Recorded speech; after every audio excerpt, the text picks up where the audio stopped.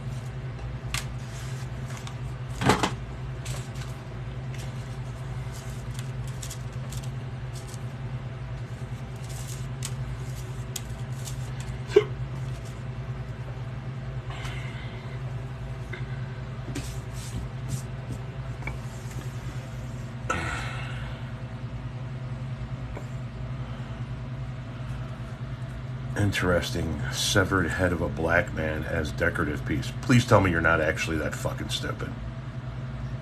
I mean, please tell me you're not actually that fucking stupid. That is a wood carving of Bob Marley's face done by a Jamaican street artist. You stupid motherfucker.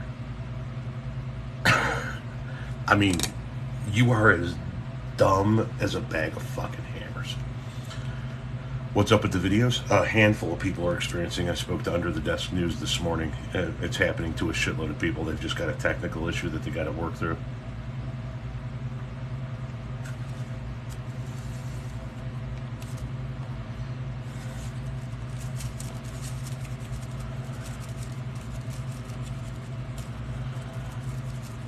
You don't hear AC/DC because I'm not playing it. Good morning from Sacramento. Did you retire the tinfoil hat? No, I've got it sitting on my leg lamp right over there. Am I a Trumper? No, not even fucking close. Trump's the worst fucking president this country has ever had. Now is just fucking mute the assholes. Would I vote for Mike Pence? Not a chance in fucking hell.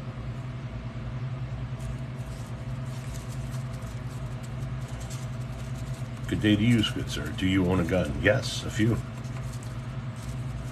Is that a tattoo on your forehead? Do you think I have a tattoo on my forehead? No, I don't want you to mute yourself, my man. You get video straightened out? No, they haven't straightened out their technical issues yet. Palm Beach, Florida, thank you very much.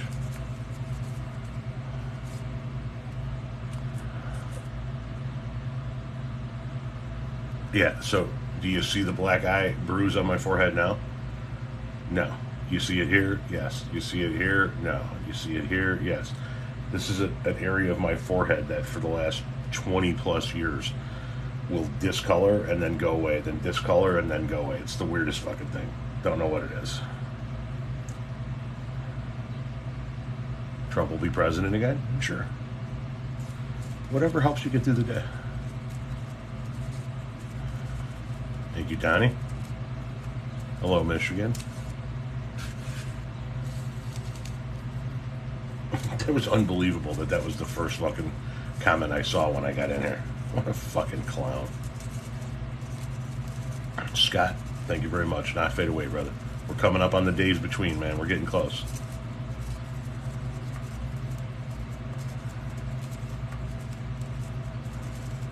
Would you vote for Robert Kennedy? No.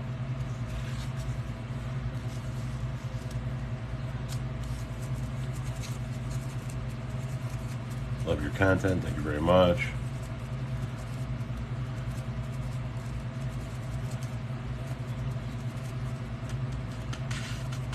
What's up, Toronto? Trump 24. We get it. You're in a cult. You don't have to advertise it.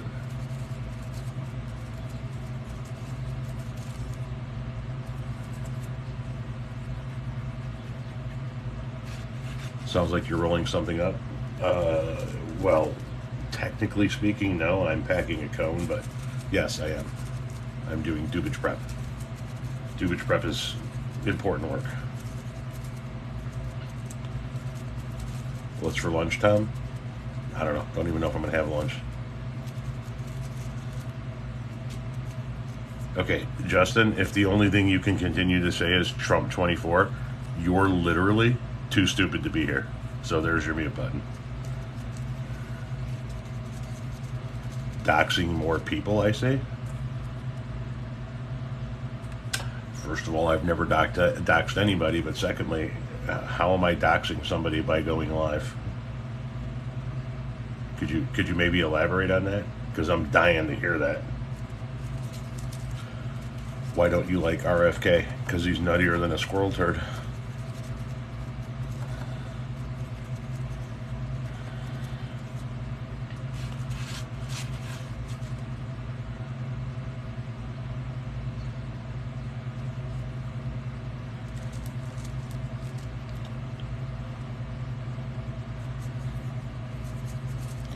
There's a technical issue. That's what's going on with the videos.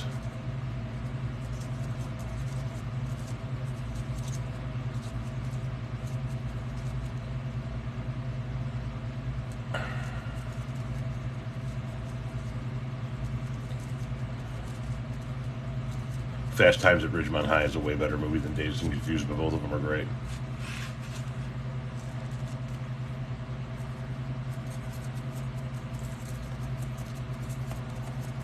Would you vote for Ron DeSantis? Not a chance in hell. Do you like Cornel West? Actually, I do.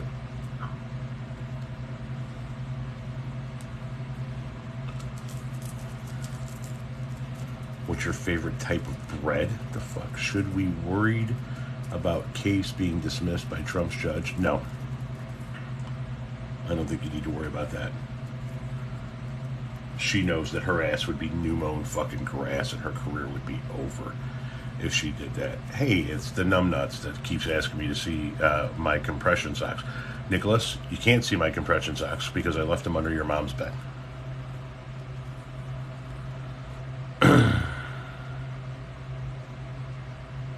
Minnesota, what's going on?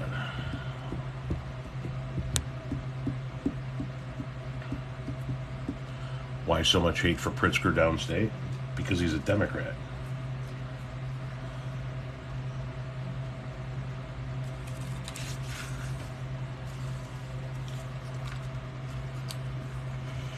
His mom's a lovely lady. I didn't say she wasn't.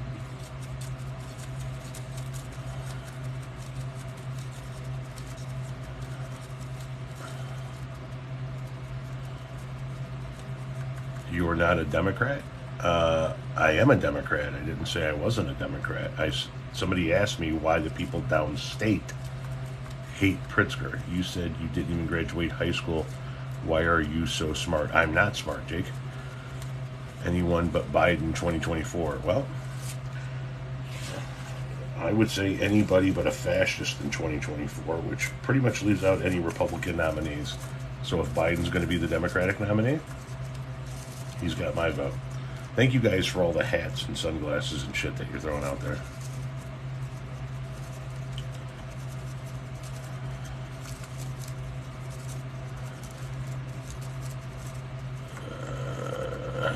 Odds that DeSantis is going to be, I don't think DeSantis is going to be out of the race by November. He's got some financial backing to help him out right now. Play the guitar, white man. Well, that's a pretty stupid fucking comment, isn't it? I don't know how to play the guitar.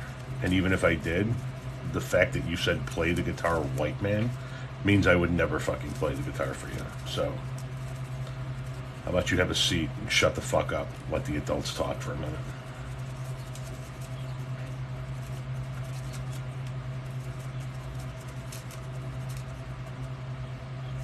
Don't cuss, white man. Suck my dick, random troll.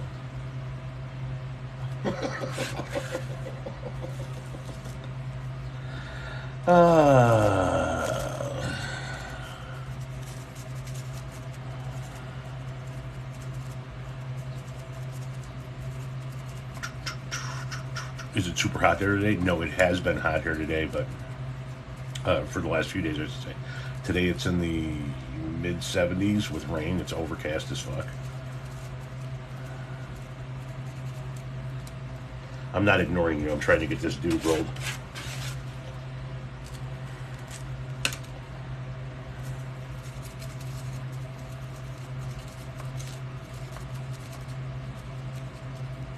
What do I think about Justin Trudeau? I don't really. Our comments on? Yes.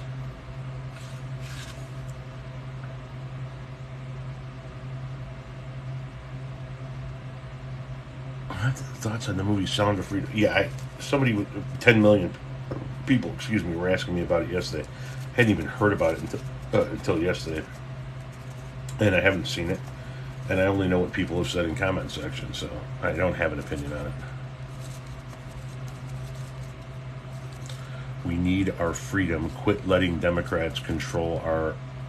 You are too fucking stupid to be allowed to breed.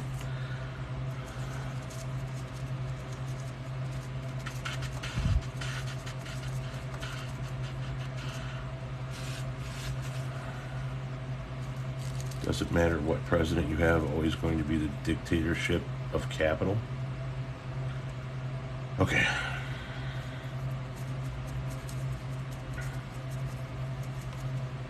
Best Italian beef in the city of Chicago, Al's Italian Beef.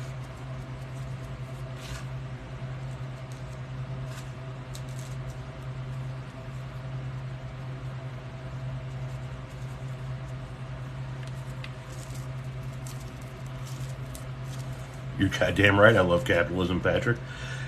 And you love boosting my algorithms. Portillo's is third in the Chicagoland area.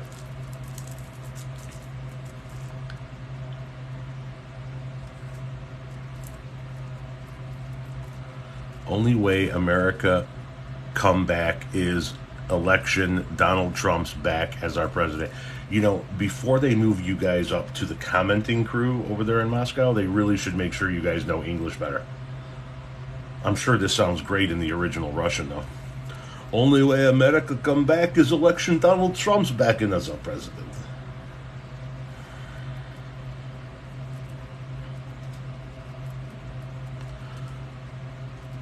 Liberals love socialism until it affects them. Elaborate on that comment, please.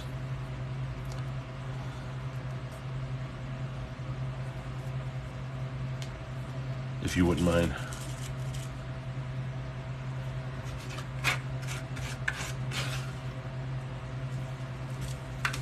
Roll another one? I don't mind if I did. Play the guitar. Don't know how.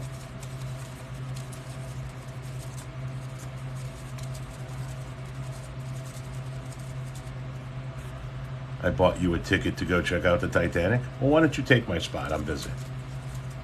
I'm glad you wasted your money, though. When president do you think Trump did anything good for the country? Yeah, he funded historically black colleges and universities. He signed prison reform. He signed the bill to make animal cruelty a felony. He banned bump stocks, and he was such an horrendous president that he made 81 million people vote for Joe fucking Biden to make sure they got rid of him.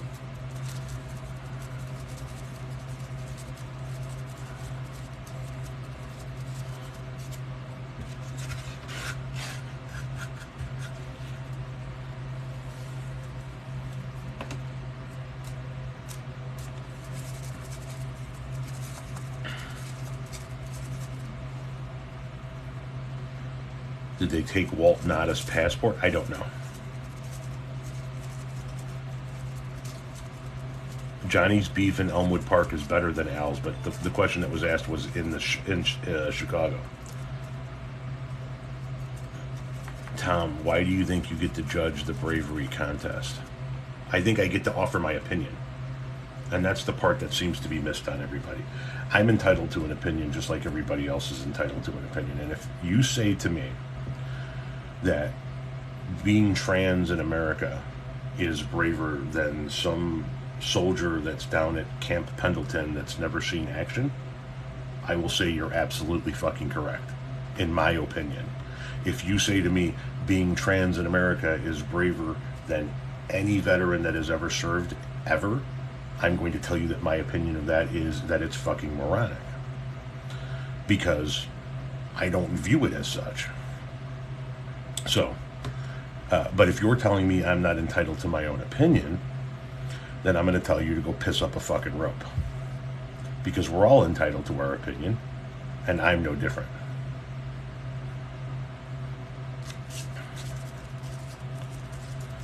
Change your name, Tom. I don't play guitar.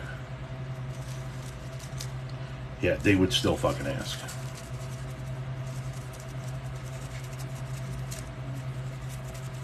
So in order for you guys to not take offense, whoever you are, I don't know who you are, you're the one that's commenting, I need to frame every video that this is my opinion? Really? I need to preempt everything with these are all my opinions? Would you date a trans woman? No, I'm happily married. Why does anyone care what this guy's opinion is? Ask them. I'm not the one that told him to show up here and follow me. I'm not the one that told him to give a shit about my opinion. As a matter of fact, I have dozens of videos telling people not to listen to me.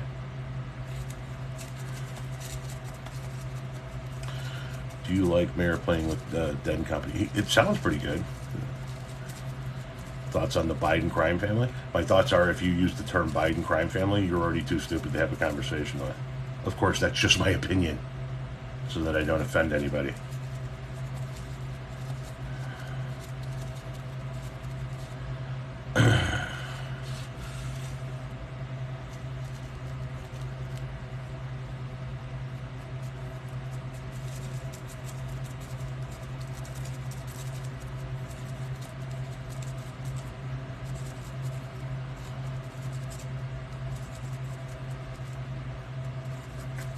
What's for dinner? We are going old school. We're going hot dogs and fries.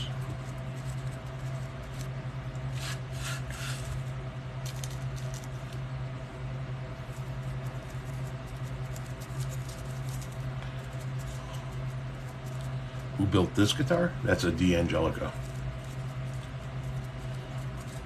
I am stuffing a cone. That's what I'm doing.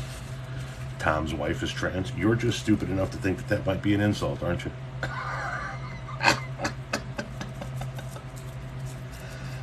God damn. You guys don't understand that your homophobia isn't an insult. It's just a spotlight on your own ignorance.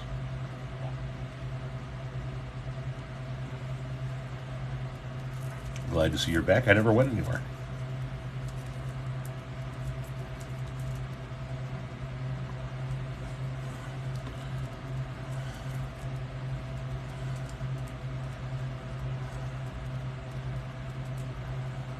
Homemade fries? Nah, just some frozen fried. D'Angelicos are so sweet. This one is. Like, I don't know how to play, so I don't know how it sounds, but it looks pretty fucking good on the wall. I can tell you that.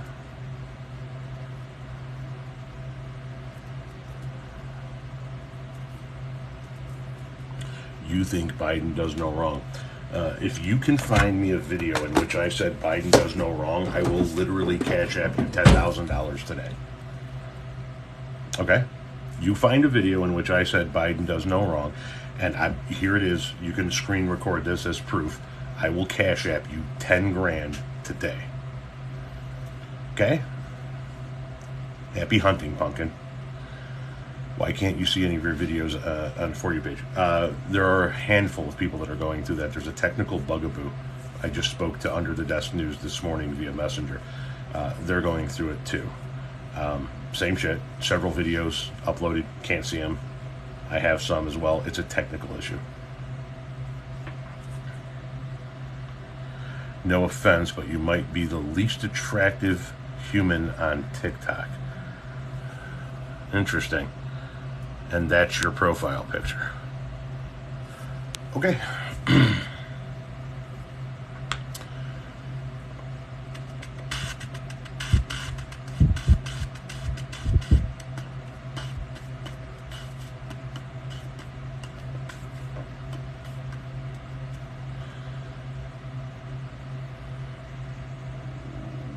How is that not offensive? I don't know. I love how when people say no offense, they say the most offensive shit ever.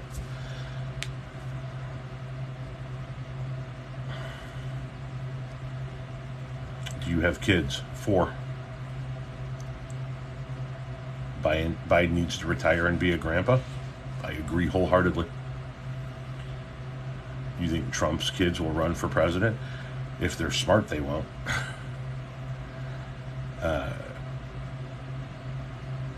This country showed you in 2020, well, actually it showed you in 2018, 2020, and 2022 that they are done with Trumpism, and they're going to show it to you again in 2024.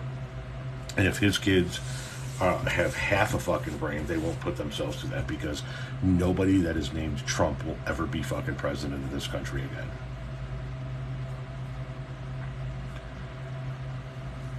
Joe Biden is out of touch with Gen Z. President Trump is Gen Z. You have to be one of the dumbest motherfuckers I have ever had the misfortune of talking to. I mean, seriously, that's one of the dumbest statements I've ever heard in my entire life.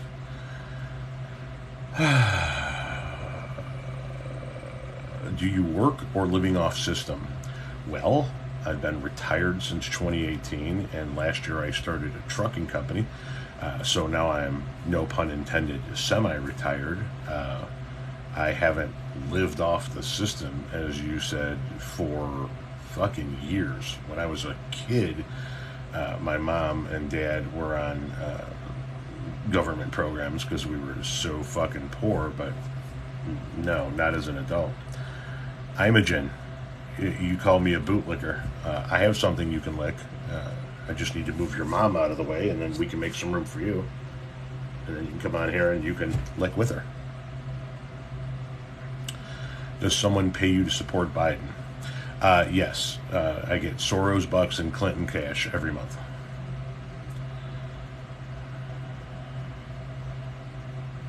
Who do you think will be the next president? Joe Biden.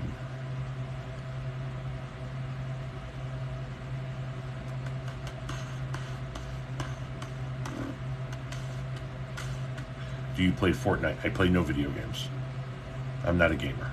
I could give a fuck about video games. Are you voting? In every fucking election I am.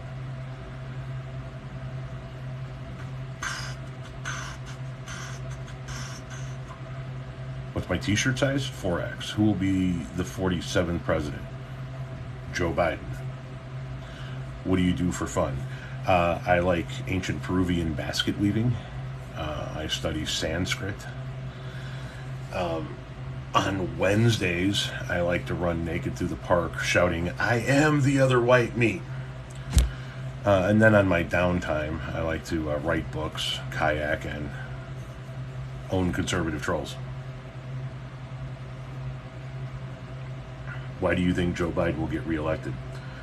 Because the options will be either Trump or DeSantis.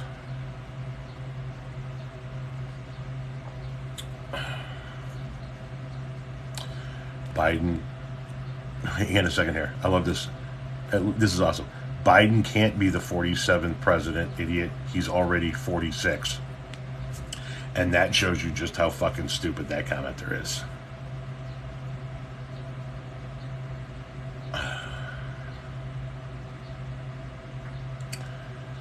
What you drinking? Water.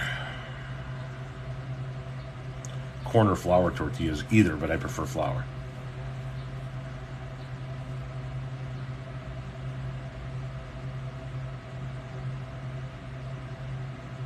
Ever publish a book? 2. Link is in bio if you want to buy either one of them. They're available in paperback and ebook formats. Biden is a nub nuts like you. Oh, it's Tony Conca. Oh man, as soon as they allow me to do videos again, I have a video reply to you. That's your comment about reading the Bible was spectacular, considering how many biblical verses you yourself violate simply by existing. I can't wait for them to let me upload that video. As soon as we get past the technical bugaboo, I would go ahead and make your account private now. Both here and on Facebook, by the way. I can't wait for Tony Conca to see that video. That fucking bitch is gonna cry like a fucking baby. Oh man, wait till you guys see the Tony Conca video whenever they let me upload it. That one's gonna be fucking spectacular.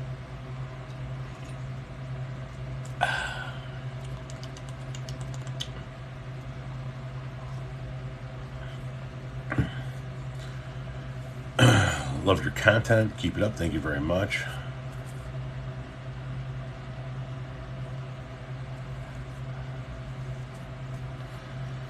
Which Batmobile is my favorite? Probably the one from the Dark Knight series with Christian Bale. Love your podcast. Thank you very much. What is this? I missed a comment here. Trump's an atheist? I don't know if he's an atheist or not. Is there a new podcast coming this week? Hopefully. Hey Mussolini, don't you have more deaths to advocate for? How am I Mussolini, if you don't mind me asking? Yes, Tony, Chris, Tony definitely has a type. He definitely follows a certain type of person. And Tony said that trans people should just read the Bible. And so I have some biblical verses that are going to show you how Tony's very existence violates multiple biblical passages. But you see, it's because Tony's a hypocritical piece of dog shit. And he only likes to tell other people to read the Bible when he thinks it suits his argument. But that's okay. Once we can upload videos again, we're going to take Tony to school. And then I'm guessing Tony's Facebook profile is going to get flooded with commentary. Love your wife. Thank you very much. She's in her office across the hallway working. What's your best honeymoon recommendations? Don't take recommendations from anybody on social media about your honeymoon. Who is Tony? Tony Conca. You can see him. He's in the comments section. Or at least he was. Tony, C-O-N-C-A. You can't miss him. He's got a fucking big beard, braided beard, tattoos on his neck. Looks like your typical douchebag.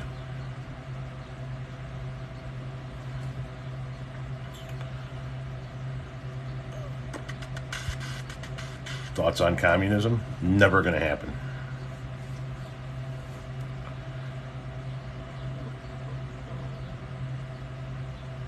You need to voice act in horror because of your laugh? That's the first time I've ever been told that.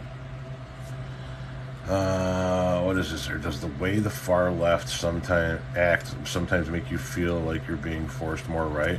No, I won't let anybody force me one way or another. Who's really running the country behind the scenes? You know Biden is mentally suffering. Except I don't. See, you guys say that he's mentally suffering. But here's who doesn't say that. His doctors, White House doctors, his family, and even if you put all of that to the side, anti-Biden Republicans in Congress that meet with him come out of these meetings and go, yeah, he's the same Biden we've known for 40 years. So if everybody around him, including the medical professionals around him, say no, he's not, how are we supposed to believe random internet TikTok dude on his analysis? It is true. It is true.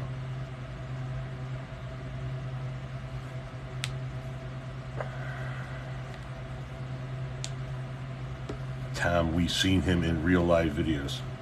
Okay. Bro, he's a potato. Sure. He's a potato. He doesn't know his own name. He doesn't know what state he's in. He has dementia. He's in mental decline. But somehow, he's the head of a master criminal family. He's the mastermind head of a criminal family that rigged an entire presidential election and has managed to successfully extort multiple large nations all around the world. You people are fucking moronic. Mark Zuckerberg, 24? That's going to be a pass.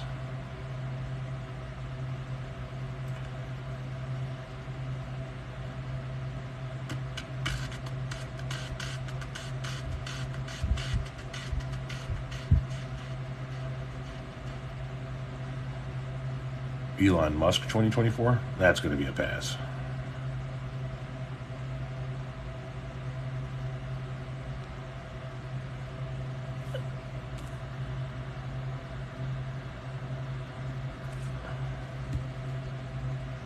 no sleep gang? What? What does that even mean? I remind you of the dad from Get Out. I don't know what Get Out is. Tom Powell 24? No, that's going to be a really hard pass. Katie Porter 24. I fucking love Katie Porter. I just don't think she's ready yet. What do I stand for? You talking about what are my policy positions? I am unapologetically pro-choice. I don't think it's anybody's business to tell anybody who's pregnant what they can and cannot do with their body. I believe it is your right to own as many fucking guns as you want to own. You can carry a gun if you want to carry a gun, and you can own as many rounds of ammunition as you want to own, as long as you're not a danger to anybody else. I believe in universal health care. I believe in a living wage so that anybody that works 40 hours in this country can survive at the end of the week, at the end of the month, without government assistance. I believe in the death penalty. I believe in first strikes. If there's something that we see going on in a nation that we deem to be a threat to us or our allies, bomb the fuck out of them before it even gets to that point. I believe in police reform. I believe in making public colleges and universities free at the point of use. I believe in extending public education 2 years beyond the senior year of high school, so that we can send people to either a 2-year community college or a 2-year trade school, so that we can have a more educated and trained workforce. I believe in cutting military spending. I think that we spend entirely too much on defense, and we don't have to. And we do it so that we can continue to make... I'm talking like a Republican. Which parts were the Republican parts? Were the pro-choice part, the universal health care part, free colleges and university part, raising the minimum wage part?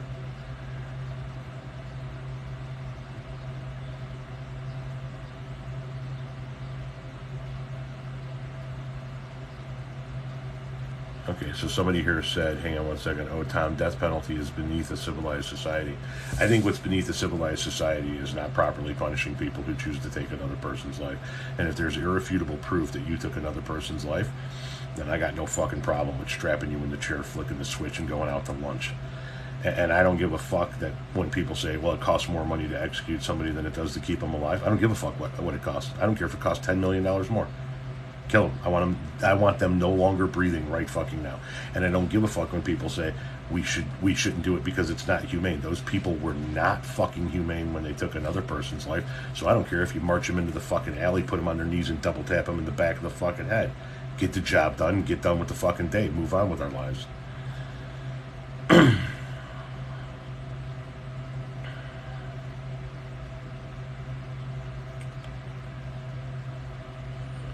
What is this about 2A? You said pro 2A. Once you said that, you get that right-wing label. Oh, yeah. The minute you tell people that you should be allowed to own a gun. Here's the deal. You want my position on guns all in? I'll give you my position on guns all in. If you're not a danger or a threat to anybody, you should be able to own, if you want to spend your money on guns, you should be able to own 5,000 guns and 30,000 rounds of ammo if that's what you feel like you need to do. If you want to go target practicing with them, go target practicing with them. You want to go hunt with them, go hunt with them. If you just want to fucking collect them, who am I to tell somebody that they're not allowed to collect things? You know what I mean? Having said that, here's where I stand on the overall gun ownership issue. I believe that if you're going to own a gun, you should have to pass annual mental health evaluations and go through annual continued training on your gun. And I believe that the cost of it should be picked up by the government, because you cannot place a financial barrier between a citizen and their right to exercise their constitutionally protected rights. I think that sales tax on guns should be done away with. I think that that is a violation. I look at a sales tax on a gun as the exact same thing as a poll tax for voting. I'm in favor of a national registry, and I'm in favor of doing whatever we can to get gun manufacturers to incorporate biometric systems into their guns moving forward. I am not in favor of an assault weapons ban. I think if we implement proper gun control legislation. We don't have to ban any guns. And I am in favor of expanding the background check to include private person-to-person sales. Every sale that we can possibly try to capture, we need to try and capture in a background check system. And I'm not in favor of making people who own guns get gun insurance, and I don't think that that's the answer either. What is this? I think Democrats should have mental health evaluations before they can vote. Yeah, but you're a dumb fuck, so we got to take what you say with a grain of salt. And then lastly, I think that we need to take the background check system and we need to include your mental health records. We have to. We have to. Thoughts on banning qualified immunity for cops? It should go away tomorrow.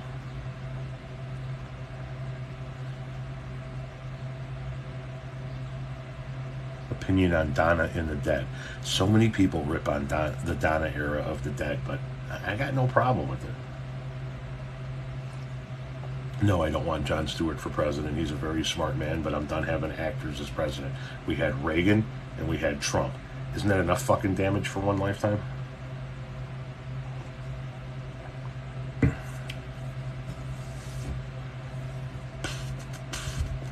No, I'm not catching any of the Dead and Company shows.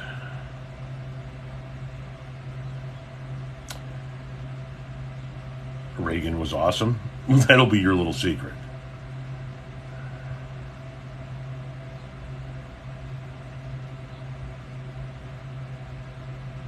Well, you can't have an automatic weapon now, so.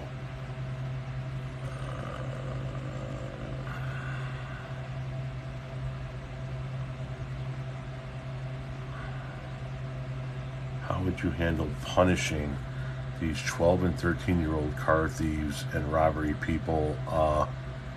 You're going to have to give me some more information. You want to be more specific on that, please? Both were great presidents. Both were horrific presidents. Horrific.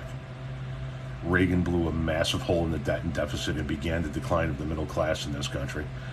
And Trump literally tried to overthrow his own government to install himself as a dictator after he ignored a global pandemic and made the devastation of that pandemic worse than it would have been had he just fucking listened to the men and women in the white coats.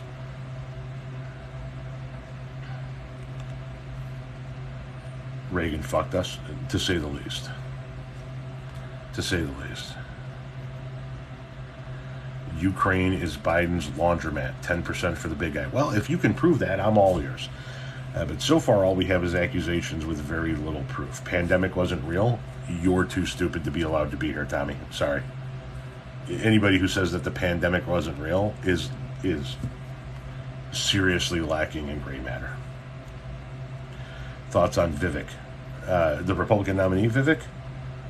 He's got a 0% chance of doing anything. Where's Hunter? He's probably at home watching all of the bullshit with Trump unfold on his new laptop.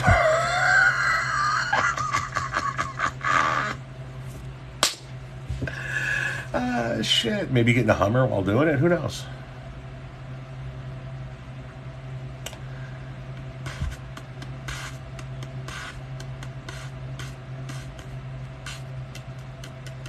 $10 million bribery scheme. Now it's up to $10 million. See, when it was $5 million, you guys couldn't produce one fucking tape that you guys all said it exists. And, you know, we haven't heard anything about those tapes from elected Republicans in, what, a good 2 weeks now? It's almost like the diesel shortage bullshit. It just kind of went away.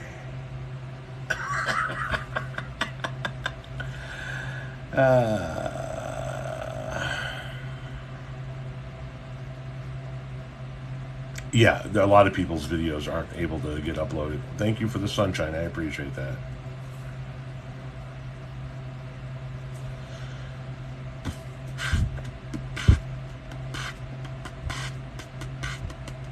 What's up, Boomer? What's up, user phone number?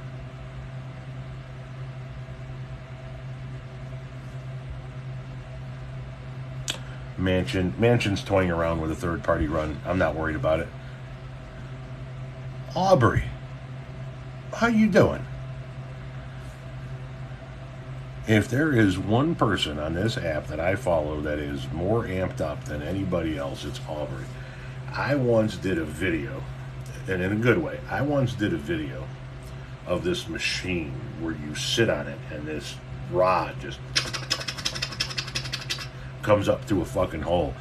And she said in one of the comment section, yeah, there's a link to it in my profile. And I was like, get the fuck out of here. And then I clicked on her profile and there's a fucking link for it right there. Yeah. I think we need to take a moment to say a little, and I'm an atheist, say a little prayer for whatever man she gets her hands on next, because that boy's gonna be ridden like a fucking mule.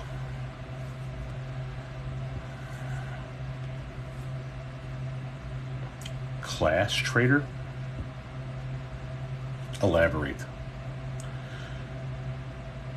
Ray is getting questioned again for his corruption. Is Ray in front of one of those house panels? That's interesting.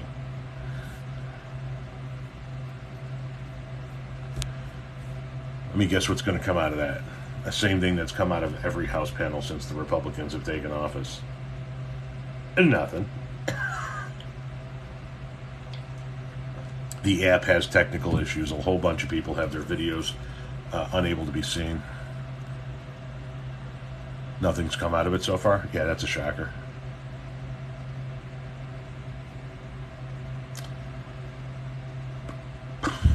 You are an old white man. Why aren't you a Republican? Because I'm not a fascist.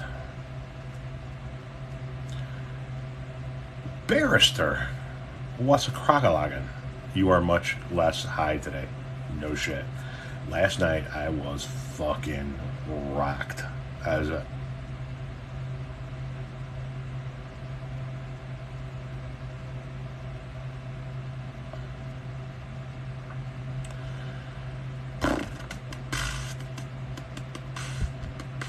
Happy Wednesday, my dude. Keep abiding. That's a movie I've never seen.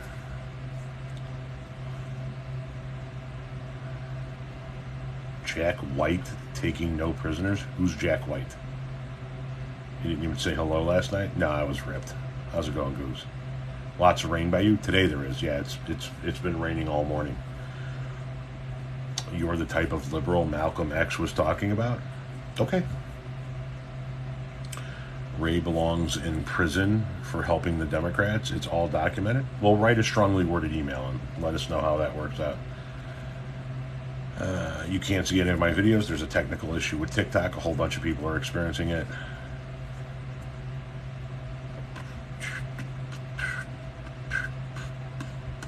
Hello, Freemason? You think I'm a Freemason? Okay.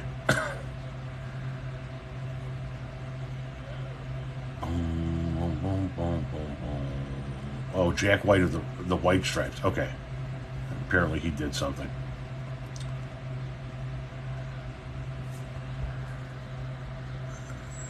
Tom Powell said homeless people are failures the same day Jesse Waters did on Fox News. Gonzalez, find me the video in which I said homeless people are failures. I am dying to see that.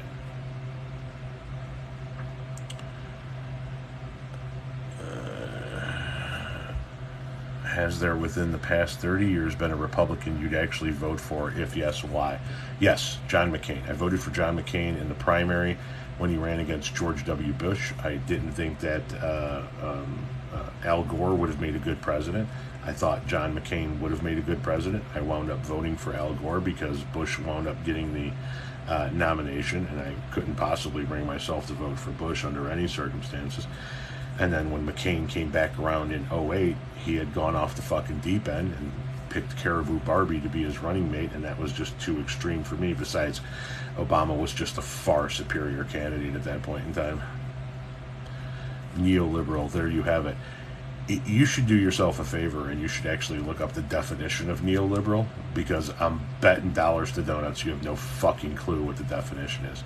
A neoliberal is actually in favor of less government spending and deregulation, while I'm in favor of a lot more regulation and more government spending. But hey, whatever fits the narrative that exists within inside that tiny little mind of yours.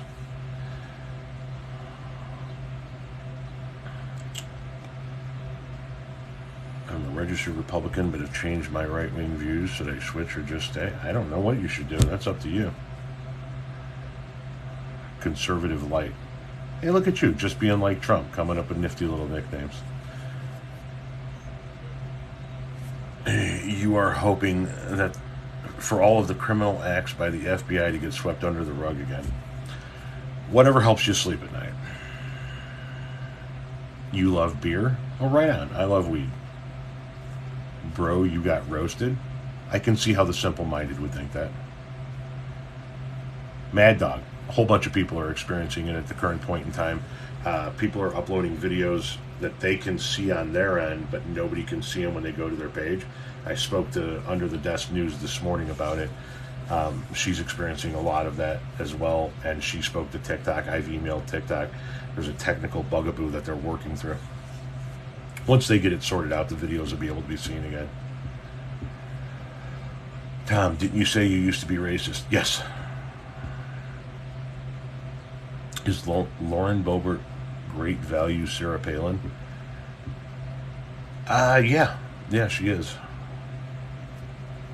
But you only see it on mine, Mad Dog? Yeah, it's not happening to everybody, but it is happening on to a lot of people. Have I ever had a Colorado campfire? You sick fuck. No. Avoiding questions about Sound of Freedom? No, I'm not avoiding questions about Sound of Freedom. I've answered questions about the Sound of Freedom in the last 3 lives I've done ad nauseum. I've not seen the movie. I don't know what the movie's about, so I can't answer any questions about it. If you would like to talk about the Sound of Freedom in a live, go live and make that the subject. Do you still believe Hillary Clinton is not a criminal? No, they're all criminals. Every fucking one of them is a criminal. Every fucking one of them is a criminal. What she's been accused of by Republicans, ironically enough, Republicans can't prove. They led the investigations into her. They investigated her and interrogated her, and they came to the conclusion that there was no wrongdoing. So, please put the ukulele away. I don't see a ukulele. Do you?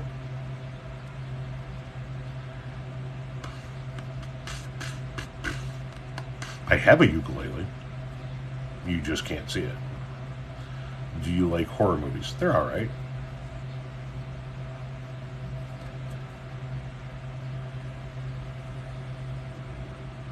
The machine let her go. So the Republicans in Congress are the machine? Because they're the ones who investigated her and came to the conclusion that she did no wrongdoing.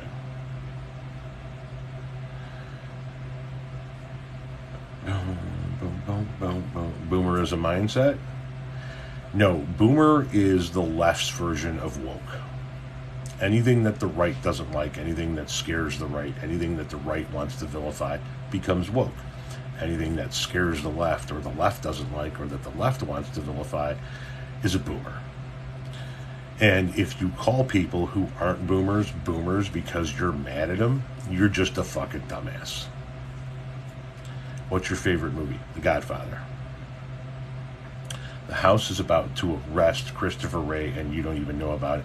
You want to know why I don't know about it, Stingray 1950? Because the House doesn't have the power to arrest anybody. They don't possess that power.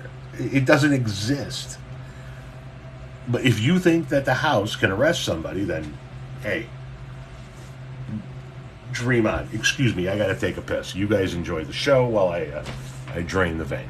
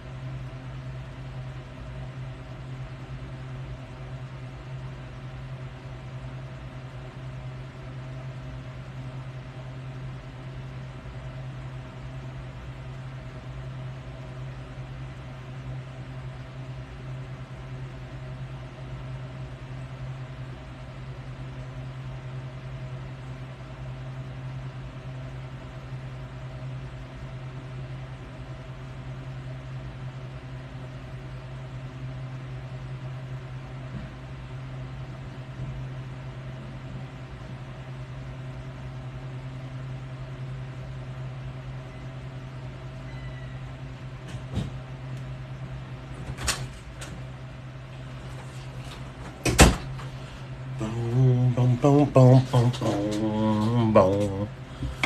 Okay, let's see what else the ignoramuses have to say.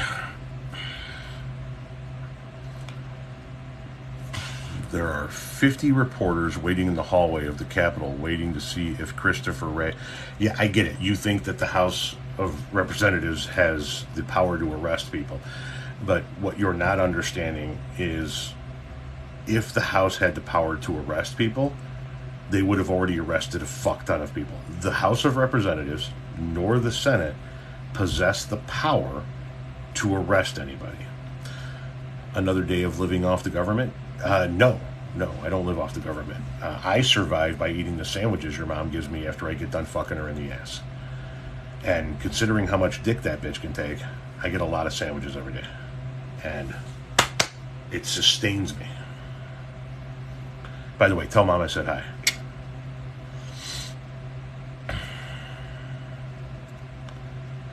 Classy.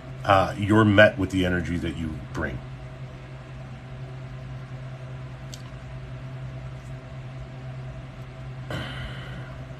I love it how somebody comes in here and accuses me of living off the government, and then when I fire back, they go, "Oh, classy," but not the other comment, right?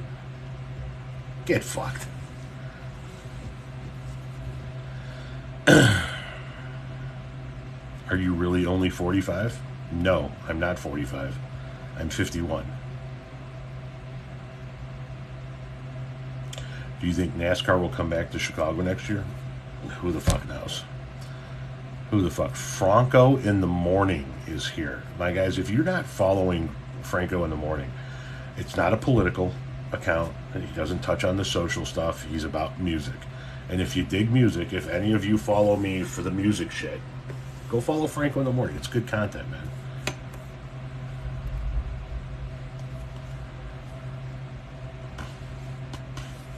How do you feel about Biden lying and say his son died in Iraq?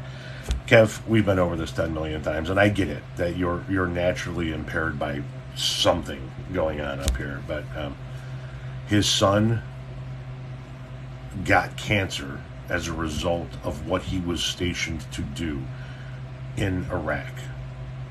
That's what he was referring to. Dude, look 70.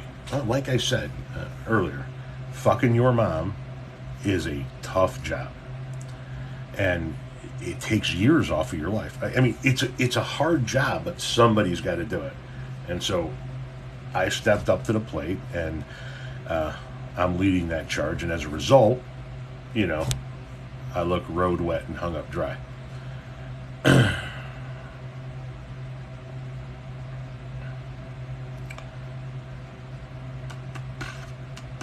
That is so disrespectful of moms. Don't fucking care. If somebody comes in here and wants to be an asshole, they're going to get treated like an asshole. Somebody wants to come in here and be juvenile, I'm going to treat them as a juvenile. If somebody wants to come in here and have an honest conversation about whatever it is that's bothering them, then I'll have that honest conversation. He doesn't even work. He's a mooch. Oh, but I do work. Owning space in that tiny little fucking brain of yours. How's the trucking business going? See, I love this. One guy says I don't work, and then the other guy asks me about the business. You can't make it up in the same life. The trucking business is actually picking up.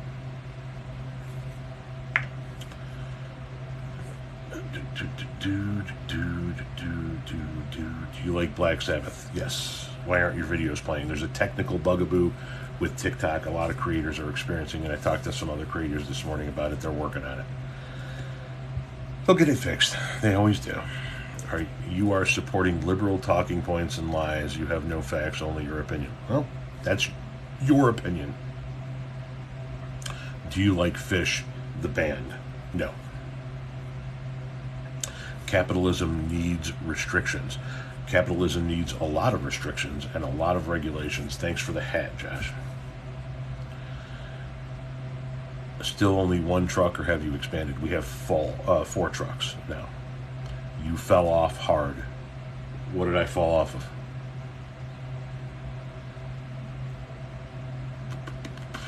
What about George Santos? Wasn't he supposed to go to jail? Not saying.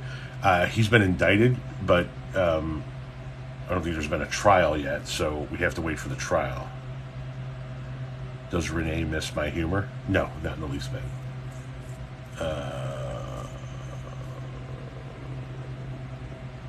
What about widespread panic? What about him?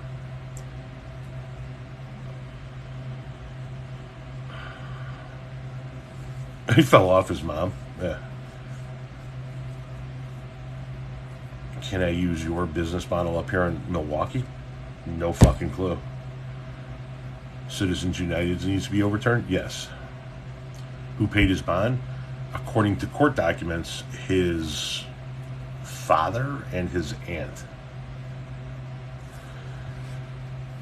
Who is pinning comments? I think my mods are pinning comments from time to time. I believe. I don't know. I've never pinned a comment. I don't know how that works.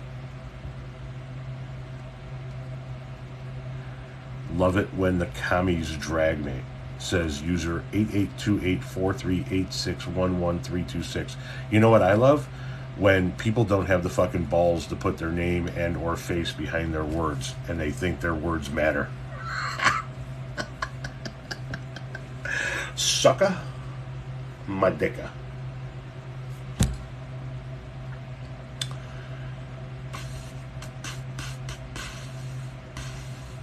Are the Bears making the playoffs this year?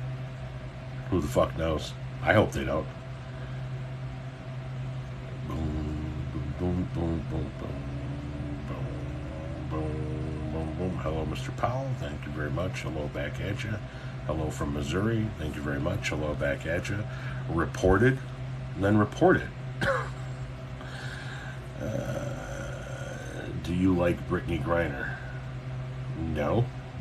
I don't even like women's basketball.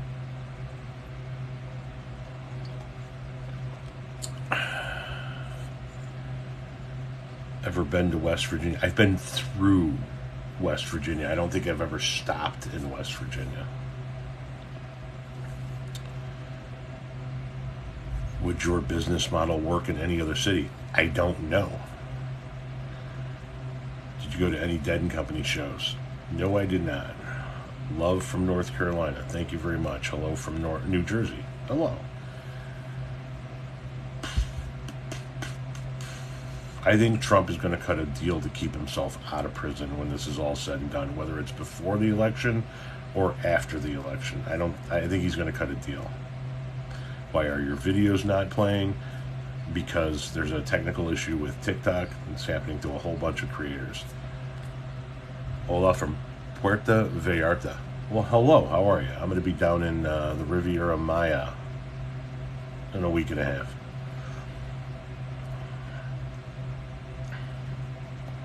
How many votes will Trump get in the next election? No clue. Howdy from Cleveland, Ohio. Hello, Cleveland. Reported 3 times. Yay for you. Somebody want to give this fuck a cookie? Am I going to get any more pets? No. No. No. We have 7. We have enough. Do you want anything to eat? I'm making myself so much. No, you want to say hi to everybody? Barrister wants to know if you miss his humor. If I miss his humor? Yeah, I think Barrister's missing you. Oh, well. It's because you won't let me on live anymore. Because you're too busy talking to Barrister at night. You were sleeping. Right, because you started at fucking 9 o'clock. You were out like a fucking light. Right, because you started at 9 o'clock. By the way, I got to come into your office to do a video. You've been telling me this for No. 3 weeks. That video is a different video. Somebody said something about my hedgehog of a wife. And I can't upload videos right now, but when I do have that ability, I need to do a video where I come into your office and show everybody your hedgehog. Why don't we just bring it in here? She's going to grab the hedgehog and bring it in here.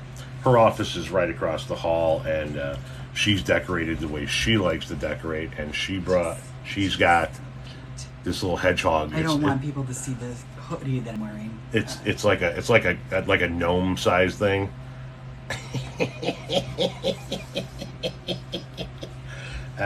Yeah. Shut the door.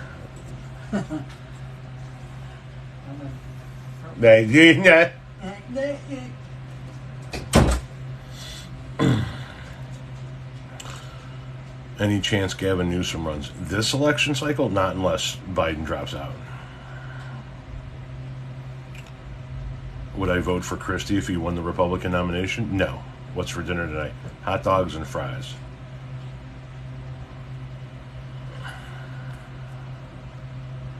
Vietnam veteran, 9th Infantry Division, 239, 67, 69. Thank you much. Enjoy your stuff. Thank you for your service. What does this say? Some kind of live, staying on TikTok all day. Take your wife to lunch, Goofy. You are literally too fucking stupid to insult. Love coming across your videos. Thank you very much. Do you think Biden can physically win another election? Yes. Chicago-style hot dogs? No, I don't put all of that shit on there. Do a flip. Do I look like I do a fucking flip? Also love your content. Thank you very much. What's up, Tom? Hope you're well. I am. Thank you. I need a bird on my shoulder? No, I don't. Is Mike Lindell downsizing? It appears to be. He's having an everything must go auction of all of his equipment.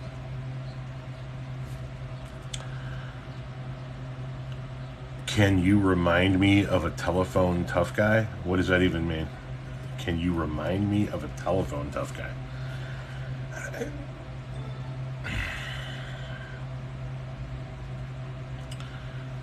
Fuzzy wants to know why I like Barrister. I don't know, he's funny. He makes me laugh. Do you like hallucinating? Not anymore. I did back in the day. Happy rain day, Tom? Yes, it is raining today.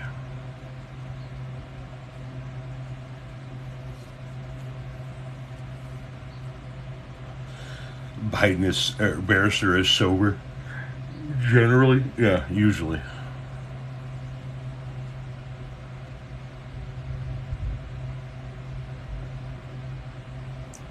Is that pan on your wall? Huh? I don't have a pan on my wall. Love to steal your guitar face, buddy. Yes, thank you very much. It is a steal your guitar face. Barrister is sober until Renee is on the live. What the fuck? That was weird. The face, it looks like Pan. It looks like Pan. This face, this is Bob Marley. That's Bob Marley. These are both Bob Marley. Are you talking like Peter Pan? What kind of guitar is that? That's a D'Angelica.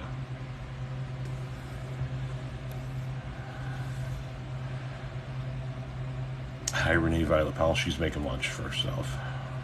Joe Biden is going to be impeached. Okay.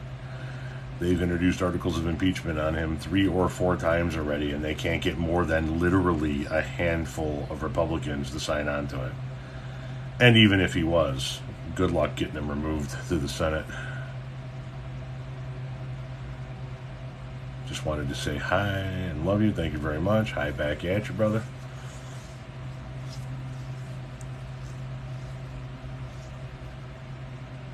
Tom. First time commenting on everyone's live. Love your videos. Love the podcast. From KC, Missouri. My wife has to go to Kansas City, Missouri from time to time for work. Hello, KC Mo. Samantha, I like your videos. May I ask your opinion on a subject you don't typically discuss? Ask away. New podcast coming? Yeah, hopefully this Friday. Grateful Dead guitar, question mark? Yes, it is. What was your wedding song?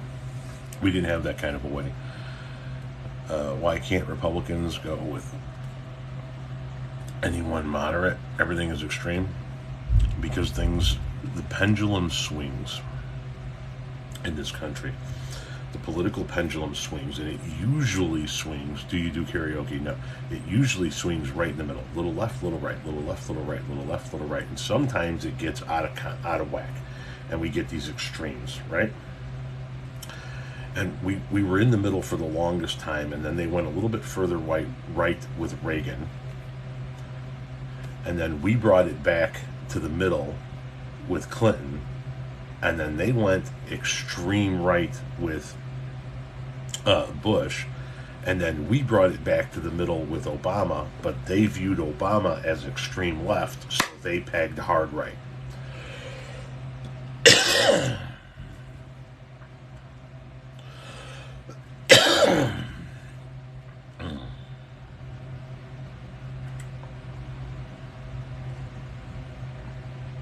Is your ex-congressman back in Shanahan? I have no idea where he's at. Hopefully he took his ass back down to Kankakee, where he's from, and he fucking stays there. Would you rather go to an NFL game or just stay at home and watch it on TV? I prefer watching it on TV. I like the commentary that goes along with it. I also like to watch NFL Red Zone so I can see what's going on multiple different games. But the one football game that I've been to in my life, my oldest daughter Ashley bought me tickets to go to a Colts game last year, and we had a blast. And I would love to go to another Colts game. I would absolutely fucking not turn down an opportunity to go to another football game. I don't know that I would enjoy like going to a Bears game in fucking December. I just, it's not, that doesn't sound like my cup of tea, you know, freezing my ass off watching the game. But the game that we had an opportunity to watch in Indy it was a good game. It was an exciting game. It was fun. There was some back and forth. I enjoyed it.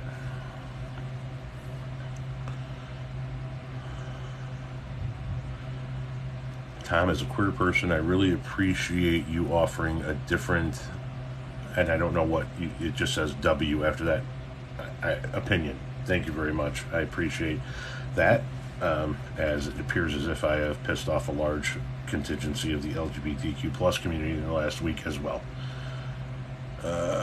My son is interested in U of Chicago for nuclear engineering. Is it safe there? Listen, this is what I can tell you about, I'm assuming you're talking about U of I, University of Illinois, Chicago. This is what I can tell you about my opinion as to whether or not it's safe there. My own daughter starts down in the University of Illinois, Chicago next month for college. If I didn't think it was safe, I would not send her there. Peter says Chicago is not safe. Peter is a dumb fuck. What do you think about the UPS fixing the strike, hurting the economy? I think they should strike if they're fucking with them. If they're having people do the same jobs but paying them different rates, they need to strike and get that straightened out. The fact that they make billions of dollars in profit but won't put air conditioning in their trucks is grotesque.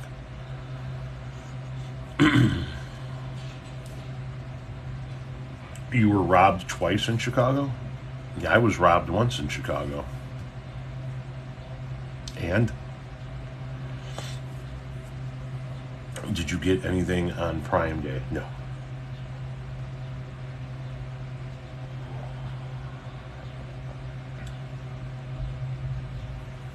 Brooke Bear, how you doing?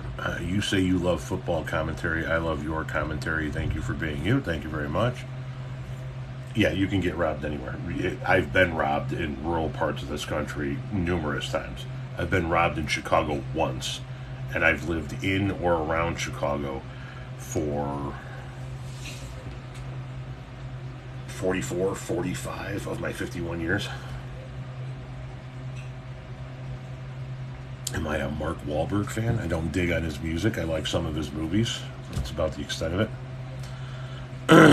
Perpetual neolib leech. Perpetual dumbass who doesn't understand what the definition of neolib is. Shocker. Why don't you go worship Mao some more, you communist piece of shit cocksucker. Ever been to the East Coast? Like Connecticut. I've been to the East Coast. Have I been to Connecticut? Massachusetts, New York, Delaware. Have I been to Connecticut?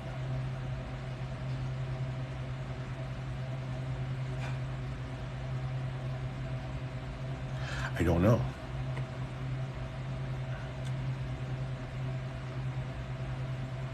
Seen the craziness in Vermont? No. Tom, I broke my wrist Friday. Blow a kiss. My oxy hasn't kicked in yet. I'm sorry to hear that you broke your wrist. I don't know what me blowing your kiss is going to do. There you go, but good luck with that. Have you held or hold a CDL? I had a CDL when I was a project manager back in the day for the landscape companies I was working for. I was tasked with supervising and running multiple crews on multiple job sites, and part of what I had to do in running those crews was make sure that equipment got around to them. So I would have to drive an international dump truck with a dyno-weld trailer and have to pull bobcats and material and shit like that to them, and I had to have a CDL for that. But I haven't had to carry a CDL since then.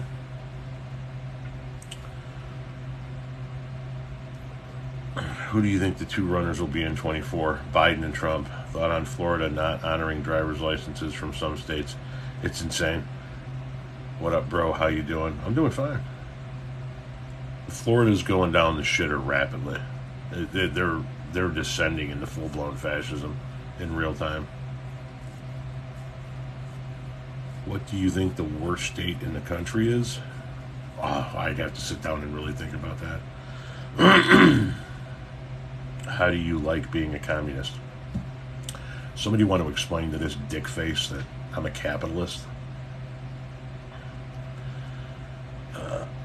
How are you doing since last night, Tom? I am doing fine. Thank you for asking. I am getting robbed by university costs for my son. That ain't no fucking lie. Dude is living in a house his in-laws bought.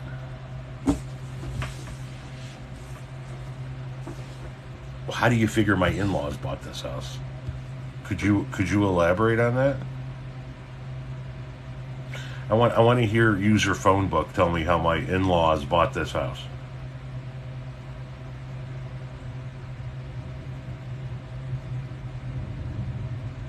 User phone book. User phone book, where is ya?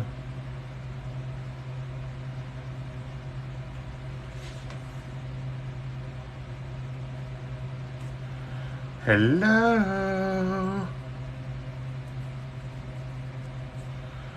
I guess he got scared off. Maybe he hurt his mangina.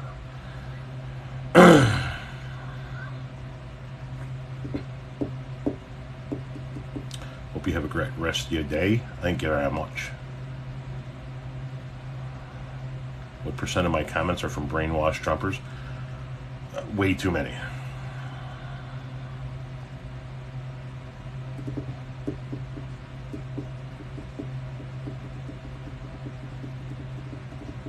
Yes, they do, Chuck. Yes, they do.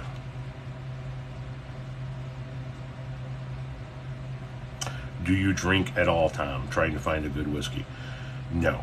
The last time I had a drink, it's been months. I've had probably a drink and a half in the last 2 years. I really don't like drinking.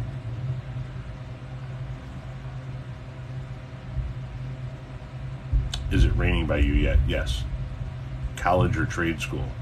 Both are needed. Both. We should be funding both as much as humanly possible. Somebody needs to work in the office building and somebody needs to build the office building. A successful society, a successful economy needs both. How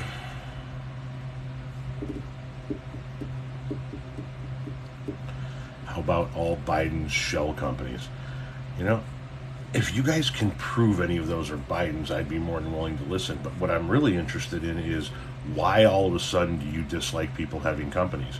I mean, Trump owns God knows how many fucking companies, right?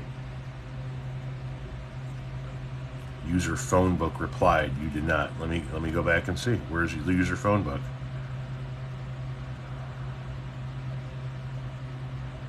You talking about this where he said funding? My in-laws didn't fund our house. Try again.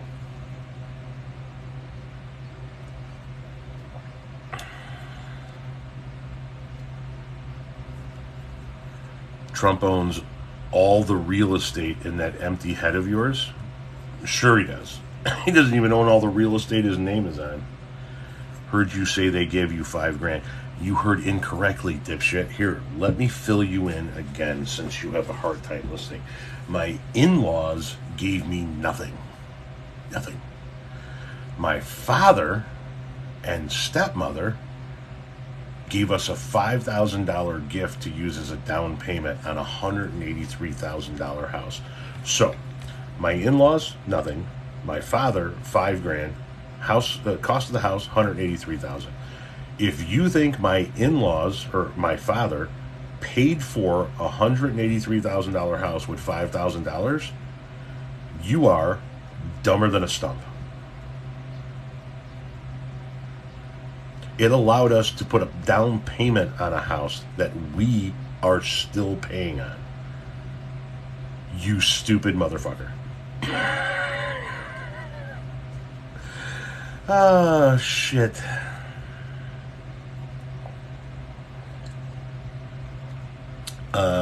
Thoughts on aliens? Believe any of the news? I think aliens are real.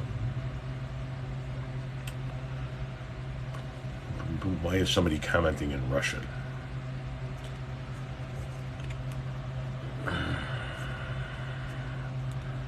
Bro, you got them guilt-conscious eye bags? Eye bags now have something to do with guilt? First of all, I've had eye bags since like the early 90s, late 80s. God, you fucking people just stretch for whatever bullshit you can come up with.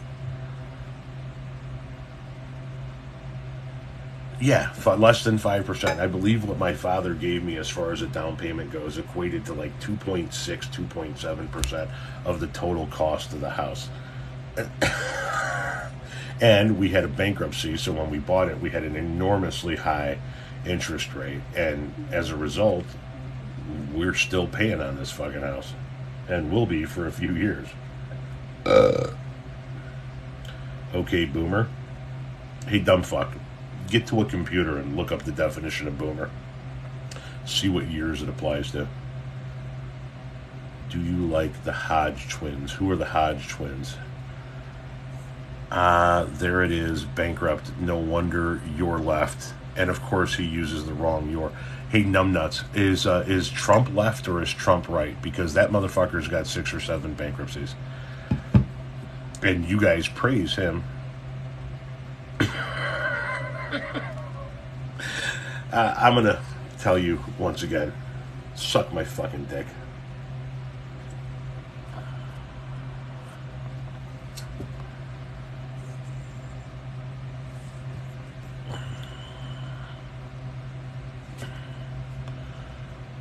Do you collect Trumpy bears too? No.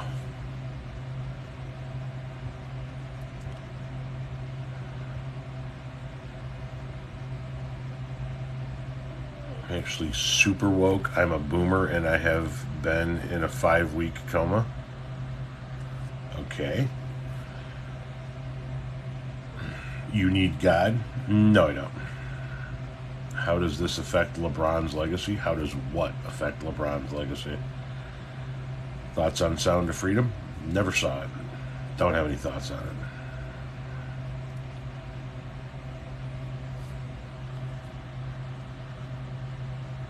When a corporation declares bankruptcy, a little different than your situation. Yeah, in ours, we were actually in a tough financial spot. Usually when corporations file bankruptcy, it's to avoid dealing with the responsibilities that they have, even though they're still making money. You know that corporations can file bankruptcy and still collect money, still do business? Yeah, citizens aren't afforded that right.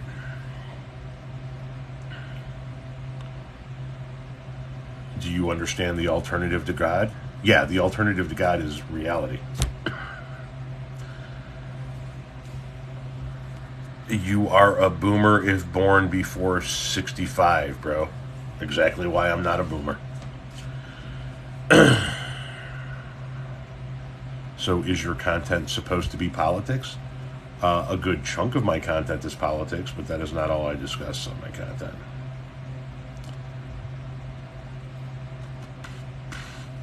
Colts record this year? No way of knowing. We got new coach, new system, new quarterback, new wide receiver. It's impossible to tell. Yes, today is the anniversary of Disco Demolition Night, indeed.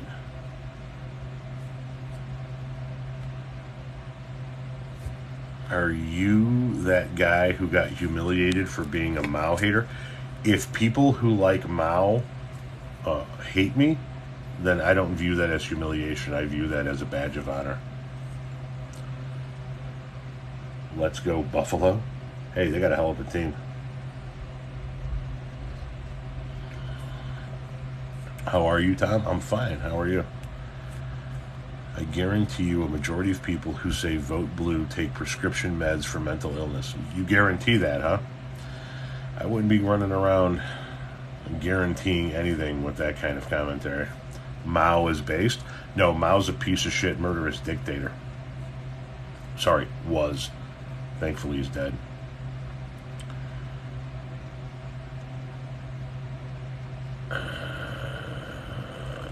Yes, Mao is the biggest mass murderer in human history.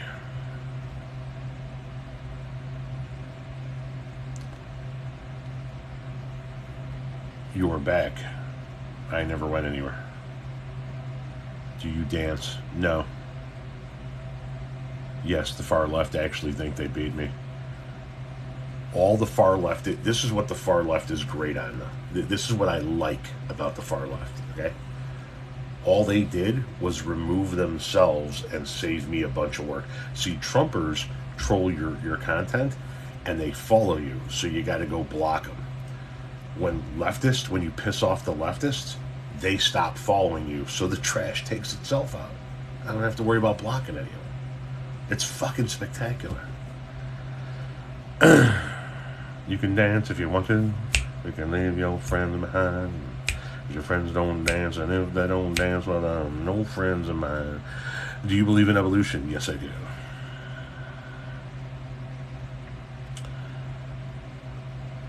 Who's worse, the far left or the far right? The far right. Thank you for the heart.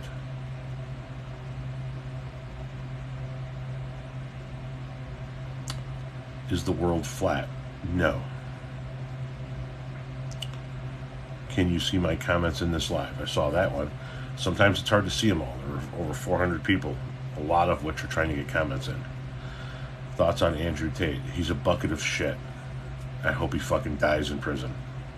Not that he's killed. I hope he's just there long enough that he's there for the rest of his fucking life. Thoughts on Bob Dole? God, he was a terrible candidate. God, he was a terrible candidate. When you shaving? I'm not.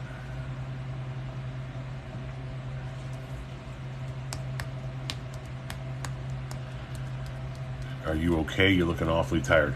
I've looked this tired for 30 years.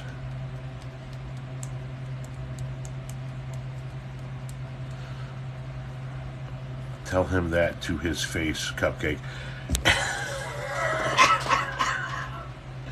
I would, but I'd have to travel to Europe and visit him in prison. Why is that always the fucking answer? Why are you supporting somebody who is being credibly accused and charged with running a fucking human trafficking ring, who rapes women, who is a misogynistic piece of shit? Why are you... Do you need help with something? Alex needs a blank container sheet. You know that sheet we made for them to track their containers? Hang on, guys. Where do we have that at? Is that in Word, or did we do that in... We did that in Excel, no? Is it ours? Yeah, we created it. Are you sure? I'm 100% positive you created it.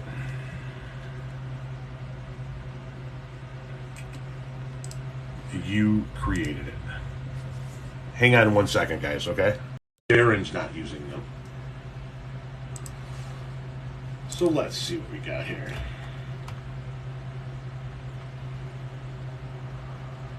Oh, my check was right, too.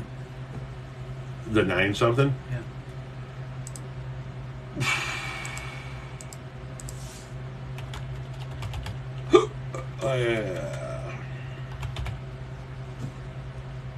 Maybe it went to the one above it. Tracking form. Yeah. That's why you can't find it, because it's in a PDF, not a... Yeah. Yeah. So just forward it to him again, right from there. Boom. Do you have his number in your phone? Yeah. Can you text him Yep. and tell him that it's being emailed over? Por favor. Send. He does a phenomenal job of actually using the tracking sheet. I think before I printed them and handed him a bunch. Oh. Okay. Because before he came to my facility.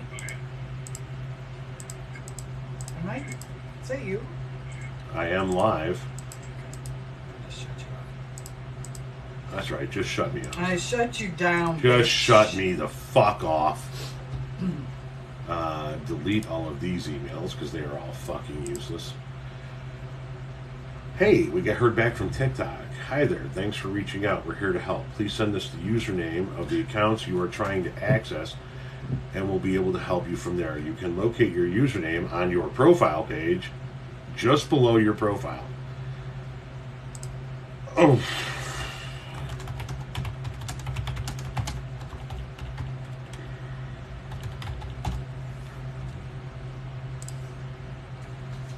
Fucking people are dumb as fuck. Guys are running the fucking largest, most successful, most popular social media app on the fucking planet, and they can't read an email. Because I said in the email, my account, Tom Powell Jr., is having these technical difficulties. We're going to need to see your username. What'd you make for lunch? I had gyros. Get off that chair, dude. Suck my dick. Show me you can get up. You want to suck it? Stop! Okay. Sorry. You had I know. gyros? Yeah. Look at you. Now I won't be hungry for dinner. Now you don't want a hot dog later on? I will at 8 o'clock. So make a couple so that when you get the munchies, Yeah. you can fucking have. All right. We'll do it. I'll eat them on live or something. You're going to do a live at 8 o'clock with Barrister? All right. Do we think he's really a lawyer? Yeah. Because he's got a lot of time to fuck around on the interwebs. Lawyers got a lot of time to fuck around on the interwebs. It's not like they got to be on a job site digging a hole or something like that. Well, why aren't you a lawyer? Never went to school for it. It's disappointing. It's too much education. I think you would have. Oh, that needs to be. Lily needs to tackle that. With what? A vacuum cleaner. I just take a paper towel and I go along and it collects it all up when I clean it. Well, when's the last time you've done it? I don't know, a month or two ago? There's no way. Yeah. Stop. Seriously. There's no way. Seriously. Hang on a second, guys. Just do this. This is what I do. Yeah, Oh, but it's it's- not getting it, is my point. So stop doing that. Woman, I swear on everything that's holy. Don't, honey, See what he does to me. honey. I covered it. Go back to your hedgehog den. Wait, seriously though, come look at this. These ones. Look how handsome they are. Can you see them? Let me see if I can flip this around. How do I flip this around? Flip camera. We're going to go into the WeFa's office for a moment, where we have, you might want to take that off your screen. These two fucks here, being bums. You can see you haven't set up your new printer yet. I'm not there yet. Holy shit, I got a lot open.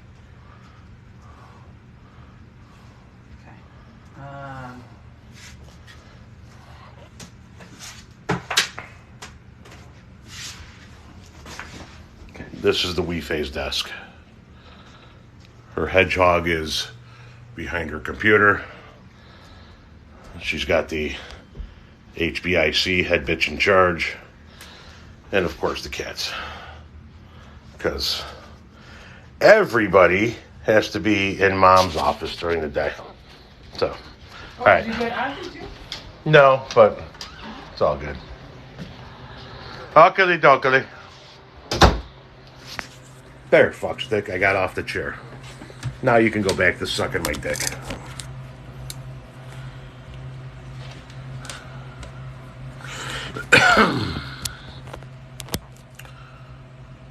What does your wife do for work? She runs the sort of the logistics for multiple transloading facilities in multiple states.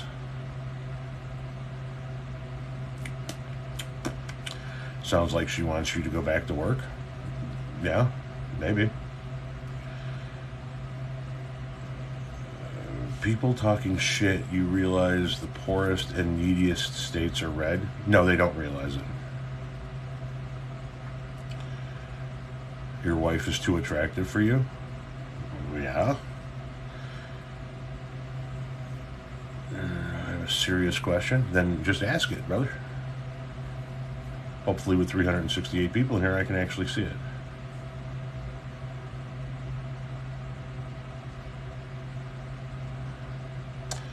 How does Renee like the new job and working from home? She likes it.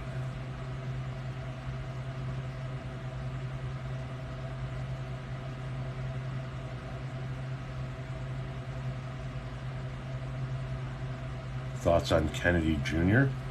You talking about Robert Kennedy Jr.? The man who's pretending to be a Democrat to run? He's a piece of shit.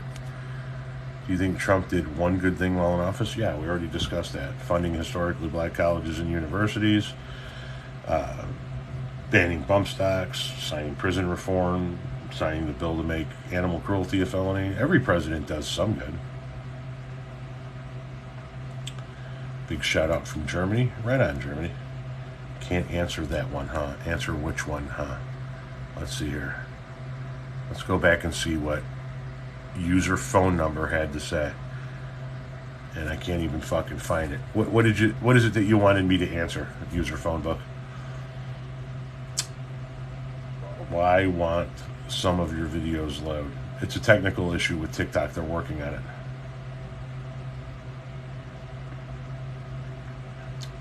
Fort Wayne, Indiana. Would you rather vote for Cuomo or Trump? Well, why don't you give me two people that are actually going to be options? Would you rather vote for Mickey Mouse or would you rather vote for Sylvester the Cat?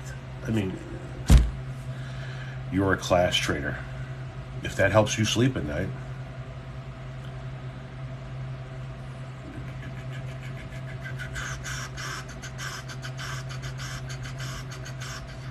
Have I ever been to Wilmington, North Carolina? I don't believe so. What's up, Michigan? What do I think about Chris Christie? He's got no fucking chance. Am I going to travel to Europe? Hopefully. Ain't happening this year, I can tell you that. It's not happening next year, I can tell you that. Got to be the most conservative liberal I've ever seen. Okay?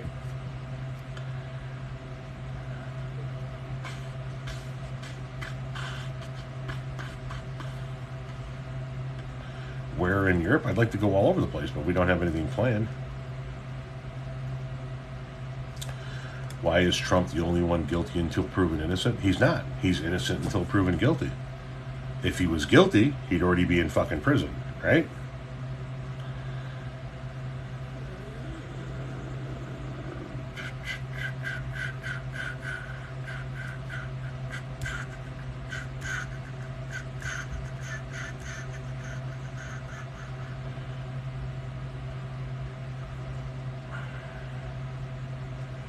Do you believe housing is a right? I believe housing is a need, and I believe that the government should provide for everybody that needs a house. I don't think the government should provide a house for everybody because not everybody needs a house. Case in point, we don't need a house. So, you know what I mean? Should we complete the border wall? No, we shouldn't.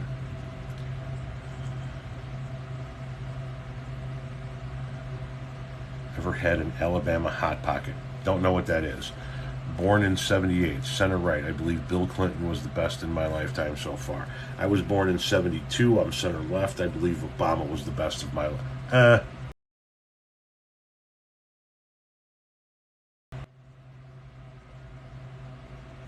Sorry, a phone call came in. I'm going to...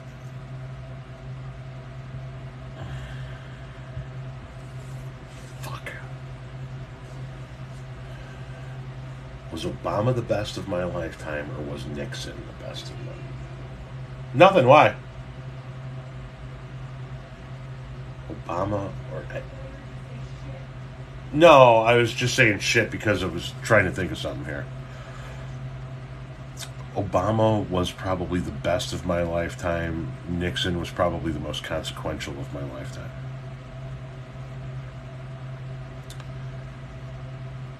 Obama was the second worst in history? You're dumb as fuck.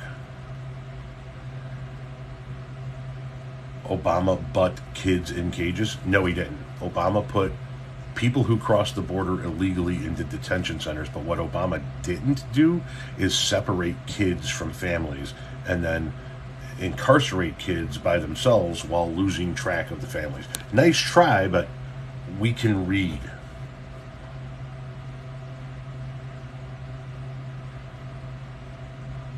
You were missing the rain up in Arlington Heights? Well, we got rain down here too. Obama, $6 a gallon for gas? I don't know. I never paid $6 a gallon for gas under Obama. Also, I didn't know Obama owned oil companies. Does he own oil companies? Because I must have missed that news broadcast.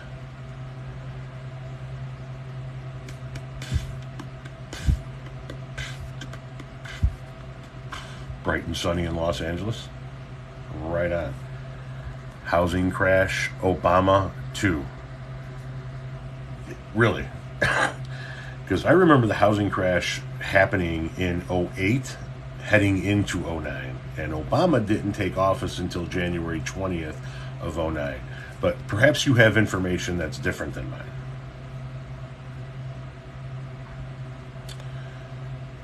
Red Sox or White Sox? Well, listen, I don't like the Chicago White Sox, but I don't like any fucking team other than the Celtics that come out of that godforsaken city known as Boston. So White Sox.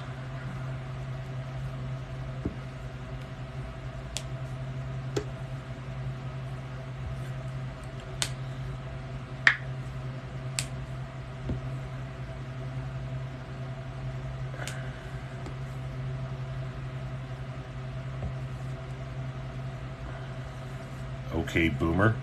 Okay, random faceless troll. Vikings are greater than the Bears. I'm not going to argue with that. I hate the fucking Bears. This is MAGA country. Maybe where you live, but not here. Still no answer. Still haven't seen you repost the question. I'll tell you what. Post the question and then pin it so it's up here and I can read it. And then I'll answer it for you.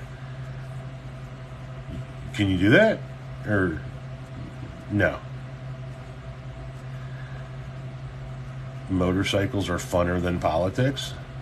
Right on. I'm not going to argue with that. Are you a Chiefs fan? No. I don't mind the Chiefs. I don't have anything against the Chiefs. I'm just not a Chiefs fan. Oh, we got one of those notification assholes.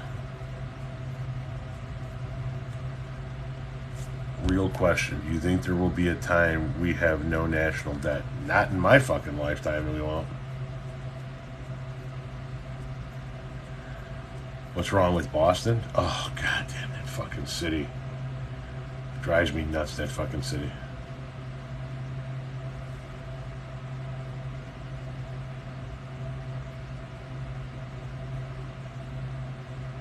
I don't know who's going to win the AFC South. Why don't you live in a more diverse neighborhood, Tom? Because this is where we could afford to buy. And because when we bought here, I was just beginning a job in which I had a 10-year project in the next town over. I've lived in the city of Chicago on the west side. I've lived in Cicero. I've lived in Berwyn. I've lived in diverse towns for a good chunk of my life. This is where we could afford to buy that put me closest to my work. Why do you give a fuck where I live?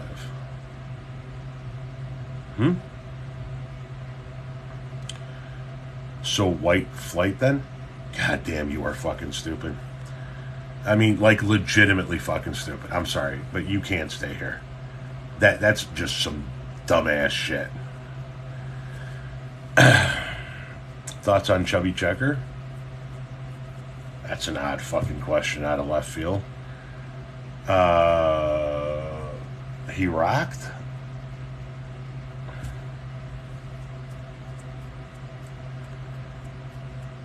You like Berwin for the Gargoyles? How big is my crush on Biden? Not nearly as big as your mom's crush on my nuts.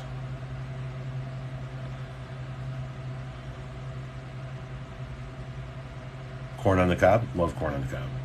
Have any regrets? A million.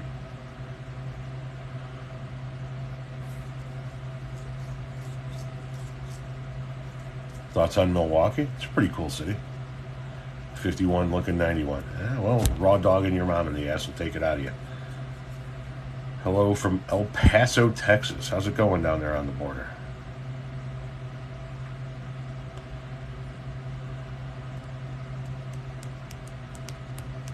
Joints or bongs? Joints. Bongs should be reserved for wintertime.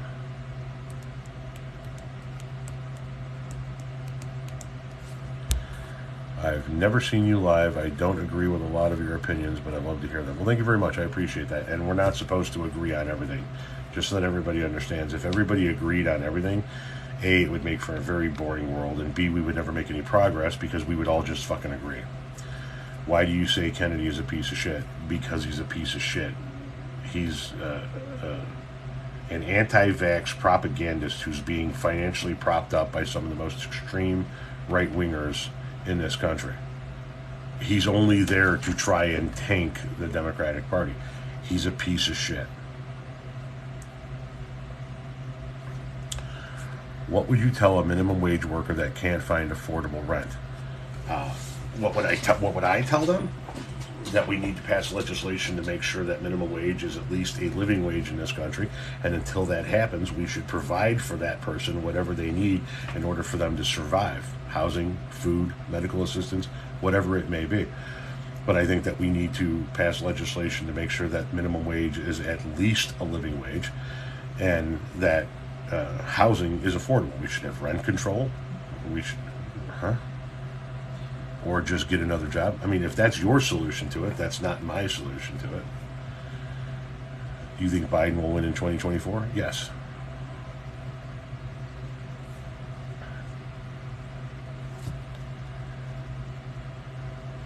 What do you think about Cornel West running for president? I don't think he should. I think he's just going to pull liberal votes. Have you ever worked in a hospice? No.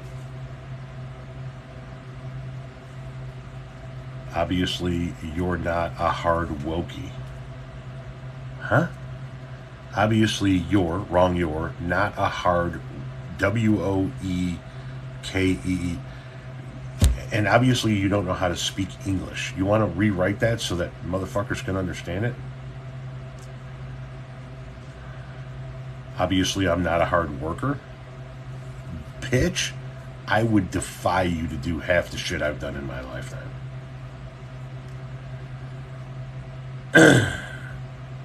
Have you been on Threads? I am currently on Threads. I think I got somewhere in the neighborhood of 1,500 followers over there. If you go to the link in my bio, it gives you links on where you can follow me on all the other social media sites, and I have included the Threads link there as well.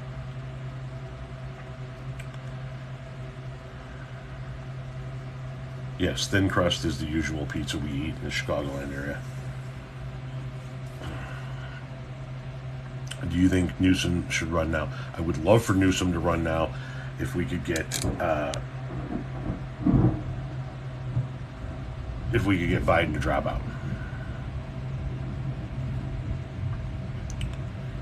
Damn, dude, what you smoking?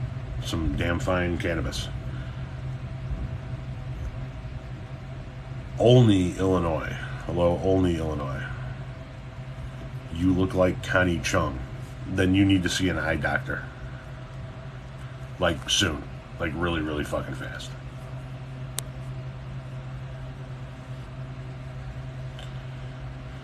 How do you feel about Tulsi Gabbard? I'm thankful she finally left the Democratic Party because she was never really a Democrat. Bro, look at your eyes. I can't look at my eyes because I use them to see. But are you talking about the bags under my eyes? Yeah, once again, I've had those for 30 fucking years. Keep up.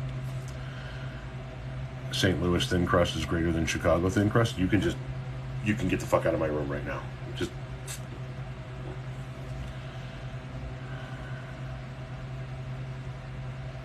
Ted Nugent, loved his music. His politics suck. Thoughts on Marjorie Taylor Greene? I think she's barely human.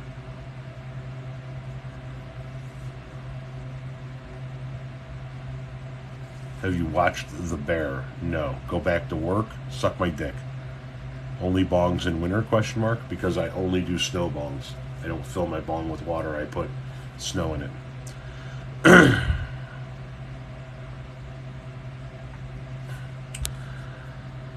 This is the kind of MG that would call the cops on a black girl for selling lemonade without a permit. The kind of MG. Are you referring to me? Because if you think that's what I would do, you really don't know who you're talking to. Ever put wine in your bong? No, I haven't.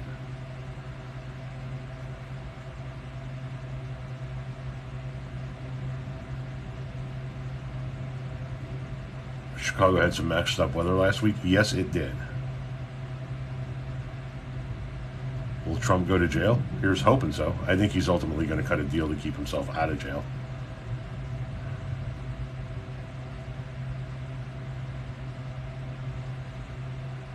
Why snow?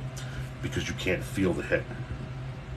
It cools the hit as the smoke travels from the bowl down into the bong and through the snow. It chills it, and you can't feel it. You can take the biggest rip you've ever had, and you don't even know you took a hit.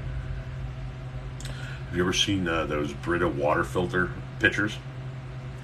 If you take vodka, or any other alcohol for that matter, and pour it through a Brita water filter, you can drink it without knowing you're drinking alcohol, but you still get all of that. Try it sometime. But try snow bongs. And if you don't have snow where you live, try crushed ice, like you would get in a snow cone. But yeah, that's what we do with our bongs, is we wait for winter. I actually think I broke my bong. I might need to buy a new one. We wait for winter, and then we put snow in it, and then you can't feel it. It just nothing. But then you let it go, and it's like, holy shit, that should have destroyed my lungs.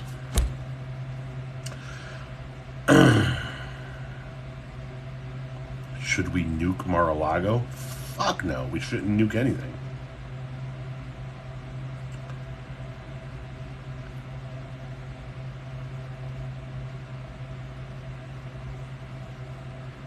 This info is on point today. Get a snow cone machine. There you go.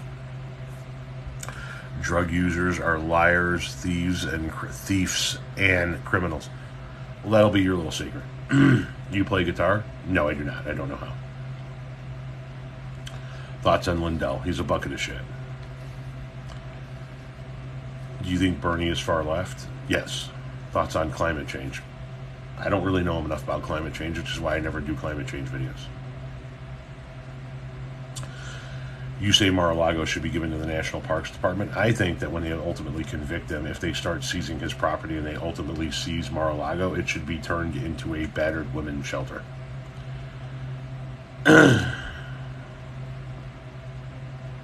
Thoughts on the Coke? Was it Trump? No. It was probably a visitor. It was in an area where visitors leave their electronics when they do tours. What's your favorite type of cheese? Pepper jack.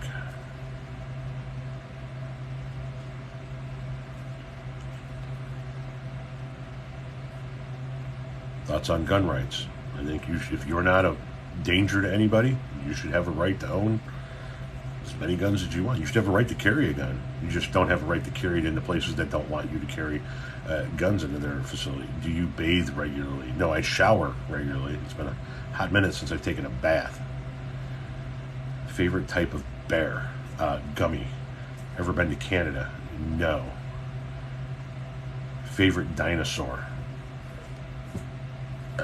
the one that goes and spits acid at you. I don't know.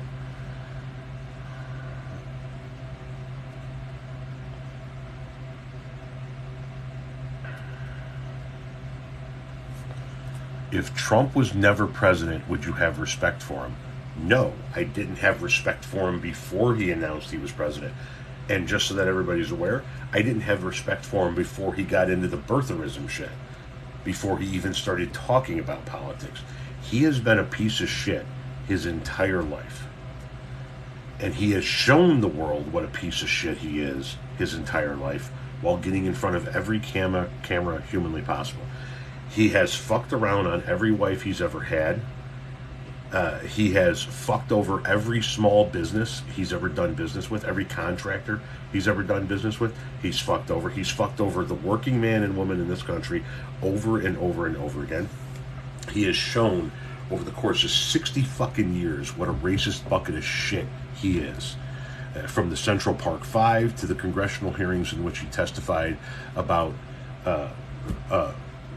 Native American casinos, it's all documented. Everything about this man is documented. And then he decides to run for president. And here's the thing, and I firmly believe this. If you could go back in time to before Trump announced he was running for president, maybe even to that, like before he started really talking about birtherism, right? If you could go back to that point in time and find every single person that ultimately wound up voting for Trump in 2016 and ask them, because everybody knew who fucking Trump was back then, and you could ask them, hey, if Donald Trump ran for president, would you vote for him? I'll bet you 90% of them would go, what are you, fucking nuts? That New York elitist with gold toilets who fucks around on his wives and fucks over contractors that work for him? I would never fucking vote for that piece of shit. But as soon as he became a Republican, as soon as he ripped on Obama, as soon as he started espousing Republican viewpoints, then they were like, fuck yeah, we're going to be like this guy. We're all going to have fake cufflinks and fuck over workers.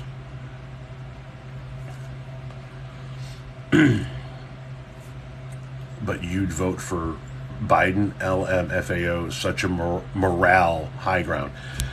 Yeah, I would vote for Biden. Do you know why? Because he's not Trump. It's that fucking... How do you guys not fucking get this after all of this time? David, how you doing? How do you not fucking grasp this concept? We don't want Biden. We would much rather prefer a Pete Buttigieg, a Gavin Newsom, somebody the fuck else. But we're not going to get that. We're going to get Biden. And if the only other choice besides Biden is Trump or DeSantis, then we're going to vote for fucking Biden. It's that fucking simple. Gretchen Whitmer, somebody like that, yeah. Who's your favorite Chicago Cub player ever?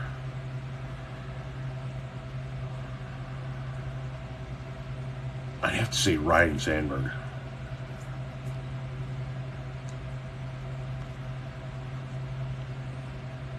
Thank you for the heart. I appreciate that.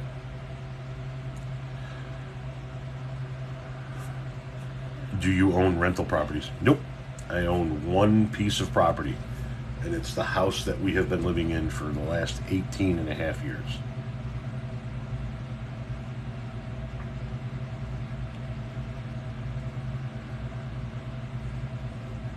You'd vote for Bin Laden over Biden? Then you're part of the fucking problem.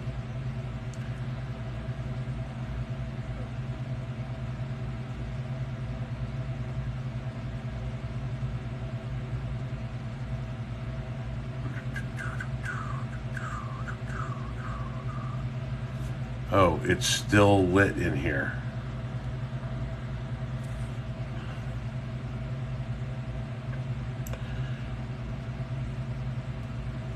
You really think Trump has no chance if he runs again? Listen, if this country has been honest about what it feels like over the course of the last 3 election cycles, then no, I don't think he does.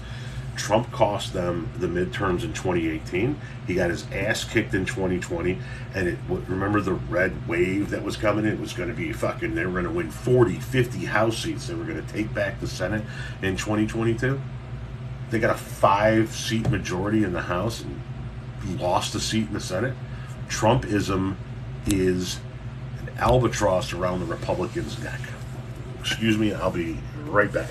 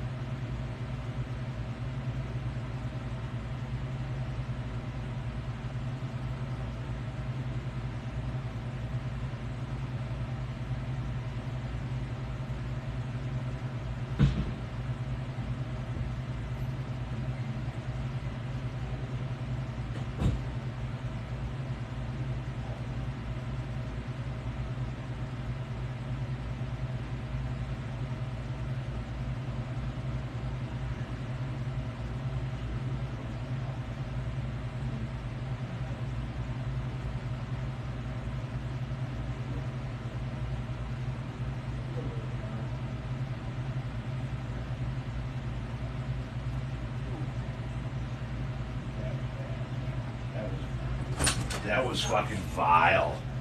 That was bad. Whew. God damn. That was horrendous.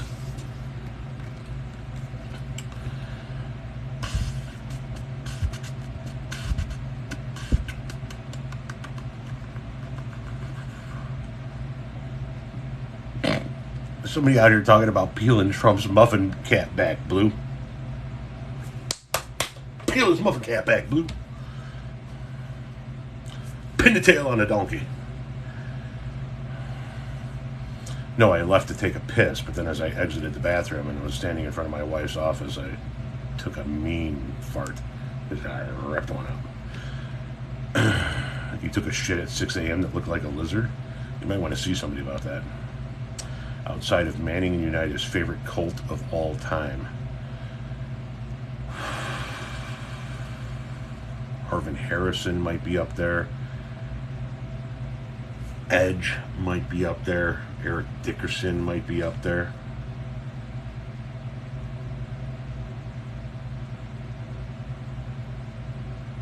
I don't know, I have to think about that.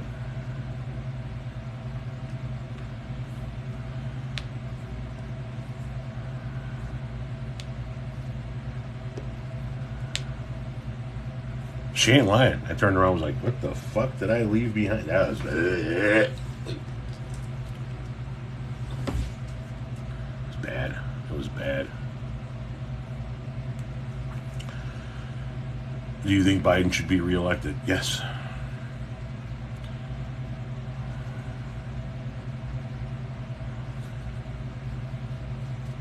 You said you used to be racist. Please elaborate.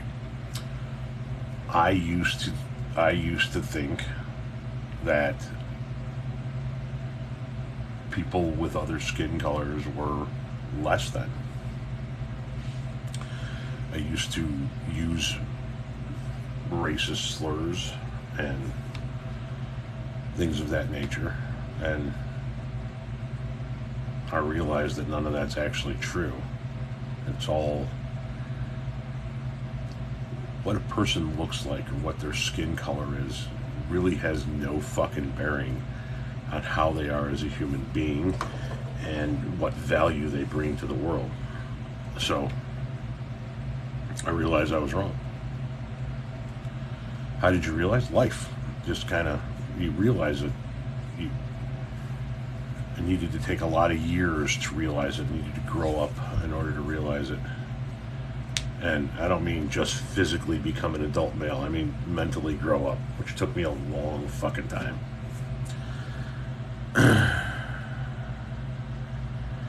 No, it's just how you decide if they should get into college. Black, question mark, straight to college.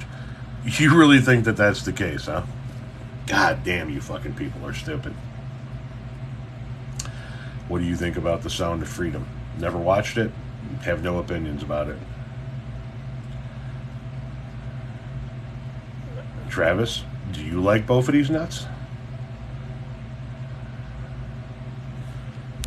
Is it safe to say we have hit the point of taxation without representation? No.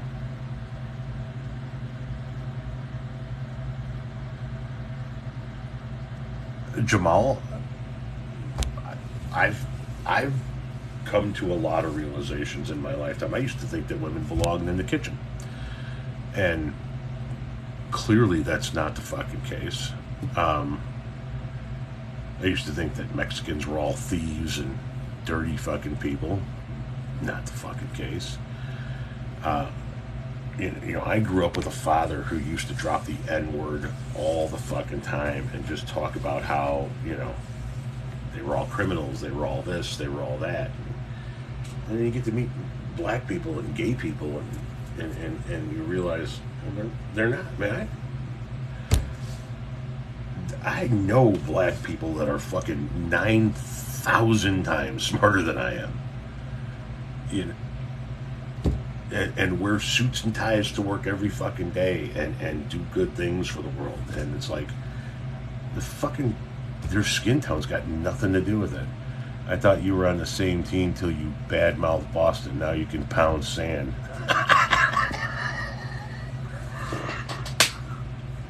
Fuck Boston. Did you ever make black friends or friends that are minorities? Throughout the years, yes. I've gotten to know a handful of people, and one of the groups of people that I got to know the most were Mexicans. I worked in landscaping for 26 years, and I got to know a lot of Mexican undocumented immigrants.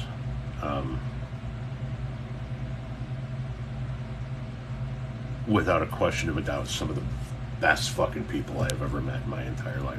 Some of the hardest working people, some of the most devoted family people I've ever met in my entire life, and people that just want to be able to make a buck, put a roof over their head, and just be left the fuck alone. They want to work hard, they want to play hard, and I would rather live on a block full of undocumented immigrants than live next to one hardcore Trumper. Now, having said that, I do have a very, very, very, very, very conservative Republican neighbor directly behind me who I get along with great. I have my friend across the street is a hardcore libertarian. We get along great. The people who live right next door to me, I'm an atheist who doesn't believe any of the religious shit, and they are all about religion. They are fucking hardcore religion. We get along great. So, you can get along with people who are not like you. Unless, of course, you're part of the far left and somebody tells you that landlords should have the ability to exist, in which case the left isn't going to get along with you in any way, shape, or form, because you can't get along with somebody that disagrees with any of your positions if you are on the far, far, far left.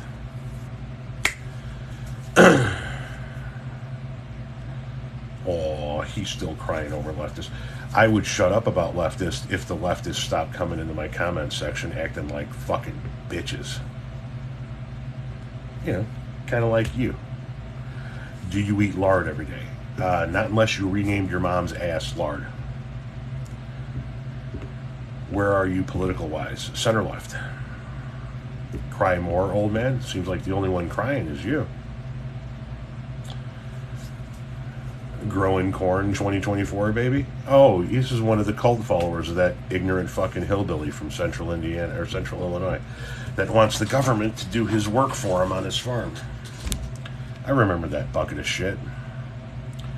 Time for bed, boomer? Well, then maybe you should go to bed, pumpkin.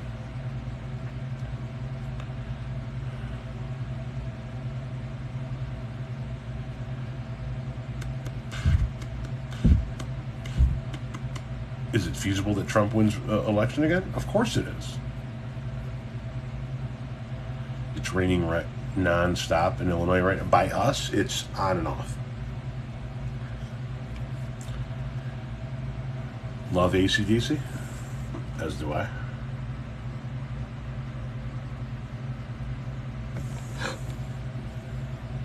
TikTok is sorted down. They are having issues right now. TikTok is. They are. There's a technical bugaboo that's causing videos that are uploaded to not be seen. A handful of creators that I know are experiencing it. I talked to one or two of them this morning. Brian or Bon? Brian.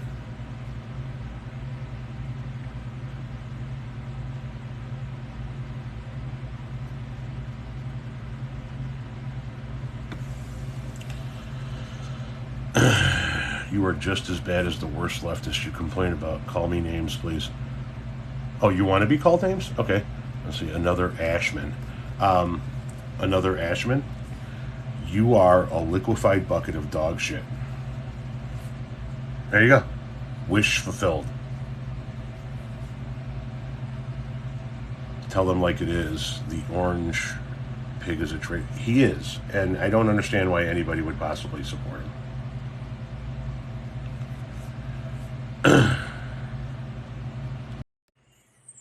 You like Def Leppard? Yes, I do. Would you see the Sound of Freedom? I don't know about the Sound of Freedom. How's it going, Ginger? I don't know. I just wanted to kind of get some clarity on things because obviously, we all see everything going on with your latest videos, latest takes on things. I personally don't understand what was the point when you stitched the one video of the trans woman and and it sounded like she was saying she's braver than combat veterans or whatever it was. What was your point in that video? Expressing my opinion, agreed with her opinion. But I guess you might disagree with that opinion. I'm not saying that, but what was the point of I need to put this on my platform right now? Like this needs to be my next video I make. I don't understand that because do you know the OP? Do you know the purpose of the original statement, original video? No, I heard a video. I saw a video of somebody making a statement and I disagreed with it. Now, I make videos all the time about a large variety of topics that I disagree with, but nobody ever comes after me about those videos. Why don't you ever ask me what the purpose of any of the other videos that I stated my opinion are? So in my personal case, I don't see your videos. I saw this one because it's making its rounds, right? Okay, understand. I mean, I've seen you before. Admittedly, I don't know your content that well. I'll admit all that, but I don't need to because it doesn't matter. I'm saying in this particular case, my understanding is you're not a conservative or anything like that. That's my understanding. No, I'm a center-left Democrat. I don't know center-left. Okay, a little weird on that. But my whole point is I don't understand why a video that, number one, feeds fuel to the fire of the transphobes that are actively trying to take the trans community's rights away. And I don't understand why a video that feeds directly into that and serves no real purpose. I'm gonna tell you something, as a combat veteran myself, Iraq and Afghanistan, if I heard any trans person say that, it just doesn't, or anybody say that. If you said it, I don't care, not just anybody, it doesn't bother me. So I don't need anybody to get on some soapbox of righteous indignation to defend combat veterans. That's a little corny to me. When the problem is the veteran community is not hurt by that statement, but the trans community is hurt by your video. This is what I'm saying. Like, if you're on the right side of civil rights or fighting for human rights, why would you post a video that does nothing other than cause harm? There's no point to that video, Tom. None. Well, because I disagree with you on this. I've heard from numerous veterans who said that they agree, veterans who are on the left side of the political pendulum in this country, who said that they agree with my statement. And from somebody whose grandfather was actually at D-Day, to hear anybody say that they're braver than any combat veteran that has ever existed, I looked at that as an absolutely absurd statement. Is living as a trans person in America braver than somebody that's serving down at Camp Pendleton that's never seen any combat? Of course it is. I wouldn't ever argue with that. But to say that it's braver than any combat veteran, any veteran that has ever served, I'm sorry, it's not. It's not braver than storming the beaches, in my opinion. So let me clarify one thing. Let me clarify this one thing. All right. I understand it's your opinion, and I understand that the original statement of being braver than is going to be a question that people are going to have different opinions on. I don't discount that you have an opinion. Everybody has an opinion, but you also have a platform. And when you have a platform, you have a responsibility, Tom. And so when you come in front of 1.4 million people to express your opinion, then so we have to ask ourselves, I have a platform too. We have to ask ourselves, is me expressing my opinion publicly worth the lateral damage that would come from it? Because, Tom, the veteran community, other than emotionally, is not going to be hurt by the original comment, the comment of somebody saying they're braver than a combat veteran. It doesn't hurt the veteran community in any way, other than an emotional response. But feeding into transphobic ideologies and giving transphobes more reason to be mad at the trans community will actually cause lateral harm. So you got to ask yourself, you have an opinion, you're welcome to your opinion, we can differ in opinions, but does me expressing my opinion in front of my 1.4 million follower audience, is it worth it, and is there lateral harm? I understand what you're saying. And I've actually spoken to another one of my mutuals on the phone about this yesterday who expressed similar viewpoints as yours. Let me ask you a question. Would the transphobes, and I don't know how much you know about my content, but I can inform you that I am not a transphobe, first and foremost. But are the transphobes going to be upset if they saw that video from that trans person without my input in any way, shape, or form? So yes, I believe they would be, right? So number one, let me answer your question because it's your platform, so I respect your question. Yes, I believe they would. Now let me backtrack just a couple things. Number one, your opening statement, I'm not a transphobe. It's not how this works. You as a cisgendered man doesn't get to decide if you're a transphobe or not. If you provide a platform to transphobic ideologies, transphobic material, then you are creating a space for transphobia, be you a transphobe or not. That's the trans community decide, not you. So what I'm saying is, to answer your question, would they have been mad? Yes, they would have been. Now, for that reason, should you have showed it to how many ever more people? 200,000, 300,000, 400,000, 600,000? This is the point. It is not a point of let's label Tom a transphobe now. That's not the point. This isn't about Tom. And as a matter of fact, it's everything but about you. It's about the trans community. So let's not center ourselves in this conversation and say, I'm not a transphobe. That doesn't matter. Did you cause lateral harm with an unnecessary public opinion? Yes, you did. That's what I want you to recognize, man. Not whether or not you're a transphobe. I understand you have an opinion on the matter. Do you have to express it and create lateral harm? You don't. So if I have an opinion on something, I should shut up about it. If that's what you take away from this, then you might be a little bit more middle right than you are middle left, because that's a real closed-minded response, my friend. I didn't say shut up about it. What I said was more people hear you, and I got 4.7 million motherfuckers on my page. So can I just go give every opinion I got and fuck everybody else? No, I can't. I have to acknowledge that my voice might carry a bigger effect than someone else's. I have to acknowledge that. I think as adults, we must acknowledge that. I tell my children this. So am I telling you to shut up about your opinion? No, I'm not. Matter of fact, Tom, when we're done talking, you can go post another opinion. But this faux outrage and stomping your feet and not listening to the criticisms coming from you on this is not the answer. You created lateral harm, and the opinion was unnecessary. So some opinions you keep private. That's the answer. And I'm asking you, what lateral harm did I create by saying that I disagreed with an opinion, even though I support the trans community? I've got dozens of videos saying so, and here's the thing about me. I don't think it's my place to say whether or not I'm an ally, because that's for the people who need an ally or want an ally to decide. If I express an opinion and somebody says I'm an ally, that's their opinion. I have never used the term ally because it's not for me to determine. When I say I'm not a transphobe, you say it's not for me to say whether or not I'm a transphobe. If I'm not transphobic, I'm not allowed to say that I'm not transphobic. I'm not an ally because it's not up to me to decide if I'm an ally. But now somebody else gets to determine what's inside my mind? So again, we're strawmanning, completely just strawmanning. You asked me, the opening question was, what lateral harm did you create? Yes. You took an opinion. Okay, you took an opinion.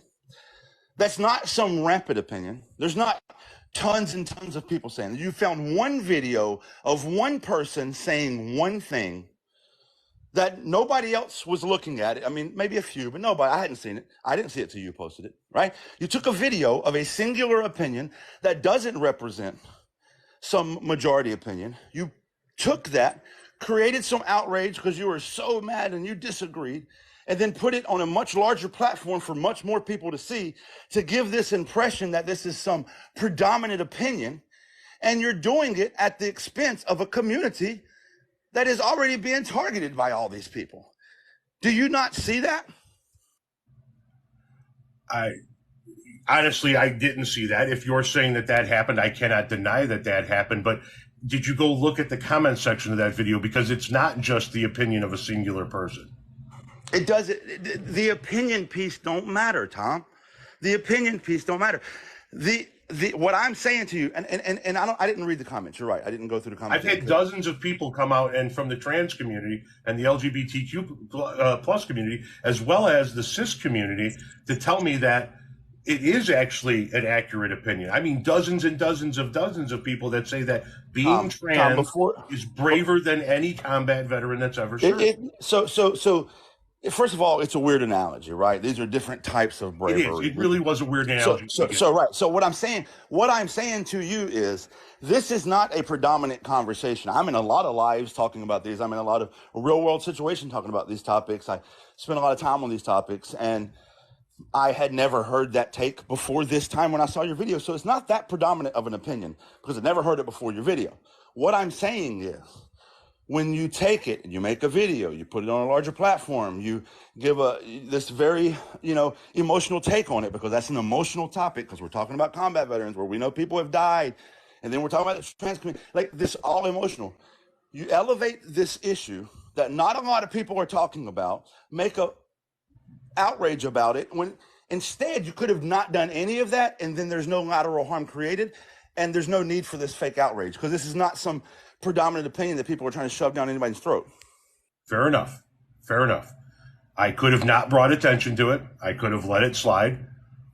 I accept what you're saying wholeheartedly. I disagree with the statement that was made by the person that I stitched, but I understand where you're coming from. Fair enough point. No, that's my whole thing. If we're talking about the original statement, I understand everybody has opinion. That's why I wanted to come on your live and talk to you about it rather than make a video about it, because I need you to really understand. I'm not talking about your opinion. I don't care. I actually don't care about what your opinion is. Opinions are assholes. We've all heard that before, right? Yeah. I'm just saying that it comes across like it's an issue that it's not. I'm saying that you're giving transphobes another thing to say. Oh, now they're saying they're braver than soldiers. Oh, they hate soldiers. It's just giving a talking point that's not necessary. Like, the trans community has plenty of hate already against them. Why are we adding to that for no reason? Like, if there was something affecting the veteran community, like this opinion somehow was, or whatever, I don't know. If it was something totally different, maybe. But in this case, nobody was asking for the opinion because it wasn't even a conversation that was being had. It was just one person in one video that I believe was satire. But I don't know. I've been looking for the OP for. If it was satire, then that's a completely different subject, obviously. And while I understand what you're saying, and I've acknowledged that they are fair opinions, I will dare say this. Nobody asks for any of my opinions, but I give my opinions because that's what I do. And I give my opinions on a wide range of subjects. And it only seems that when the far left disagrees with me, do I ever get attacked by the far left. For example, this is not the only topic that I've been attacked on this week. I expressed my opinion that landlords should exist. And as a result, I have been attacked and been told that I should be put in a wood chipper. I should be put up against the wall, that I'm a Republican, that I'm a conservative fascist. All because I think that people who invest their money should be able to make a profit off of the money that they invest. Right. And you know, and so you're espousing capitalism. So yeah, you're definitely people on the far left. I've made no bones about the fact. Okay, so people on the far left are not going to agree with you. Tom, exactly. So you said when you espouse capitalism, people on the far left, quote unquote, attack you. Do people on the far right ever attack you? All the time. Okay, so what you're saying is when you say things on the internet that people don't agree with, they will attack you. That's the internet, Tom. But when you are specifically running with this narrative of the left, it's the far left's the problem, then you might as well go fucking vote Republican too. So I'm just, dude, why? Because why are you fighting the people that like at the end of the fucking day, I don't like the Democratic Party. I'm not a fan of the Democratic Party. Because of tons of reasons. I'm on the far left. I would consider myself a far leftist. Fuck capitalism and fuck landlords. But what I would say is I want to work with everybody on this side, though, to defeat them. Because we got to defeat the Republicans, and then we'll find a way to split off from the Democrats and get real progressive policies into office and real progressive people in office. But all I'm saying is there's no conspiracy of the far left and the far left's the problem. No, the far left... The true progressives in this country, the true anti-capitalists in the country, is the fucking people that's going to save this country. Capitalism is the fucking problem in this country. Well, I disagree with you. Sure, you and I are going to disagree on that. I see countries like Denmark, Sweden, Norway, the Netherlands, all of which are capitalist countries where landlords can exist, and all of which make the system work because it's heavily regulated capitalism with robust social safety nets, which is exactly what I espouse all the time. But I want to go back to something because you said I'm attacking the left. I gave an opinion that landlords should exist, and for 8 days, the left came after me. I never attacked the left. I said landlords should exist. I lost 9,000 followers and had death threats from people on the far left. And you look at that as me attacking the left. How? No, what I'm saying is, I'll rephrase what I said. What I'm saying is you've probably experienced the same thing from the right. So it's not because they're on the left, it's because it's on the internet. You know how many death threats I get a week, a month? I get it. I get it. Death threats all the time. Yeah, I get it. Right. So I get it. So like this is commonplace. I get negative comments. In this comment section right now, I'm not reading the comments, but if I started reading the comments right now, guarantee at least 50% of them are calling me a douchebag. This is the internet. That's how shit works. So when I'm not saying you're attacking the left. Let me better explain what I'm saying. I'm saying that this is the internet, but you're using this talking point of it's the left. That's just people on the fucking internet, dude, being assholes and weirdos. That's what people on the internet do. And I don't say it's the left. I say it's the far left and the far right. The people in the center don't ever tell me that I should die. The people that are center left or center right don't ever come after me with death threats. It's only the people on the fringes of both sides that do. Right. So I guess what I'm saying is, I guess the point I'm trying to drive home, and it kind of ties into this thing too. I guess we can tie it all together under this one umbrella.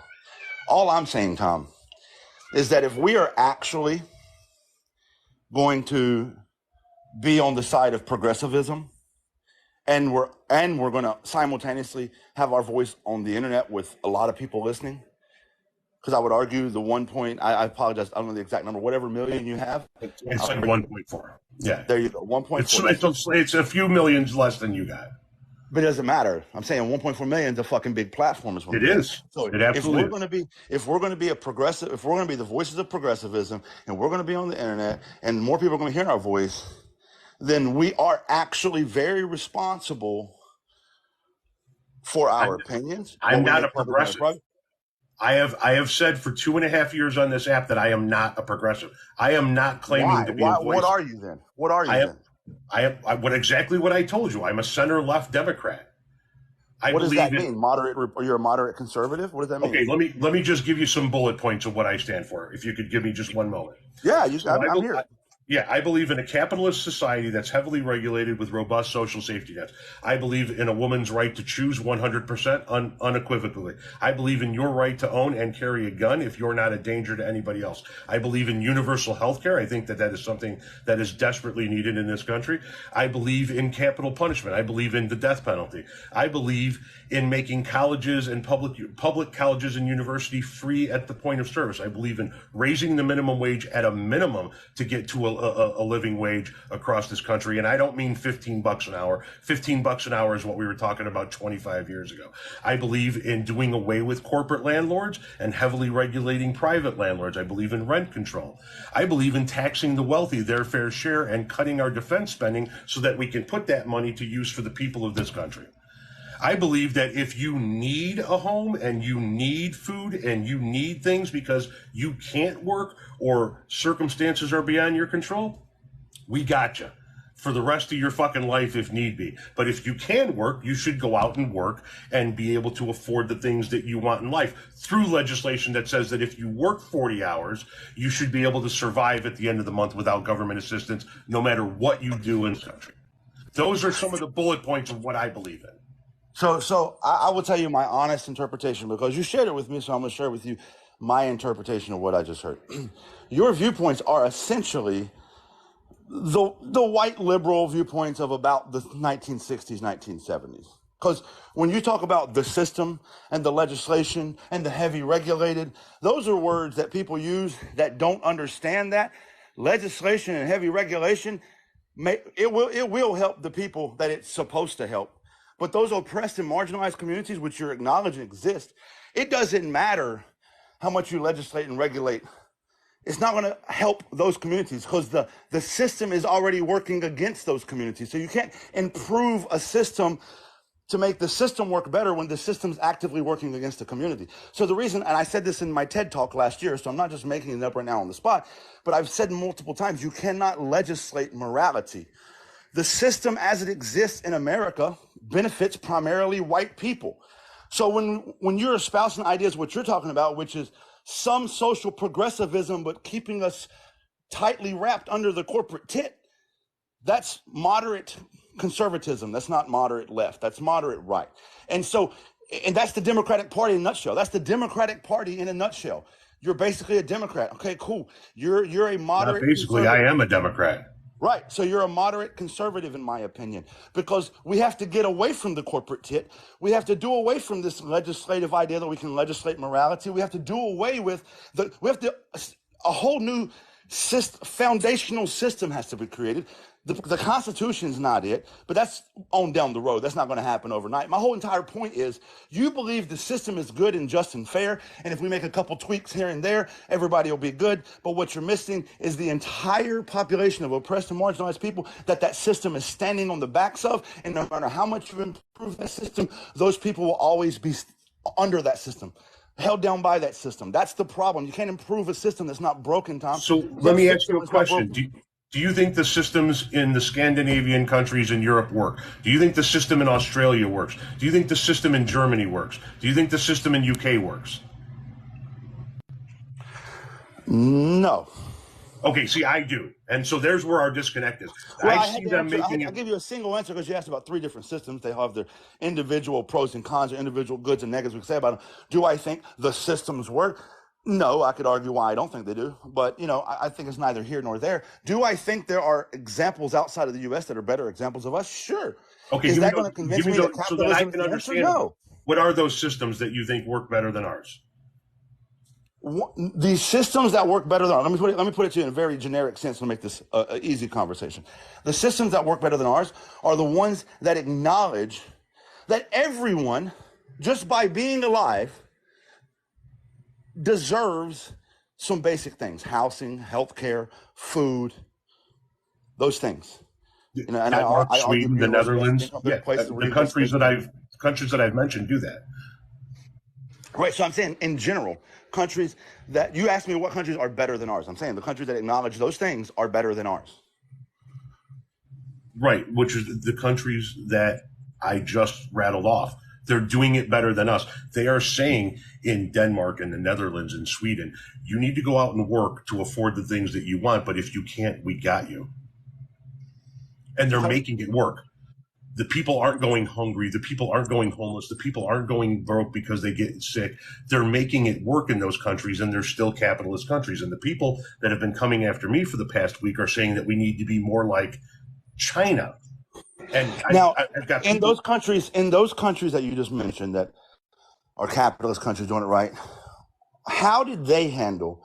So whenever they finally abolished chattel slavery in those countries after being part of the transatlantic slave trade, and then after they had 99 years of Jim Crow law, so 200 years of oppression of an entire community, what did those countries do to correct that situation to be able to get to where they are now?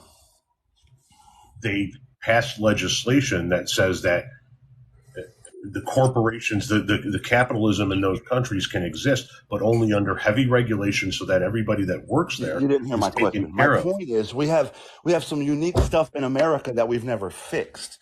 So if we just took the system, I'm saying this, Tom, I'm saying if I surgically remove the Scandinavian system and placed it right in America right now, and I could wave a magic wand, and that's the system tomorrow, it will not fix a majority of our problems, because a majority of our problems have been the problems that we've ignored historically. We've never made right our wrongs. Until we make right the wrongs of yesteryear, then we're going to continue to have these problems for years to come. That's what I'm saying to you.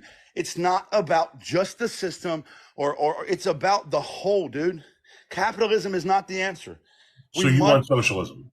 I want communalism. I want socialism with communism, with a little bit of capitalism sprinkled in. This idea that pro-capitalism is the answer is an idea that only benefits the people that benefit from capitalism. You said socialism with some communism and a little capitalism sprinkled in. Where do you sprinkle capitalism in there? It's a cake. There's ways to do it, Tom. We did it. We've done it here in this country. We've done it here in this country. And they're doing it in the countries that I just mentioned. They're making it work in those countries. Have we not fixed our wrongs? No, we haven't, and we need to fix our wrongs. And those are the examples that I would like to see made here in this country. I would like to see us have systems that work, proven over and over and over again in these other countries right here. And you're saying the same thing. I want some socialism, some communism, and some capitalism sprinkled in. That's Denmark. That's the Netherlands. That's Norway. That's those countries that I'm talking about. What I don't want is I don't want China. I don't want, hey, we're going to put you all in communal camps and you're going to work for the state and we're going to take your property. I don't want Mao. So China and Mao are two different conversations currently. But well, that's the conversation that's been happening in my comment sections for the last 9 days. I'm just saying. So, but anyway, what the whole thing I'm getting at, and I don't know how we ended up on exactly political systems as our talking point here. What I'm getting at is us on these platforms that, that's what it was. You said you're not a progressive. And then I found out you're a moderate conservative. Okay, so I remember this now. My point is, yes, I'm far more progressive than you. I understand that this isn't just about money and making systems. It's also about people, and that we have to make these very real changes along the way that will right our wrongs, reparations and the sort. There's plenty I'm for reparations. Right. I'm just saying that. So I know it sounds good to say, well, that country's government and that country's government, it will work for me, but this, that sounds good, but we're skipping the entire conversation, which is the people that are very real here, that are already born and living as a result of the system before now. And unless we write that, because you know as well as I do, if I implement any system right now, do the white supremacists go away? Do the transphobes go away? Do all these, alt-right crazies go away? They don't go away. So that's a problem that still exists outside of whatever the system is. The system benefits white people, Tom. We know that. So the idea that the system is the solution is a moderate conservative idea. It's a democratic idea. The system is not the solution. Down with the system. Abolish the system. That's the solution. That's where you and I disagree. So do you think that homophobes do not exist in a socialist system? Weird straw man, but no, I don't think that.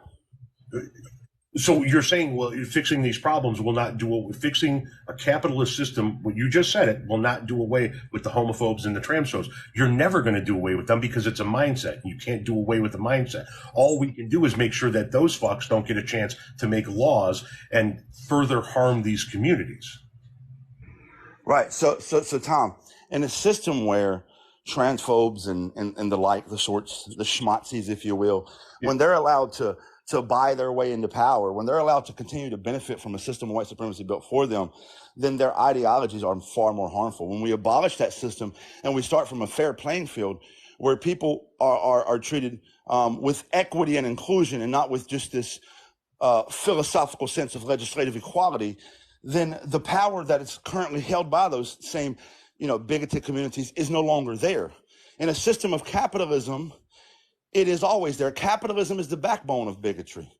It allows humanity to become a commodity. When I can replace your moral compass with a trust fund, when I can replace your moral compass with a dollar sign, then that's how hate and bigotry is able to. If people, if you took that out, that ability to have more and be more, you'll see people are a lot more nicer across the board than What do they you are mean? now. Can you elaborate on that? When you take away the ability to have more and be more, can you elaborate on that thought process?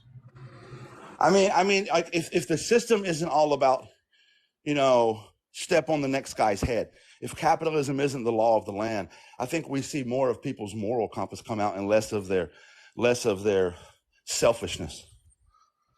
But that right there is just an opinion and philosophy. So do you view countries like Norway, Denmark, Sweden, and the Netherlands? Do you view them as immoral countries? I've never put enough time in to come up with that type of conclusion about any of those countries. I spent a long time living in East Asia. I have 2 degrees in East Asian studies. I'm far more informed of those countries. I couldn't speak super intelligently on Scandinavia and wherever else you mentioned. Norway. Fair enough. Denmark. Fair enough. I don't view them as immoral countries. I view them as countries that are trying to take care of and doing it very successfully the people in their country that need help, which is what I want here. If you need help, we got you. No fucking problem. I don't want money in politics. I don't want people to be able to.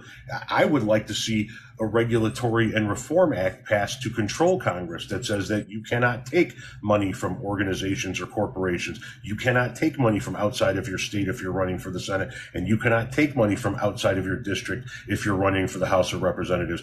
And you are not allowed to vote on things that affect your life. You want a pay raise? We get to vote on your pay raise because you're our employees.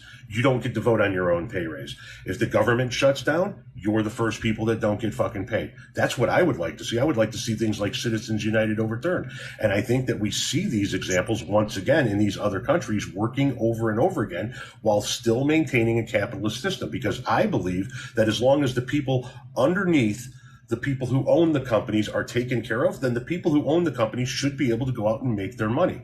As a business owner, if the people that work for me are taken care of, I should be able to go out and earn as much money as I want. Okay. That's what you believe, so I'll share what I believe. We'll do it this way. Instead of maybe tussling over the finer details, let me tell you what I believe. I think we're looking at totally different things anyway. I think you're looking top down and I'm looking bottom up. So what I believe is that we should have standardized resources in schools and not standardized testing, because that's what we currently have. Until we have standardized resources, until the education system benefits everyone, until we have universal health care across the board, until we have a complete revamp of the judicial system and end mass incarceration in America, until we make right all the treaties we broke with the indigenous people, and I mean make it right, until we make right the reparations long owed to the black community in this country, until we abolish the system and the jurisprudence that is held up by that system, and we start over from a position of equity and inclusion, until we do all that and check all those boxes, until everybody has a place to sleep, until everybody has food to eat, until everybody has health care, until everybody has access to equal education, and until we do away with billionaires, ban billionaires. I tell you what, when you get to $999 million, we'll give you a trophy, throw you a party, you'll be the biggest fucking party in the country, and that's it. You'll never see a billion. Until we do those things, I don't think there's a system that works for us until those things happen. I agreed with literally everything you said except for doing away with billionaires. Eat the rich, Tom. Eat the rich. Why? Billionaires are not, a billionaire is a fancy word for a wealth hoarder, man. Nobody needs that much. A society of surplus can never be a moral society. Even as a kid, we learned you can't have seconds till everybody else has first. Totally There understand. can't be a top, Tom, without a bottom, and that's a clean joke, I promise. Right. And There I can't be a literally top just without a bottom. I literally just agreed with every other point that you made, that we need to make sure that we start from a place of equality, that people in this country that work can actually survive, and not just survive, but actually thrive. I agree with everything that you just said. But if all of that's in place and people are starting off from a point of equity, why should I not be able to go out and make as much money as I can after all of that's taken care of? So I think what you're saying is after everybody has a plate, then I can get seconds. I think we all agree with that. Everybody Yes. will agree with once you have first, then you can have seconds. But I think you're going to realize quickly that if the system were beneficial to all and not just to the rich, that the middle class in this country is all but gone. You're either living in extreme poverty or paycheck to paycheck or some variation thereof, or you're pretty wealthy. The middle class in this country is almost obsolete. It's not gone yet, but it's almost obsolete. We have a very big problem. I think it's bigger than most people realize. We throw these numbers around, 600,000 unhoused people in America. And then people say, well, 600,000 out of 350 million is not an epidemic. We throw numbers around and we do math, but I think a lot of people don't recognize the problems, how deep they go, how real they are, how deeply embedded in this country they are. We start having conversations of abandoned buildings. These are microcosm conversations that people are not being a part of. Why are abandoned buildings a problem? Well, you go to any city that's been beat down by loss of manufacturing and whatever. Anyway, the point I'm getting at is the problems go so much deeper, and we have a real bad human problem in this country that to argue about when you're going to get your seconds later is tone deaf. But no. Everybody's going to get their first now. Jolly, I agree with everything you just said. But my question to you is, if we fix that, if we start from a place of equity, if we make sure that everybody is housed, if we make sure everybody has healthcare, if we make sure everybody has what they need, and if they work in this country, they are getting a decent wage so that they can actually survive. Once we fix that, why should I then not be able to go out and make my money? If I create something, listen, Bill Gates is a piece of shit, but if I create something that every fucking computer in the world needs, if everybody else is taken care of, why can I not go out and sell 10 billion of those and make as much money as I want? Again, we're having a hypothetical conversation of when you can have your seconds, and I want to have a real conversation when everybody can have their first. That's what I'm saying. You look at it from the top. I get it, but you're looking at it from the top down. I look at it from a bottom up, and we're. No, I'm not. I'm looking at it from a growth up. The economy only grows from the bottom up. Only grow. Trickle down economics is an absolute bullshit idea. Supply side economics is a bullshit idea. The only way the economy grows is you stop taxes. You stop cutting taxes for the people at the bottom and you start cutting taxes for the people at the bottom. Because I'll tell you something. Me and my wife, we're fairly comfortable. We didn't need those fucking stimulus checks. Giving everybody in the country a stimulus checks was a fucking stupid idea. And if they would have targeted to the people who actually needed it, they could have given more money to more people who actually needed it. I am with you on growth up. I am 100% with you. But if we get a growth up system, and once those people are taken care of, once again, I should then be able to go out and make as much money as I want to. I mean, I guess I've already said if everybody has first, I don't care about the seconds. Bingo. But I think the seconds are a long way away. I'm just saying the seconds are a long way away. I'm just saying that I don't believe the current conversations that are being had by as a whole in this country are the conversations that need to be had. The conversations that need to be had are being left in the dark. Now that is something we probably agree on. That's not even what I came here to talk about. So people might think, are they arguing about things we agree on?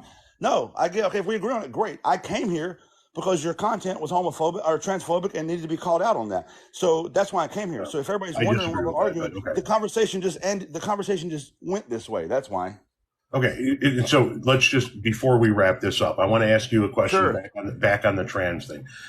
I've told you that it's not my place to say whether or not I'm an ally. It's for the people of the marginalized communities to say whether or not I'm an ally, which is why I do not say that I'm an ally.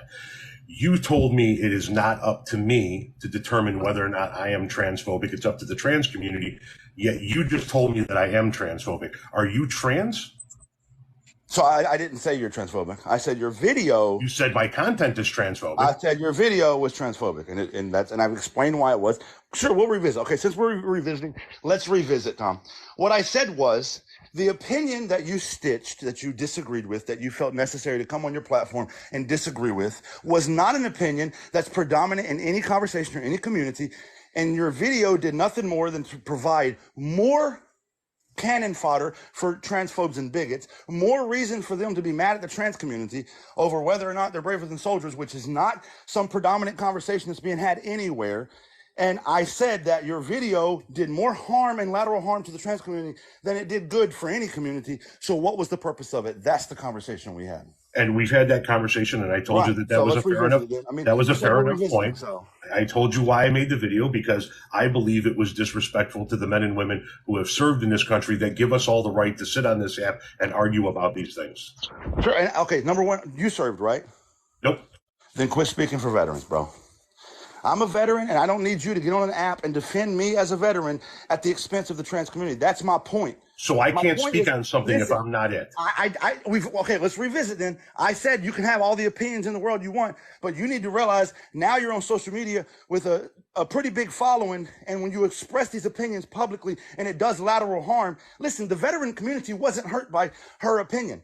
I never even heard that opinion until you shared it. But so you stood up for a community that wasn't being hurted because you were personally offended, and you did it at the expense of lateral harm to another community. That's what I said.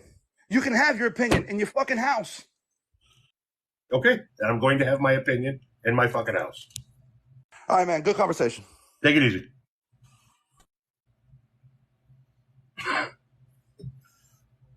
Well,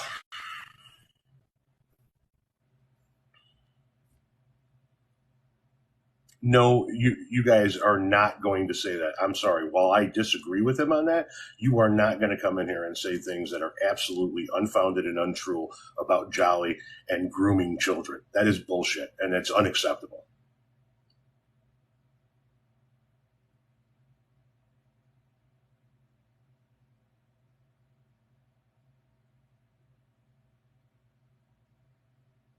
Jolly has goodness in his heart, and he comes from a good place.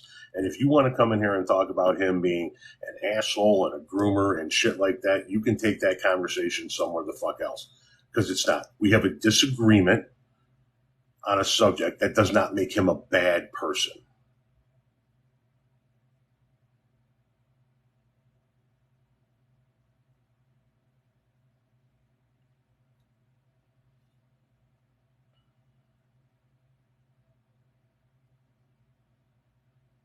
And once again, if my impact was of a negative nature, that was surely not what I meant, and I apologize wholeheartedly for it. What I meant to do was express my opinion, and I stand by my opinion that I disagree with the statement that was made in that video. And as I tried to explain to Jolly, and I will try to explain to you here, what I don't understand is I am told that I need to change my mind about things that people disagree with me on only when they disagree with it.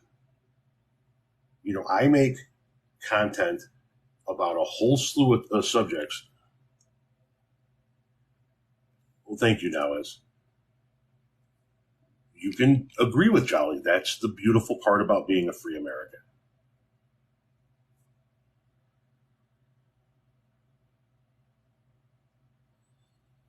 Now, everybody I've never fucking heard of wants to come up here. We're not bringing up a whole bunch of people I've never fucking heard of.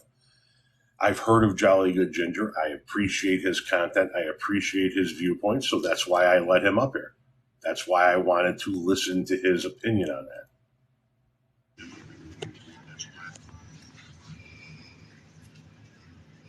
Hey, it's been a rough week or two for you, huh? No, not really.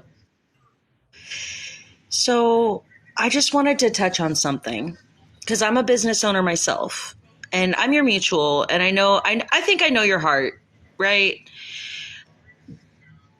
But I think what a lot of people who are against capitalism and billionaires are referring to, and I had to mull this around in my head too, right? Like, I had to think about it. I experienced a little cognitive dissonance when it was brought to my attention that technically speaking, there's only one way to become a billionaire, and that is to either charge too much for something or underpay your workers, right? Like, I just want you to chew on that yourself. Because, like, I didn't agree with that either. I was like, I'm pretty smart. I can figure it out. I'm not saying people can't get wealthy, right? But when they talk about billionaires, they're talking about like the super wealthy. You know what I mean? And there is such a thing as morality in business, right? Like I'm in the automotive business, you know, and when I get somebody that doesn't understand the process, you know, I don't just take advantage of them. That's bad karma, you know. It's just bad luck. It's bad morals. It's not okay. We got to be fair because word gets around. It's bad business. But unfortunately, the way that the system is set up, bad people tend to be able to continually take advantage of people who are disadvantaged. And if we acknowledge the fact that the system is lopsided from the start for many demographics, right? Like it's yeah, I know you acknowledge that. That's why I was like, dude, I can talk to him. You know what I mean? If we acknowledge that the system from the get-go is lopsided, then we understand that there's no true path. And I don't expect you to answer on, you can't possibly, because you're going to have to think on it, right? Like you're going to have to like sit down, do some math. How is it possible to become a billionaire without taking advantage of people one way or the other, right? Like if I sell you a car with a good attitude that's only worth $1,000 for $5,000, that's not right. No, that should be illegal. Yeah, it should be illegal. Exactly. Yeah. I just want you to just think on that one. And landlords, in a lot of cases, the whole situation with landlords, I'll put it to you like this. You're aware that a lot of reservations don't have water right now, right? Like we're literally fighting for just like clean running water. Is it fair for me to buy up all the water? No. But I can afford it. What if I can afford it? Is it okay? It's a finite resource, right? It's something everybody needs. Money, unfortunately. Yeah. Well, money is like another resource too. I mean, it leads to us being able to afford water, food, housing. We need shelter, right? We need food. We need these things. And a lot of people who are in housing, and I'm not talking about like a person who buys like one or two houses and stuff like that. When they say landlords, they're referring to like the slumlords, the people who buy like a whole bunch of properties and they don't even take care of the people. They're charging way too much. You know what I mean? Like the unfairness. And since you and I are mutuals, I'm assuming that you've seen my videos talking all week long about how those people should be dealt with, how corporate landlords should be done away with, how landlords should be legislated so that they can't be slumlords, they can't raise the rent to an exorbitant amount, they can't take advantage of their people. I'm in favor of all of those things, and I'm in favor of, if I want to take my money and instead of buying more semis with it, go buy a couple of houses and rent them out, I should be allowed to do that, as long as I'm not taking advantage of the people who I'm renting to, as long as I'm not overcharging them, as long as I'm not making them live in slums, I'm not taking care of it, things of that nature. And then above and beyond that, if there are people that still need housing that cannot afford it, I say we as a society pitch in and make sure they have it. So like that sounds nice, right? Like I have high hopes for society too. And I have faith that everybody deep down for some people, right? But like generally speaking, I think people are born good. Right. And I would like to think that there's a way to that. But it's just that the way that the system is set up right now, that's not a reality that we can face probably. And you're in my lifetime. I'm in my mid 40s. I'm probably never going to see it. It's going to have to come to a screeching halt. And we're going to have to level it out until equity is met. Then we can talk about that stuff. You know what I mean? It's too bad right now. How do we get there? Well, knowledge is power, right? Everybody's got a lot of great ideas, you know, and I can say unity and everybody grab hands and kumbaya and all that. It's not going to be that simple, is it? The short answer is I don't know, but we can all do the very best we can in whatever capacity we have. Okay. Everybody grab an oar, basically. I'm all in that, 100%. And one of the things that I've been trying to make a point about over the course of the last 8 or 9 days, since Monday of last week, is look at the countries that are making it work. You do not have the homeless population. You do not have the starving population. You do not have people going broke because they got sick in these other countries that are still capitalist countries. And that's what I want to see us become. And I think the way that we get there is through the legislative process. If people think that they're going to completely tear down the capitalist system in this country and start a whole new system from the bottom up with some type of socialist communism hybrid, it is never going to fucking happen. It's just not. It's never going to happen. You got a better chance of having lunch with Amelia Earhart than that happening. What we need to do is we need to look at the successful models and start figuring out how do we get to that point where the people aren't dying in the streets, they're not hungry, they're not going without medical care, they're not working for slave wages, but we're still in a capitalist system so that people can still go out and make their money. I get that, and like I'm big on rules, right? Like I'm a rule follower. I think that we need structure. Country after country. But there's one problem with that. There's only one problem, because like I'm a big fan of, if we can get legislation in place, right? The question is how. Now you know what ICWA is, right? Like you care about ICWA, right? Yep. Okay, so did you read it? It's like the decision on that. It was like 300 and something pages. I read it because I'm Pawnee. No, I did so not. Like, and ICWA applied to me. In the ICWA decision, there was a strong disregard in the dissensions for our sovereignty, right? And this is a reflection on the attitude of people who are in charge. So if we're going to be working within a system and we don't have people in place in that system who care about us, I'm just going to use simple terms. Like if they don't care about us, then, I mean, I agree. Then we have to do something different, right? Like, because we're not dumb.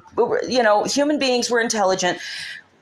At large, a lot of us see that there's just no way to work within that system at this juncture. Nobody knows quite what to do. We need to figure something different out, though, because if we're going to people like, hey, pass some legislation that's going to do some good, and the person takes the paperwork, the legislation that you wrote, right, and they're looking at it, and they're like, oh, yeah, I'll look into this. And then they take it into their office, they throw it in the round file, and they're like, ha, I don't even like them. You know what I mean? This is what we're dealing with. I mean, this is just reality. So I don't know what to do, but we need to do something. And there are a lot of different answers. Which is why I think that the very first step to fixing all of these problems is making sure that we have representation in our governing bodies that actually represent the people. By getting the money out of politics, by getting the power out of politics, by stripping down bodies like the Senate and the House and saying, listen, you're here to serve us. And so you're not going to spend your time fundraising. You're not going to spend your time with lobbyists. Lobbyists are no longer going to be a thing. And you are not going to get to be rich. I would like to see a comprehensive law that says a number of things about Congress, like you cannot ever own stock. You don't get to trade stock. When you leave Congress, you don't get to go work as a lobbyist, because we're not going to allow lobbyists in the building anymore. You're not going to be able to collect millions of dollars from super PACs and organizations. So no Koch brother money and no teachers union money. Personal donations that are capped only, and only from the people within your state or district, depending on whether or not you're running for the state or the Senate. You don't get to vote on things that affect you. You want a pay raise? We vote on that. You want something to change within Congress that affects you personally? We vote on that. And I think by doing that, we can get rid of the people who are there to get rich and powerful and start finding the people who truly want to serve the people. And once we get those people, we can make the changes so that we can reflect these countries that are successful in making it work. So it would be nice if it was realistic that we could ask these people to pass legislation that would harm their pocketbook and possibly succeed, right? I'm going to tell you a quick short story. It's a true story and you can look it up. You need to look up this guy named Juan Guerra. He was the district attorney of Willacy County, Texas, in the early 2000s. How do you spell his last name? Guerra, I think. Juan Guerra, Willacy County, Texas. Okay. So I'm gonna give you a short. There's a lot of caveats and details to this. Dude was a nice, moral man, and he was the elected district attorney. So it's his job to prosecute criminals, right? He did what the people asked him to do, and he did his job, and he did it well.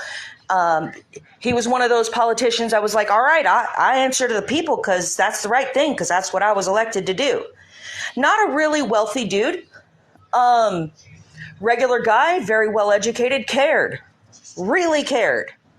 And so complaints started going to his office that people were being unalived via violence, neglect, and like all kinds of problems with a privately owned prison. The Geo Group, in fact, is the name of the company that owned the prisons. Okay? They were putting people who were just being detained for just crossing the border, right, without paperwork, with violent criminals. And then sometimes the guards were the ones abusing. Sometimes they would just turn their back, or sometimes it was just, I forgot. And then someone would be unalived or mistreated, right? Like a bunch of bad stuff. So stuff that the district attorney had to follow up on. That's his job. So he investigated because that's his job. Good politician, doing his job, doing things the right way. He found out that some higher level politicians were invested in the Geo Group when word came down from the top for him to stop his investigation because it's getting into their money. You see what I'm saying? Yeah, all of that should be done away with. That's all corruption. Yep. But what ended up happening, I just want you to look at that story because this is a story that never got solved. It never got fixed. Never. They used their positions to terrorize him, run him broke, even took his house from what I understand. He indicted the vice president of the United States just doing his job. He didn't want to do it. He just did it because he had to. This is what happens when we get good politicians. Like everybody can say, I wish everybody with an extra $1 in their pocket would give it to a hungry person so they can get a Big Mac. Right? Like, or a cheeseburger or whatever, some fries. But we live in the real world. Unfortunately, there are many other factors. So I can't say I have the answer, but I think that if we all show a little bit more compassion, we can't just stand 10 toes down. No, we have to all do the right thing, because there's going to be a large portion of people who have control who just don't. So we have to factor for that. We have to compensate for that. Yeah, and I would like to change that system. I would like to get those corrupt motherfuckers out of there. I would like to get the Nancy Pelosi's and the people who have made millions of dollars with their position while stifling growth in other areas out of there. I don't think they have any business. So it sounds to me like you found a good politician who was being intimidated by the people who I'd like to get out of there at the top. And as you said, we can all say, I wish. I'm saying I wish for better representation. The people who have been coming after me for a week say that they wish for a socialist economy. And my opinion, my question is, which one's more realistic? Completely changing or doing away with a capitalist system and entering into a system that is the complete and utter opposite of everything that we've ever known our entire lives, or maybe having a national referendum to start reining in the politicians that we have. I think it's more realistic to say, let's start getting ballot initiatives on ballots at the state level to start reining politicians in than completely tearing down the system that we have and starting over. As far as a realistic term goes, I think it's just more realistic to say, let's start reining in these fuckers that are actually there to represent us. Well, that sounds nice, but unfortunately the system is built. It's not going to work. We've already done that. We've tried that. I just showed you an example of how that won't functionally work. We have to work with what is functional, right? Like if you've ever used duct tape, baling wire, or any kind of patchwork to, make something work, right? Because you didn't have something, you understand that some things you just don't have that fancy part. Sometimes you don't have. It's not necessarily, the way that we're used to, but that's the joy of being uncomfortable and growth. That's evolution, man. I mean, we don't have a way to get these politicians in check. We don't. They're just getting away. And it's going to continue. I think that we do have a way. I think through ballot initiatives we can, but we don't have the political will to do it. And while I understand what you're saying, that you have the opinion that it's never going to work, and I understand that. Yeah, that's the root of it for me. I've thought about it. I chewed on it. I don't see how that's possible because I don't see how the other solutions that are being presented are possible, and I'm trying to find a solution that might actually be a feasible option. I think that we're already doing that though. We already have that system in place though, and it's just. We already have a system in place where somebody can submit legislation and people can vote on it and all that's in place, but it's not possible with that system. So, I mean, we need to do something. And sometimes, Tom, sometimes it's okay to say, I don't know. I don't like it, but I don't know what to do. I don't know what the answer is either. All I'm saying is this. You're talking about how we have the system where we can submit legislation. But what I'm saying is the people who we're submitting the legislation to are the people that we need to change. Yes, we can submit legislation to better society, but the people that want the power and the money aren't going to let it happen. So we got to start by changing these people. How do we change these people? Well, they're not going to vote in a new system. They're not going to vote in something that's going to, as you said, harm their wallets, go after their money. They're not going to do any of that. So we have to do it. How do we do that? Through state-level ballot initiatives and start building these blocks by start reining politicians in at the state level, the county level, the state level, and then get to the point where we can start reining in the people at the federal level through ballot initiatives. We got to start getting rid of lobbyists at the state level. We got to start getting rid of money in politics at the state level. We got to start getting rid of corruption at the state level so that we groom and develop a new class of politician to move to the federal level who's interested in actually doing what the fuck we want them to do. Will you do me a favor? Because I know you're a thinker, and I hope you don't like hate me now because I was talking to you about that. But I think you're pretty chill, dude.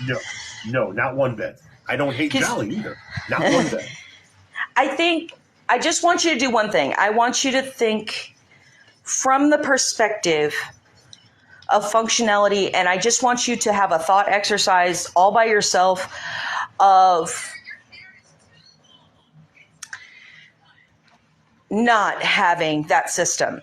Having it or not having it, but I want you to think outside the box with it. Okay? What system are we talking about? Capitalism or the capitalism?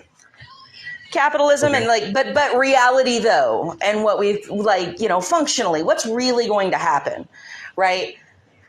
Like if I walk up to somebody right now in public and I offend them horrifically, it's not legal for them to hit me, right? But it's probably going to happen if I offend them enough, right? We have to deal in reality.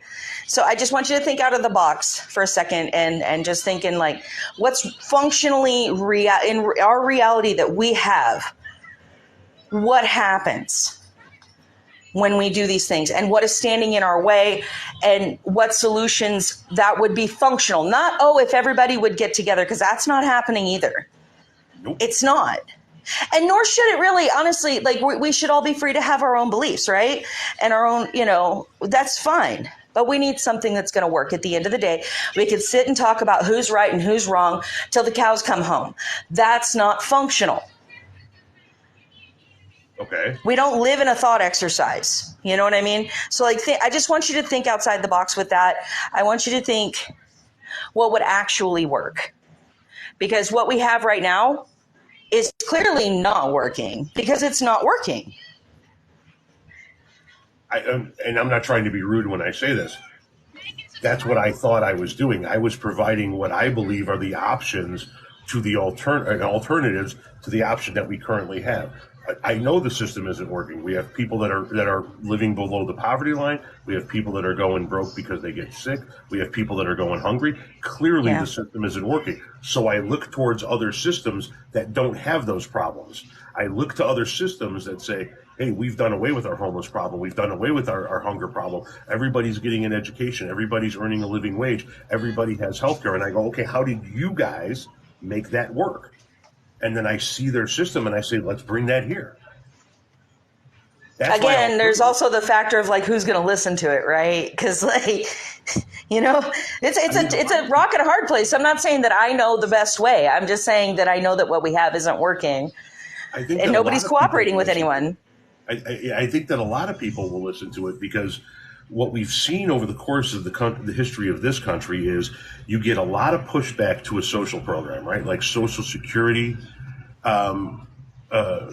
Social Security was pushed back on greatly when it was initiated, but the same type of people who pushed back on it initially, once they realized that they benefited from it, all of a sudden loved it, right? They want to do away with socialized medicine, but they don't touch my Medicare, you know?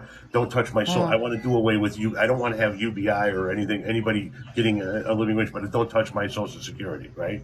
So once they see that they benefit from it, then they don't want to do away with it. And I think that once you initiate more social programs that more people benefit from, like in my opinion, I think the biggest thing that we can do in this country today would be universal health care. I think that you're going to see a lot of pushback on it. You're going to see a lot of people fighting. Oh, yeah. Like you saw with Obamacare. But if you go take a look at a lot of the people that are on Obamacare are people that fucking fought against it because they couldn't afford insurance any other way. And now they're benefiting from it. And if you stepped in through the legislative process and take it away, they're going to realize how much they wanted it to begin with. Somebody in the comment section says, okay, Tom, fund it. Yes, I've told you how to fund it. The UK funds it, Austria funds it, Australia funds it, Germany funds it, Denmark, Norway, Denmark, the Swiss. They all figure out a way to fund it. I'll just tease, if you'll allow me, I'll tease those who think that it's not functional. I don't want to pay for someone else's health problem. Listen, you already are if you have insurance because you pay into a... Yeah, if you have health insurance, you're already doing that. Yeah. Like, this just, like, spreads it out and makes it illegal to overcharge you. Like, Come on, be smart. Bargain. Everyone wins. Exactly. But as far as we have to think, it's hard because, like, we all want to stand 10 toes down on what we know. Nope, this is the right way. We always be kind. We always take care of, this and that. That sounds nice. I would love a world where if I put my foot down, me and mine, we're going to do right, then everybody else would follow suit, right? Because they'd see that it works and, it does better, for everyone. Unfortunately, that's not the world that we live in because people have different, perspective is rooted in position. We're all in different positions right now,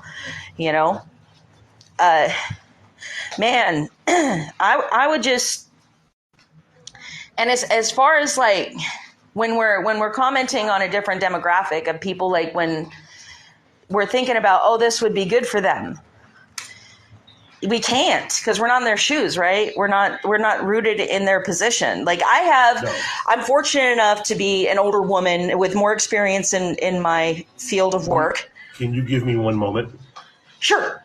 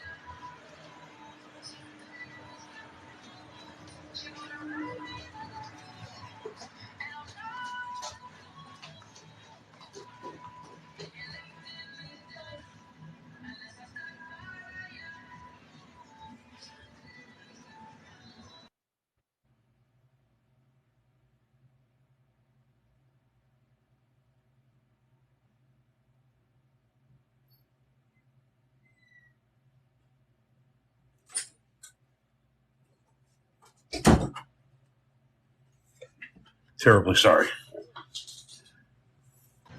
Not a problem. Not a problem. You know, it's going to be up and down. You know, we can only move forward when we grow from it. Like it's hard to see from another person's perspective, right? But at the end of the day, we don't necessarily have to be in their shoes to say, all right, I hear you. Exactly. Gotcha. No, no, I hear you. I have no idea. You know, You said you're Pawnee. I have no fucking yes. idea what it's. I have no idea what Plains, it's like to live. Say again. Plains Indian. I thought you were asking where we're at. No, what I'm saying from. is I have no idea what it's like to live as a Pawnee in this country. I'm not gay. I have no idea what it's like to live as a gay person in this country. I'm not a woman. I have no idea what it's like to live as a woman in this country. I don't claim to speak, as Jolly accused me of. I don't claim to speak for any of those people. I'm not a veteran. I don't claim to speak for veterans. All I can do is give my opinion on subjects. Oh, that one. I heard. I didn't see that. I only heard like echoes of it. But like, friendly suggestion. I'm your friend. I'm a vet. The hell that they go through every day, like honestly, like we're good. We're not worried about, like, you know what I mean? Like we're good. If they are brave, braver than me, because like every day they're experiencing it. You know what I mean? Like we're not worried about that. Trans people living in the United States of America are braver than it's dangerous. They're braver than I have ever been in my entire life, and braver than I ever will be in my entire life. I don't argue that. Yeah. One bit. Yeah. They go through a lot, man. Have you seen the legislation? Broke my heart to see what Texas did. But like, I'm not going to sit here and scold you because like, I know that you don't, like, sometimes we say things and they're wrong, right? It's okay. Sometimes we say things and we're like, well, that's not what I meant. And like, you know what I mean? I wouldn't do that. But a helpful policy that I have, because like I always want to help. I do. That's just me. You know what I mean? I always want to help. But what I've learned is if I don't speak for or over another demographic, because I don't know the perspective that they have, because I'm not seated where they're seating. And if somebody like, let me put it this way. This is how I explain it to my kids. Let's say you wanted a nice set of work boots and you couldn't afford it, and I wanted to help you. I'm your friend, right? And you were like, hey, I need these work boots so I can go and take care of business. And I'm like, you know what? I got that. And I'm your homegirl. I'm your friend. I got you. I'm going to go get you some work boots. If I did not take you with me to go try those work boots on, there's a very strong possibility that they're not going to fit right. This, you know, it's just not, and it'd be more harm than good, you know, and it'd be like, but I spent all this money. I bought the most expensive kind, but that's not what you needed. You know what I mean? You just needed a simple, you know, pair with it, but it needed the steel toe and it needed to fit right, you know? We're talking about this in regards to our conversations about the trans community. I agree with you wholeheartedly, which is why I say, how about we leave these fucking people alone and let them live their lives? Obviously, they know what's better for their life than we know what's better for their life. I don't know what a trans person needs to survive. I am well aware of the fact that I am the safest motherfucker on the planet. I am a straight, white, middle-aged, middle-income American in the United States. I have never had oppression in any way, shape, or form in my life. Yeah. Banks have never been afraid to loan to me. People have never been afraid to hire me. Folks don't walk across the street when they see me. I don't know what it's like to live like that. All I can do is say, when I see people doing that, when I see people crossing the street because they're afraid of this person, when I see somebody passing legislation that says you can't be trans in public, I look at it and I say, that doesn't seem right to me. That's wrong. You got to stop doing that. Right. Like, that's all we can do is like amplify their voices and hear them. But like, if they're shouting because they're being hurt, that, hey, look, you know, it takes a lot of bravery. Just let them have it, dude, because it is. You know what I mean? If we're not seated there in their position, it's like. I agree that it takes bravery. Once again, like I said, more bravery than I have ever known or will ever know in my entire life. I also Yeah, know that, it's I also know that the people who got off of those boats and stormed the beaches into machine gun fire in Normandy experienced and held braver positions than I have ever held in my entire life. I couldn't do yeah. either one of them. Well, just friendly advice. Just I wouldn't comment either on either one, just because you're not in either demographic. That's just to keep you popular. You know what I mean? Just like it's hard to understand. There's no way you could possibly understand, right? Like, and that's cool. But like as soon as, especially today, like if we start speaking, our opinion about, well, it creates a competition that's not there for one, right? Like, because most vets are super supportive. All the vets that I know anyway are super supportive of trans people. And they're like, yeah, you get it, because you do have a hard life right now. You're living it, get it. And we've got you, like, but I You know, it's mean, funny. Can I just fueling say the something? fire, just giving, like, because transphobes, here's what they're going to do.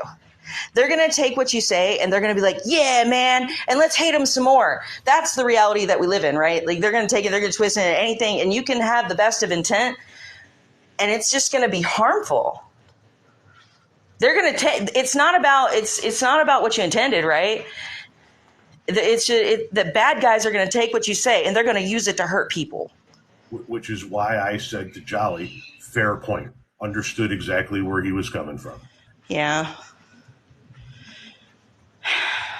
God, it's a pickle, but you're going to be okay. You're going to be all right. But I do want you to think on that, though. Thinking outside the box.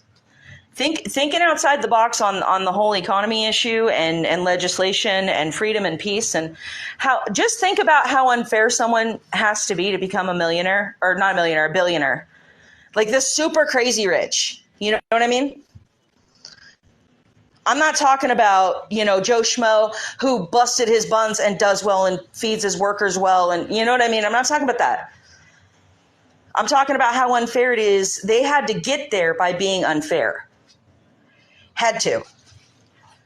They either had to charge too much. I completely agree with you. I don't disagree with you or Jolly Good Ginger or any of the other people that make valid points on these subjects. People like Good Trouble and other people. I don't disagree with any of it. I don't disagree that the system is fucked up. What I disagree with is if we can fix it so that the masses are taken care of, I believe you can still go out and earn millions, possibly billions of dollars. I don't think. Think about that, though. That's what I want you to think about. Is really? I don't think it's possible in one lifetime. Are there billionaires in Australia? Are there billionaires in Denmark? Are there billionaires in Norway? There's bad people everywhere. There's bad people everywhere, man. Are there billionaires there? What? But I don't care where they're at. If they're a billionaire, they got to be a bad person. They had to have got there dishonestly somehow.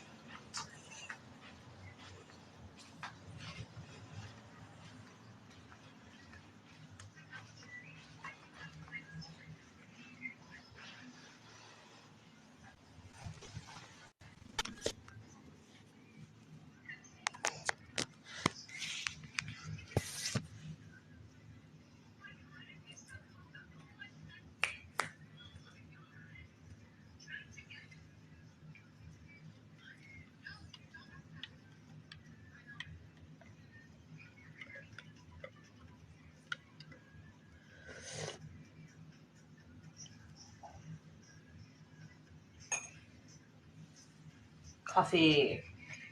I don't know if you guys heard me making my coffee. I love my coffee.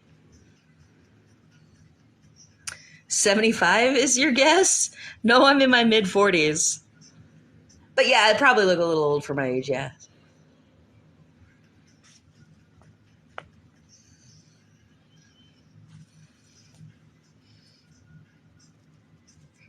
Java, Java, Java, Java, Java. Yeah. Yeah, eat the rich. I mean, that's, the super rich. Nobody is fussing and fighting. We're not looking at somebody who has a successful business and has enough to, house themselves comfortably. Until equity is met for everyone, it's just, we can't even think about that. I don't see how we can crawl out of this in my lifetime. And a lot of people are very understandably angry because it's hard. Have you guys seen the price of bread? It jumped from, like, the cheap bread jumped from like 75 cents to $1.25. I was livid. I was like, dude. Sorry about that. I was complaining about the price of groceries and stuff, and I'm, saying eat the rich. Nobody's complaining about Joe Schmo who lives comfortably, right? Like, I bust my butt to have the home that I have and feed my family, and Disagree. I disagree with that statement. You don't think people should be comfortable? No. I disagree with the statement that nobody's bitching about people that are just comfortable. We are just comfortable. We're not rich by any stretch of the imagination. Yeah, no. I get attacked every fucking day for being a capitalist scumbag, an entitled prick, part of the problem. Yeah, it's people like me that people go after every fucking day. Okay, I have a way. Listen, just hear me out. I don't think that they're mad that you're comfortable. I think they're mad that you agree with policies that they see as oppressing them. But see, that's the point, is I don't agree with policies that oppress them. They see that I'm a capitalist and they think that I agree with those policies. I agree with making sure that we have a living wage. That's not something they disagree with. I agree with making sure that unions are protected. That's not something that they disagree with. I agree with making universal health care something that exists in this country. That's not something that they disagree with. I agree with making sure that college is affordable and that public colleges are free at the point of service. That's something that they agree with too. But because I say I'm a capitalist, then I'm an oppressor. Yeah, because capitalism upholds those billionaires, and those billionaires are. Listen, I'm just assuming. Yeah, a small business owner, and hear me out. I am assuming, just from what I know about you, that you were not born with a silver spoon up your rear. Fuck no, I assume dirt poor. Yeah. Okay, so I'm correct. I eat comfortably now, but I remember. I remember what it's like to go a long time without eating and working every day. I remember one time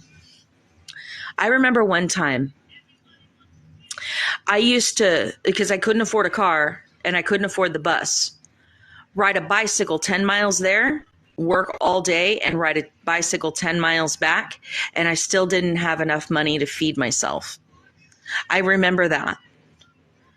And the sad truth is a lot of people are literally speaking out of pain and hunger because that's the state that these billionaires have us in. They're going to keep pushing. I think if you just take some time, and you can, because with new information, our opinions can change, right?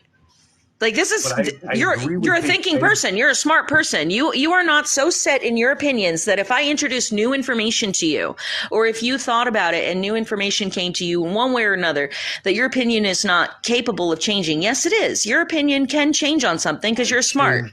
I've changed numerous of my opinions. Right. My point being with this conversation is the people that are coming to it from a point of being hungry. Yes, I was that person too. I agree that we need to take care of those people.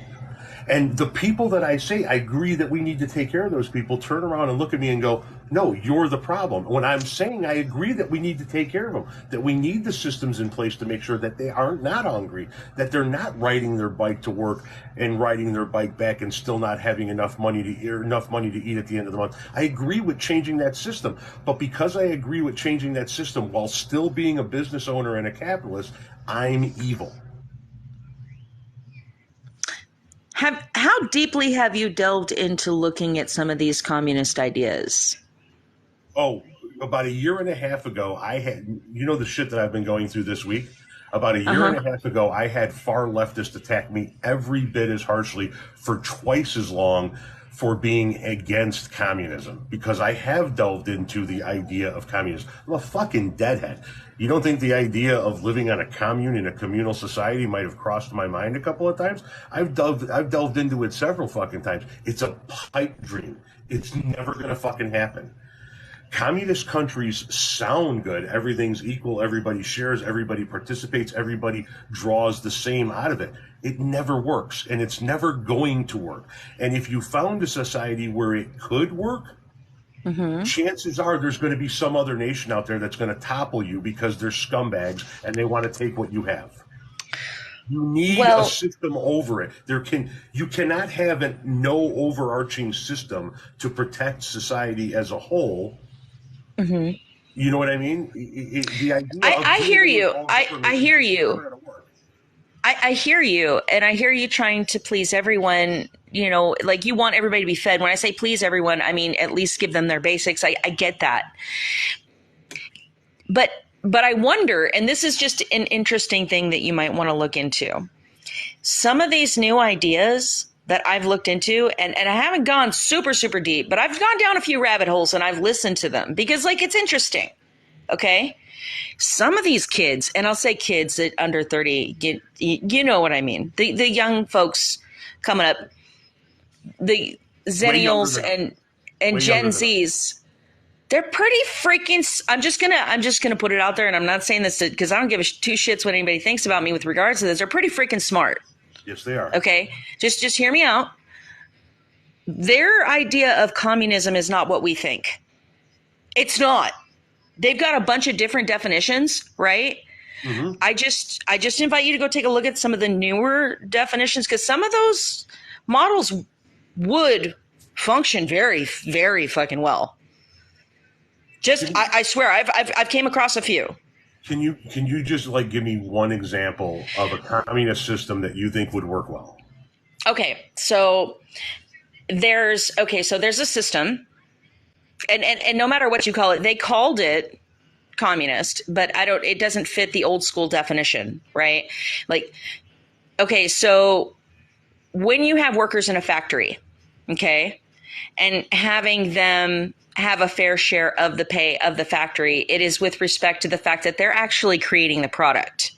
And if something good happens to make that factory more profitable, that some of that should go to them, right? But that doesn't mean that people can't own businesses and get some off the top, if that makes any sense, and live comfortably, even more so because their position is greater, their responsibility is greater, and their risk is greater with regards to being sued because of, like, let's say something doesn't work and it breaks and somebody scrapes a toe. I don't freaking know. You know what I mean?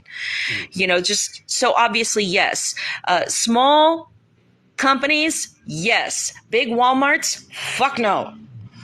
You know, they're like they're supportive of small business owners, just not big ass Walmarts. So what you're advocating for in that scenario is exactly what I have right now. I have a company. Yeah, that's what I'm saying. I think it's the word that you're using I think what you're describing is just, and I don't know all of it, but just from what I'm hearing from you, is not necessarily capitalist. It's one of those new types. It just like, look for it. There's a name. There's a name for it. It definitely is capitalist. I put the money out. I own the business. But it's a different name. There's a different name now. Hang on a second, though. I own the company. Well, my wife, and our partner. I'm using myself as an example for this conversation. I own the company. I run the company. I make the decisions. Okay. However, the decision that was made by us is that we're going to pay above industry standards to our driver for each load that they move, so that they're getting paid more than everybody else working around them. And then we're going to give them a portion of the profits every quarter for the truck that they drive. That's the system that we have in place with our trucking company right now. But it's still a capitalist system. And hang on a second. For paying our drivers above industry standards and giving them a portion of the profits of the truck that they drive, I am told that I'm a capitalist pig, and the drivers should own the means of production of my company so they can have 100% of the profits because they're the ones driving the truck. And when people say that to me, every fucking time I'm going to say, Fuck that. If I want to give them a portion of my profits, that's my decision. If a bunch of workers decide to get together and pool their resources and start a business and everybody shares in the profits, I got no fucking problem with that. I'm well aware of what a co-op is. If somebody's going to come to me and tell me that the business that I started and I built, I need to give my profits to the workers, I'm going to tell them to pound salt every fucking time. I think just let me ask the comments real quick, just so that they can verify. Because like I know you trust my word, but I think you kind of need like reassurance that you and me were. I'm just going to ask the comments because like you and me, we're about the same age, and our definition of capitalist and our definition of communism and our definition of socialism is different, right? Like, you know, words evolve, terms evolve, especially when we're talking about, you know, the parties switched colors, they switched values, they switched, you know what I mean? Everything changes with time. But in the comments, can people just start listing off the different types of economics now that we have, that people are having with ideas, just so you can just get an example? And yes, land back, of course, give indigenous peoples the rights to have say over what goes on in the land and put us in positions of political power, because we're going to do right by people. We're going to be, you know, we would fix a lot of this shit. Our customs and our ways would fix a lot of this, but I don't. Can I ask a question about that? Because I know nothing about it. Oh, it doesn't mean kick everybody off the that does not mean that's okay. Not. That when I hear land back, because I do not know anything about it, I wonder. No, it means give us the reins back because they're destroying the environment. Gotcha. Okay, I wanted to clarify that. Yeah, it's just give us the reins back because the folks who are not indigenous, they're just destroying their own people. Even I mean, just like wow, it's bad, you know. We've lived here for tens of thousands of years, and we know what works here, you know? Nellie, I know that you said that Google is free, and I understand that Google is free. That's a subject like global warming that I have not done any reading on, which is why I don't make any content regarding land back and indigenous people, and I don't make any content regarding global warming or climate change, because I don't know about it, because I haven't Googled it. But you see, the fucked up part about it is that when I talk on a wide range of subjects, I get people in the comment section that tell me I'm a fucking know-it-all. And then when I say I don't know anything about this subject, well, Google's free. Go fucking look it up. So now I'm supposed to know about every fucking subject on the fucking planet. With all due respect, I'm not talking to you, I'm talking to the commenter. With all due respect, that's fucking insane. Well, a lot of us don't have water, and a lot of us, you know, we're still being targeted. If you read nothing else, you can Google ICWA and then Supreme Court. If you do that, if you Google those two terms side by side, you're going to get the PDF, and it's 300 something pages long. It's long, I get it, but like read the dissensions. There are a few. Just read the dissension. Just consider the fact that we are sovereign citizens. It is literally a country within a state, each tribe, right? Mm-hmm. They're countries within a state. And then I just want you to read the attitude that they have towards our sovereignty. And just look at it, because I think you're going to be like, damn, that's rude as shit. How could you put it like that? It's very offensive. And that's just kind of how they think about us. A lot of us are really put at a disadvantage. It's bad. It's bad out there right now. Okay. The very fact that we had to fight for ICWA instead of expanding ICWA, which they should have done, they literally were like, we're just going to go ahead and decide whether or not we should even keep it, is offensive. It is painful. And a lot of these, and then there are whole tribes of people, masses of land where they've cut off water that it has always gone across there. It's the genocide is still happening. It's bad. That's why we say land back. Give us the reins. We can fix it. We don't intend on just like kicking everybody off the continent. That's not what land back is about at all by any stretch of the imagination. No, I think that the U.S. government needs to stop fucking with indigenous people and leave them the fuck alone. And I agree with you. The fact that there needed to even be a Supreme Court justice on whether or not the children of indigenous people should be allowed to be kidnapped is fucking mind-blowing to me. It's mind-blowing to me. Yeah. It's insane. But at the end of the day, land back is a good thing. And it's not a hateful thing. It's not an anti-European American thing. It's just dang, y'all broke it. Let's fix it. We still have a lot of our customs and ways and policies and procedures of our own that actually work, and everybody would be happier. I don't disagree with a single thing you're saying about indigenous people. Number one, because of what little I've read about it, I think is grotesque and disgusting, and because I agree with the positions that you're taking. There is not one thing that you and I disagree with on that end. Yeah, I know. That's why we're friends. I mean, you're very supportive. You've always shown that you were supportive. I think sometimes when we mean to be helpful on the whole trans issue, I would just be like, you know what? That's something, it's the internet. If how do I put this? It's not about, hey, I said we're going left, right? We're turning left down this road. Okay, not political left, just like a physical, geographical left, okay? We're moving left because everybody is going to, get water there. Let's say there's water at the end of the, we all need water. We're going left to go get water. And you said a good thing, right?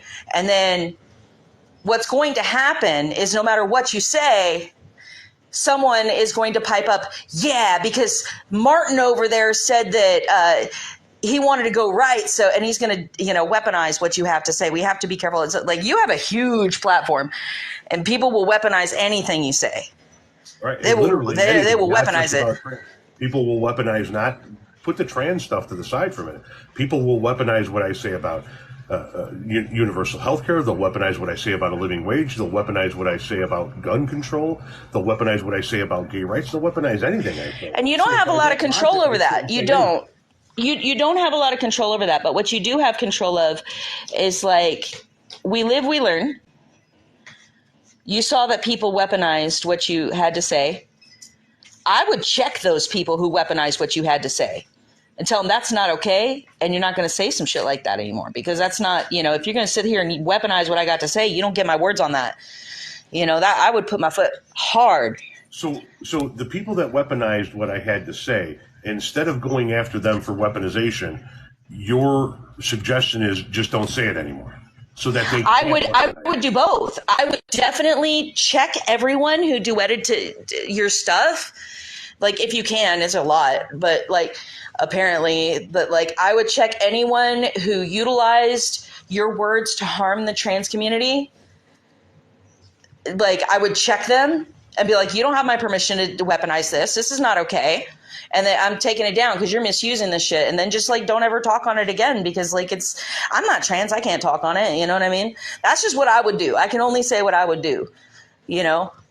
I would check anybody trying to weaponize what I had to say, because that's a very vulnerable community right now. I'd be real careful, because they're really under attack hard. They're literally passing legislation and it's flying. It's flying to literally unalive that. Look, so I watched what happened in Texas a year or so ago, right? They passed this thing. They said, okay, overnight, we're not going to allow trans youth any kind of gender affirming care. Well, that included them getting counseling, right? So those kids had overnight no counseling. Those kids at large, all of them, just instantaneously, boom, you don't have a counselor. You don't have a therapist. And then this evil lady made it so they took down the unaliving help hotline for these kids. That monster smirked when she was interviewed about it. It's grotesque. You see what I'm saying? The level of attack that they're under, just let's just do what we can. If what we can do is just be hey, all right, I'm not speaking on it. Because we can acknowledge what they're going through, right? We can say, hey, I see it. That's not okay. Oh, shit. That's all I do is I say, listen, I don't think that's right. I don't think that's right. I don't think that you should be making laws telling people that they can't exist as they are. I don't think you should be making laws telling people who can and can't get married, because I wouldn't want you to tell me I can't exist. I wouldn't want you to tell me who I can marry. I want you sure as fuck. Oh, I know her. Hi. This person right here, we've been I've known this young lady for a long time, and nobody should have a right to tell me how I should live, or how she should live, or how she should live. It shouldn't be done to anybody. Right. And that's all we should be saying. If we're not trans, that's like all we really can, because if we don't know because we're not in their position, then there's a good chance we might literally accidentally do harm. Let's let her talk now. All right. Can't hear you. Can't hear you. No. Can't hear you. Can't hear. The mute sign is still on.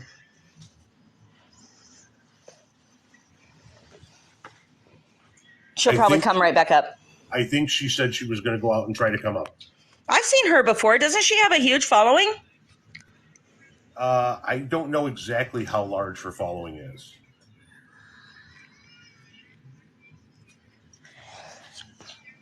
Hello? Is that better? Now Much better. All right. Thank you. Just so that you know, you have a slight delay. Okay. So I've been listening for quite a while. My partner made me aware that, first of all, Tom, you've been drug out by the community and held in pretty much a lot of anger over the comments that you made. And I watched a couple of the videos, and first of all, I wanted to just come in and address this subject broadly.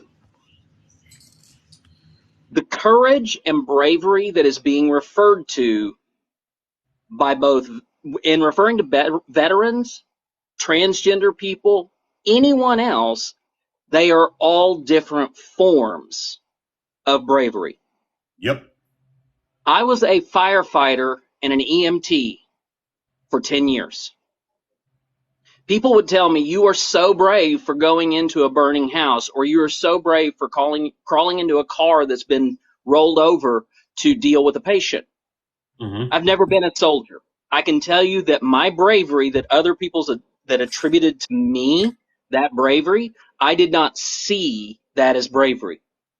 I saw that as I was doing what I needed to do to be authentic to myself. Okay.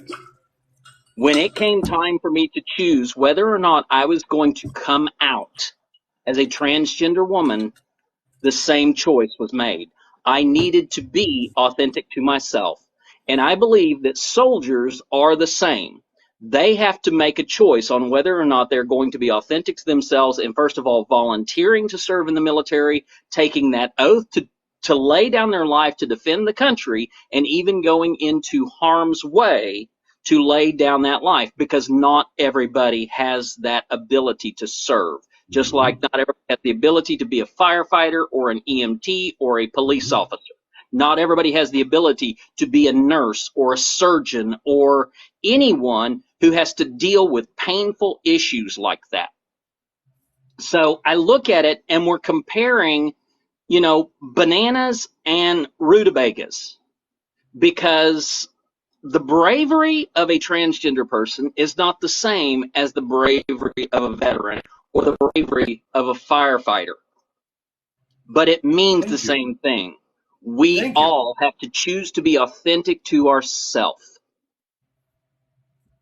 And in the course of that, be who we are in the face of that authenticity. There have been plenty of people who have gone in, volunteered to be a soldier, faced combat for the first time, and knew that was not them. Does that make them a coward in the face of that? No, it does not. It makes them brave, but not authentic in the face of battle. Do I know firefighters who could never be an EMT? Absolutely. I know firefighters who will face the hottest fires. They will knock down the worst possible, flames, but you give them just a little bit of blood on the surface of the skin and they pass out quicker than anything. That does not make them cowards. It makes them authentic to who they are and what they do. Now, Agreed. Okay, and I'm just wanting to say that anyone who wants to make this a black and white, and say it is the same thing or it's not the same thing, that there's no way you compare, that it's ridiculous to say that a transgender person is more brave than a soldier. Bullshit. Say that again. I said that if an individual wants to claim that a transgender person is braver than a soldier, a veteran, I say bullshit. Not because one is more brave than the other. It is that both are choosing to be authentic to who they are in the face of the circumstances they confront. Agree wholeheartedly. Can I pause you for 1 second? Yep. My mods in the comment section are doing a good job of this already, but I want to reiterate to all of my mods in the comment section, I've seen a lot of comments referring to her as a dude and a bro and this guy and whatever.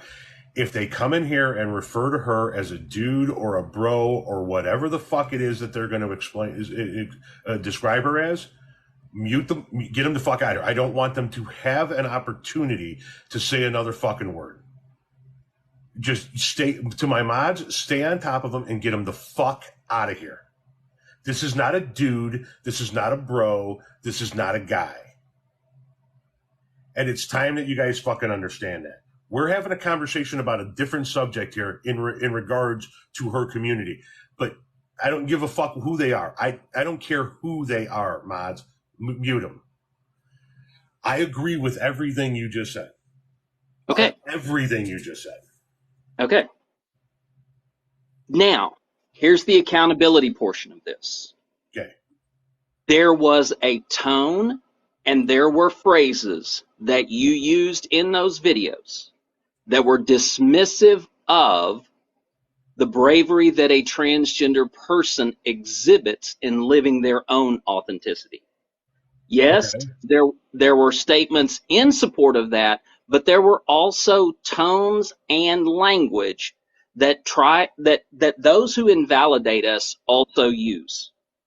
And that is something that if I use language like that, I need to know what that is so that I know not to use that language anymore. Exactly. So what language did I use? So there that were I know. Times I would have to go back and I would have to make notes on everything that you said because I was just doing an impression video of what you said. I wasn't doing a deep down critical, dive on every phrase that you used. But there were times where you said something either in the words you used or the phrase, the tone you used. I kind of went, oh, Tom, oh. And so it really was a situation where there were moments. And I'm not calling you a transphobe. I am not calling you a trans antagonist. I have seen what you do. I have seen what you have said. But I also am a member of the community, and there were times when I was like, oh, I wish we could have rephrased that one. And I will be willing to go back through that with you. Please do. If you could go back and make notes on that, that is something that I would be more than happy to have a discussion about. That is not something that people are bringing to my attention. The people that are coming to me in my comment section anyway are coming to me going, no, you're dead wrong.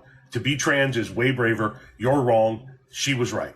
They're not saying, hey, listen, we understand where you're coming from, but you might have used a tone or two or a phrase or two that was insensitive. I've used phrases in the past that were insensitive that I had no fucking clue were insensitive towards other marginalized communities until they fucking brought it up. Until they said, that's not, here's a prime example, right? About a year ago, I did a video so it was a woman that had like 4 or 5 kids by 4 or 5 different guys. And the guy, one of the fathers of one of the kids showed up with McDonald's for his kid and nobody else's. And she ripped into him about, if you're going to bring food for one, you're going to bring food for all. And I did a video and I referred to her as a baby mama. And I got lit the fuck up by people saying that is a racist term. And for a few days, I was like, whoa, did I really use a racist term? Because I would have never said that term if I thought it was racist. And I thought about it and I looked up articles about it and I went and looked up videos until I finally went to a person of color that's a mutual of mine on this app. And I talked to him off app and I said, hey, you fill in on this. And that person of color said to me, that's not racist in the least bit. And I went searching for that fucking answer. You know, I wanted to know, because if that's a racist term, then I don't want to use it anymore. I now understand that the term redskin is racist, right? Mm-hmm. Yes. I grew up in a world where that was a football team name. Right. I grew up in a world where, looking the way I look and watching the team play on TV every day, I never thought for 2 fucking seconds that it was, until it was explained But to me. with new information, our opinions can change on things. I changed my viewpoint. Now, if I'm given information about certain phrases or certain terminology that I used that might have been transphobic, I would certainly more than consider not using that terminology again. Does that mean I'm going to change my mind about the bravery of a soldier and the bravery of a trans person? No, I'm not. It means I'm going to change the way I speak about it if I'm using terminology that is offensive to people. I consider this person a friend. This person has been, we've been on this app talking about things for well over a year. I would never in a million years intentionally want to hurt her feelings about anything. Can I add a caveat when we're checking on things?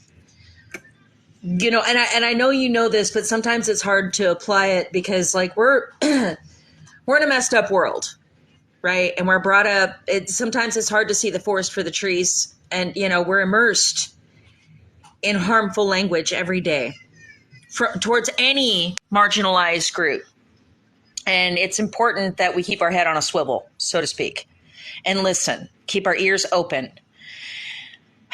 I see sometimes people will check with somebody from a marginalized demographic that they know, right? And that person will give bad advice. You know, the whole, hey, you know, nobody's a monolith. If you're walking with a group, like let's say you have a green shirt and you know, most people in the group have green shirts, but every time somebody in a pink shirt travels towards the outside, the world picks them off, right? Hurts them. You know, they're your marginalized group. They're always being picked on. That's why there's fewer pink people with pink shirts, right? At some point, you have to say, we have to bring them in and protect them. And we have to listen real close to them because they're being picked on more than we are. You know what I mean? So just because one person from a marginalized demographic says that something's okay, we have to listen. Because like maybe somebody with a pink shirt said, no, I'm fine towards the edge. Don't tell me. Okay, so, like, but it's still, you know what I mean? If other people from that group are saying it, then we just say, okay, just to be safe, we're just going to, you know, be careful. And I understand exactly what you're saying. And this is a prime example of it, right? Here's a person from the group in question that is saying, I know who you are. I understand where your heart is. And I understand what you meant to say when you said that. You use certain keywords and phrases. Yet I have 200 times more members of this community coming after me, telling me the opposite of what she's telling me, which is, you're dead wrong. Well, you're a fucking transphobe, you're a homophobe, you're dead fucking wrong, and would disagree with what she is saying. So am I supposed to listen to the 200 times more, or the person that I know and trust? I would listen to somebody from that demographic before I would listen to somebody from our demographic and being cis. I mean, if that's the only, I'm listening to. Yeah, definitely. Now, go ahead. One moment. Yeah. Okay. Insult added to injury doesn't justify the original injury. Because what do you mean? Meaning that the slight injury that was done, people tried to correct you. They tried to point out, this is not the take. You need to come at this. Think about this in just a way. And Tom, I've seen you do series, you know, of clapback videos. Okay.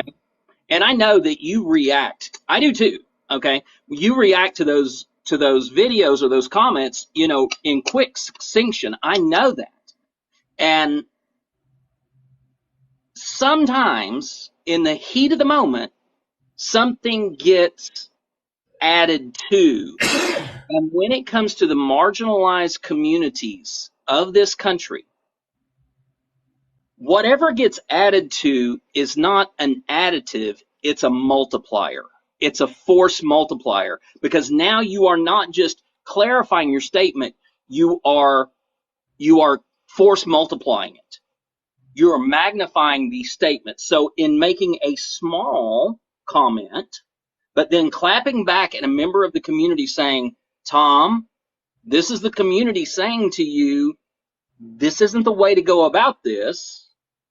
It may be in their sensitivity that they are coming to you, and it may sound like they are hot and bothered, but due to the sensitivity that we are in, due to the arrangements that we are dealing with right now in the country, that sensitivity is warranted, because we are finding fewer and fewer allies who remain true to us throughout the battles.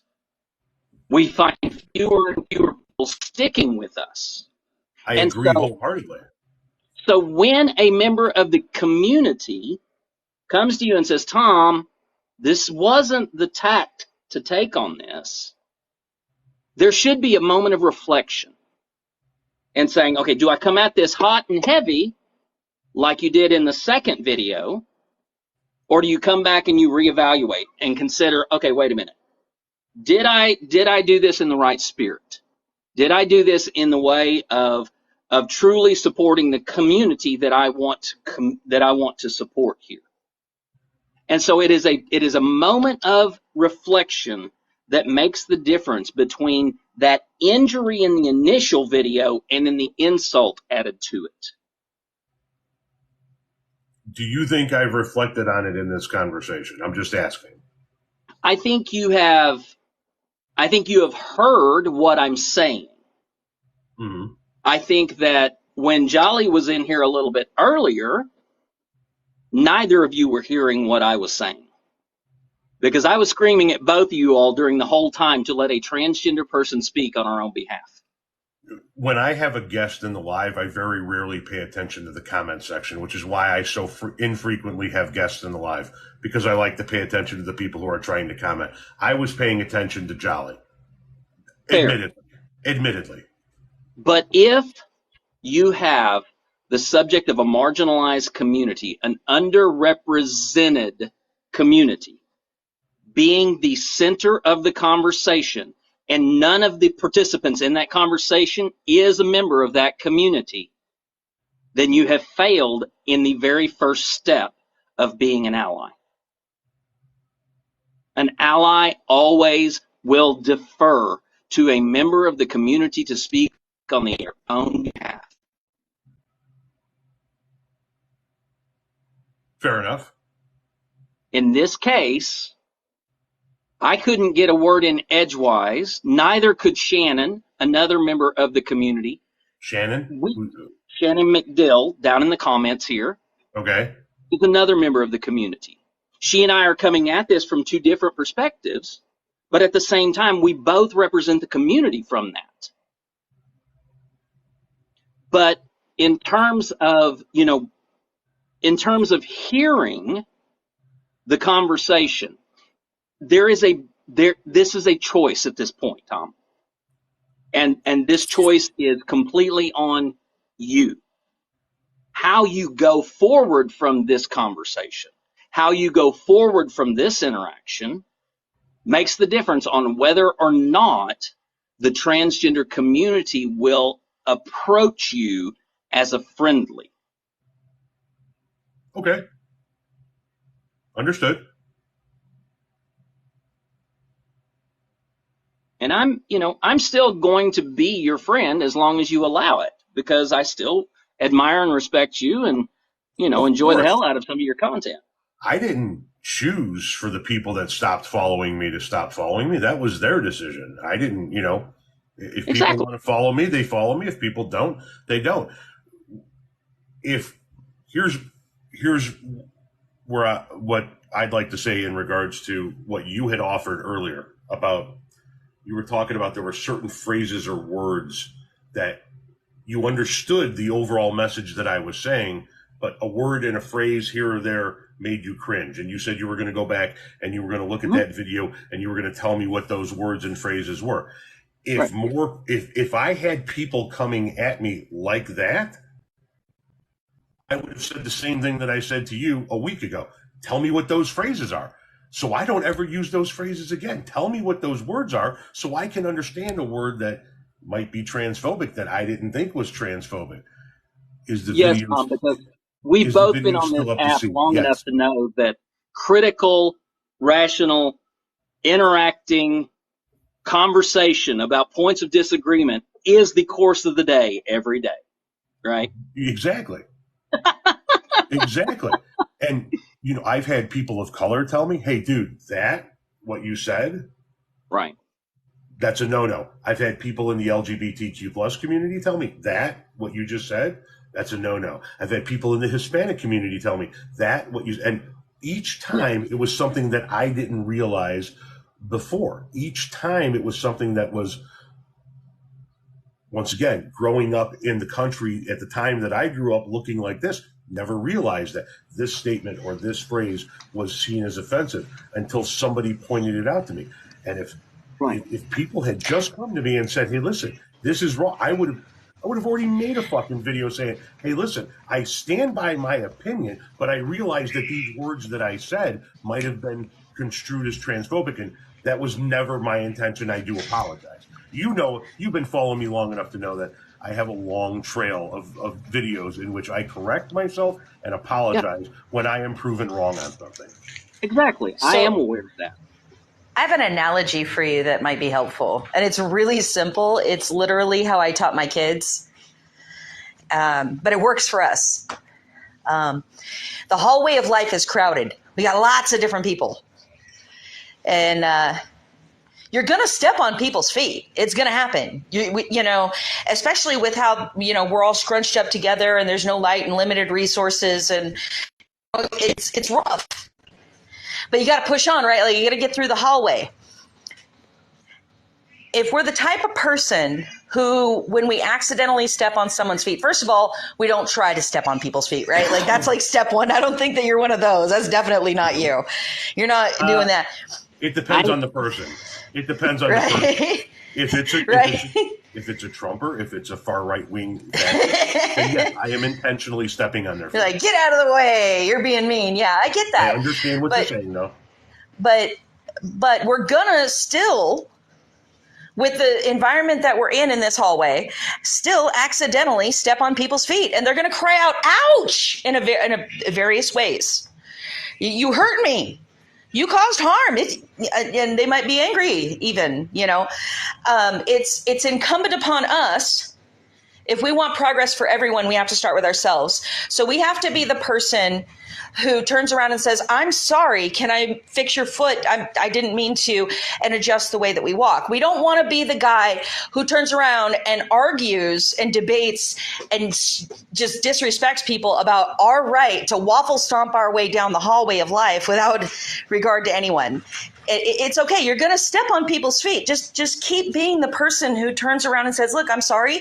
Let me adjust the way that I walk. Can I help your foot? I want to ask Genevieve something, if I can, please. Yeah.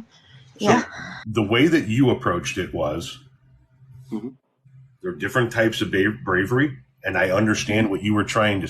I laughed at Waffle Stomp too, and you were just pointing out that it's different types of bravery, and that you understood exactly what I was getting at, but I might have used some terms and some phrases that were harmful towards the community. Yes. Is that what you heard from Jolly? Because what I heard from Jolly is your position is harmful. No, I wasn't listening for Jolly's words to you. I was listening for Jolly's representation of me. Because Jolly was not coming. He came in hard and strong and said, I'm a veteran, I'm a combat veteran, and I am speaking on behalf of the veterans. But then he switched channels and said, now I want to defend the transgender community. And he did not speak for me in that case.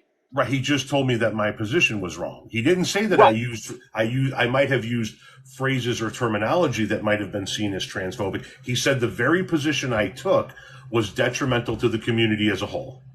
And Shannon has knocked to come up. She may have the similar position to Jolly. I don't know. I'm just trying to come at this from a place of I want to reconcile you to the community. Yeah, Shannon McDill. She's not in the queue. Okay. Well, she said knock knock, so I didn't know. Shannon McDill is her name. I'll step down for her to Okay, make hang it on a less second. crowded up here because I'm not trans, but I love y'all. I'm here just to ask, but can't speak for you again. That's, but really I'm nice sorry to that you're see everybody. tired, Chris.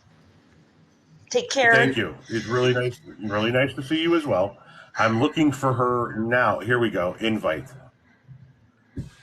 While you're taking off and while we're waiting for her to come in, give me 1 second. I take a water pill. I need to use the bathroom several times a day. We do too, Tom.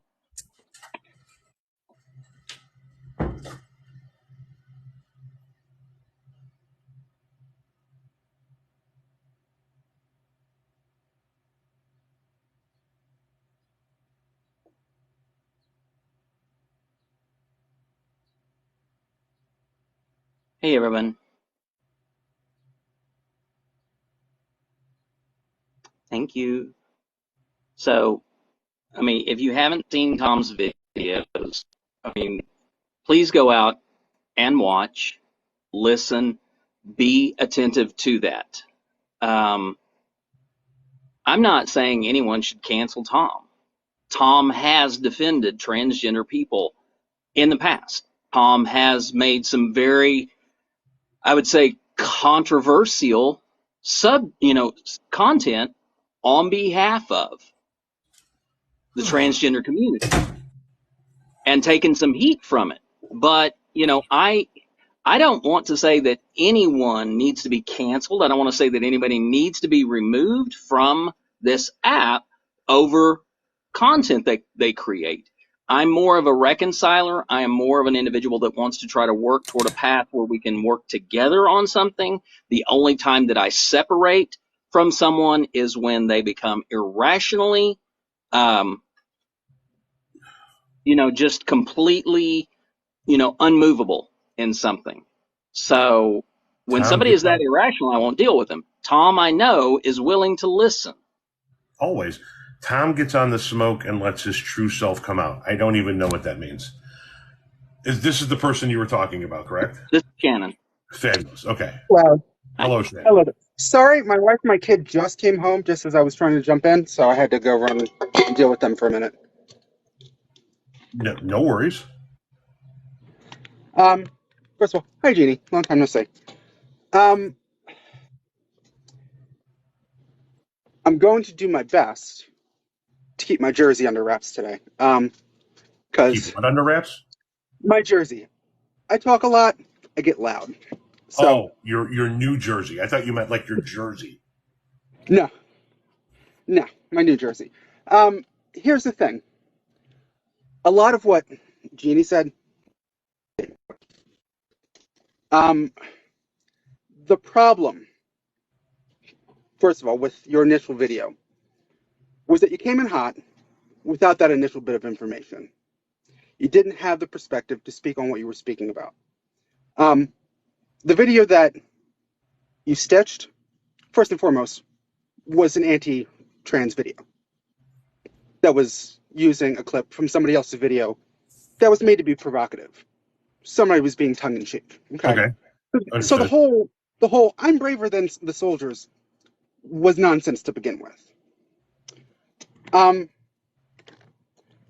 in that video, you spent the entire time not even entertaining everything you just said you agreed with Jeannie on. You didn't even entertain the idea of what our bravery was and how we exist and how we move through the world and what we have to deal with. You didn't stop, you didn't pause, you didn't consider it. You just said, it's idiotic. And you said it over and over again. And you did the same thing in the next video. And in the next video, you picked a comment, which again, was being intentionally sardonic and provocative. And just going, you know what, I don't care what you have to say. We are braver. Where there are tons of very calm, well thought out comments, tons of videos where people are responding to you in very measured, calm tones, and you have not responded to any of those.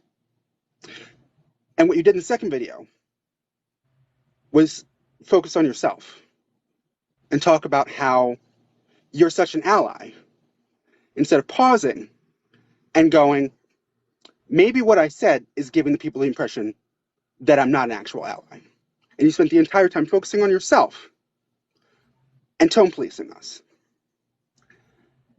That's the problem that a lot of people are having. And you can make you can debate whether what was said in the initial video is an actual fact or not. If you really want to go into debating the bravery of trans people versus soldiers versus medics versus police or firefighters, the point is,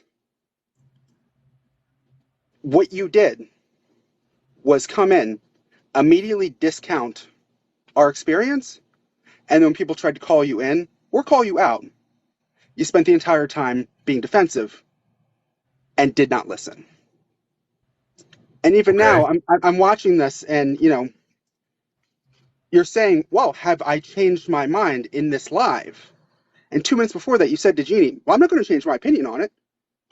If people want to say, hey, I shouldn't use certain words, fine, but I'm not going to change my opinion." And what that says to me is you're willing to work within the bounds of perhaps tone policing yourself, but not necessarily engaging with the perspective of the community itself in a meaningful way. And that's where the problem is. I hear what you're saying. I want to ask you a question. At the beginning of what you said that, so you explained how the video that I stitched was actually, it wasn't that trans person's video. No. It was somebody else that took that video and put it in their video to be transphobic. But you then said, and I'll have to go back because these things are recorded. We'll have to go back and look at it. Yeah. You then said the statement that was made, "I'm braver than any combat veteran ever," was ridiculous. So you don't agree with that statement, correct? It depends. It depends on how you're looking at it. What I'm hearing is that maybe you guys don't agree with that statement, that there are two different forms of bravery, this bravery versus that bravery, and that's not necessarily the issue you took with me, but rather the way I approached it, some of the words I used, some of the tones I used. And I got to be honest with you. Yes, people stitch and duet my videos, not just trans videos, my landlord videos, my abortion videos. There is no fucking way I could ever look at all of them. It's just impossible. But what I'm seeing here is not what I'm getting in my comments and my messages. It's just not. I'm getting, "You're flat out wrong. We are braver." Okay, you if that's the way you feel, I don't know what to say. That's not what people are saying. You approached it wrong. You had a wrong tone. You used a few wrong phrases. "You're flat out wrong," is what I'm being told. So, Tom, Shannon and I both have been down in the comments yelling at "Let a transgender person speak" on behalf of the transgender community. Many times we have found that the only way to be heard when dealing with the subject matter of our community being accepted for who we are is to get very loud and offensive and in people's face. Squeaky wheel gets the grease. Understand, yeah. And yeah, I've also noticed that the squeakier wheels fit into TikTok's system because they rise to the surface because more and more people comment on those. You don't see the rational comments because they get pushed down in the comment stream. True. That's absolutely true. With the number of comments I get, yeah, you get the ones that are more provocative, more whatever term you want to use. They're the ones that actually get seen the most. And you're right. I get 29 million comments or views a week, and it's just I see the ones as you scroll through. You're absolutely correct. But the other side of it is that we have a span of what, 100 characters that we can use. Well, it's very limited. Shannon and I now have your undivided attention. And we can come at you with the nuanced conversation styles that are necessary to be able to talk about this issue. So Absolutely. while it sounds like what we're saying is different than what you encountered in those comments, the substance of what those comments were about is being splayed out in much more nuanced detail with you right now in a conversational manner. If that's what you're saying, then I absolutely take your word for it. When you see it in initial format, no, you're fucking wrong. I don't see the nuance that you guys are bringing to the conversation right now. The things that you said earlier about you might have used, not might have, you did use a term or a phrase that I probably don't even fucking know is transphobic until somebody says to me, hey, do you know that that's harmful? Hey, do you know that that's wrong? Hey, do you know that that's bad? Hey, do you know that that's racist? Hey, do you know that that's sexist? That's the point about people like me. We don't know that shit until somebody points it out to us. This is an opportunity for it to be pointed out. Screaming at me in the comment section that I'm just an asshole transphobe isn't helping point that shit out in the least bit. You have done more in one fucking live than 10,000 comments in a video. I will say Jeannie has done an excellent job explaining a lot of this. Jeannie always does. But I will say you don't need anybody to explain to you that maybe you should make a video yelling at trans people that what they're saying is idiotic. So you okay? So now we're back because doing that, not thinking, okay, how is this going to come across? How is this going to feed the discourse on this topic that you yourself have said I don't necessarily have the experience to completely speak on. yeah. And to your question before about whether I agree with the original post, and I said it depends on your point of view. I haven't checked since this morning. I made a video responding to, I think, your second video this morning. Was I this conversational in that video? No, I was sarcastic and being cheeky, but trying to make the point. Whether the person initially in that first video was just taking a piss or not, the point that what we go through is involuntary. What we go through, we don't ask for. I didn't ask to be trans. If I could have just stayed a guy, just being mediocre in, a normal, everyday, well, I'm biracial, so I was going to get shit anyway. But I could have very comfortably, existed that way, except the fact that I'm trans. And I could not help that. And it was either transition or unalive myself. That's where I was at. People who are firefighters, police officers, medics, or in the military decide to do that. It's a job. It's a dangerous job. It takes bravery, yes. But it is a different kind of bravery than me walking around the corner to the corner store hoping that somebody doesn't attack me every single day. I agree wholeheartedly. I've said it a million times. You guys are far braver just existing in this country than I as a straight white man am. And I will say, you said you couldn't respond to all the videos. When I checked this morning, there weren't that many directly responding to.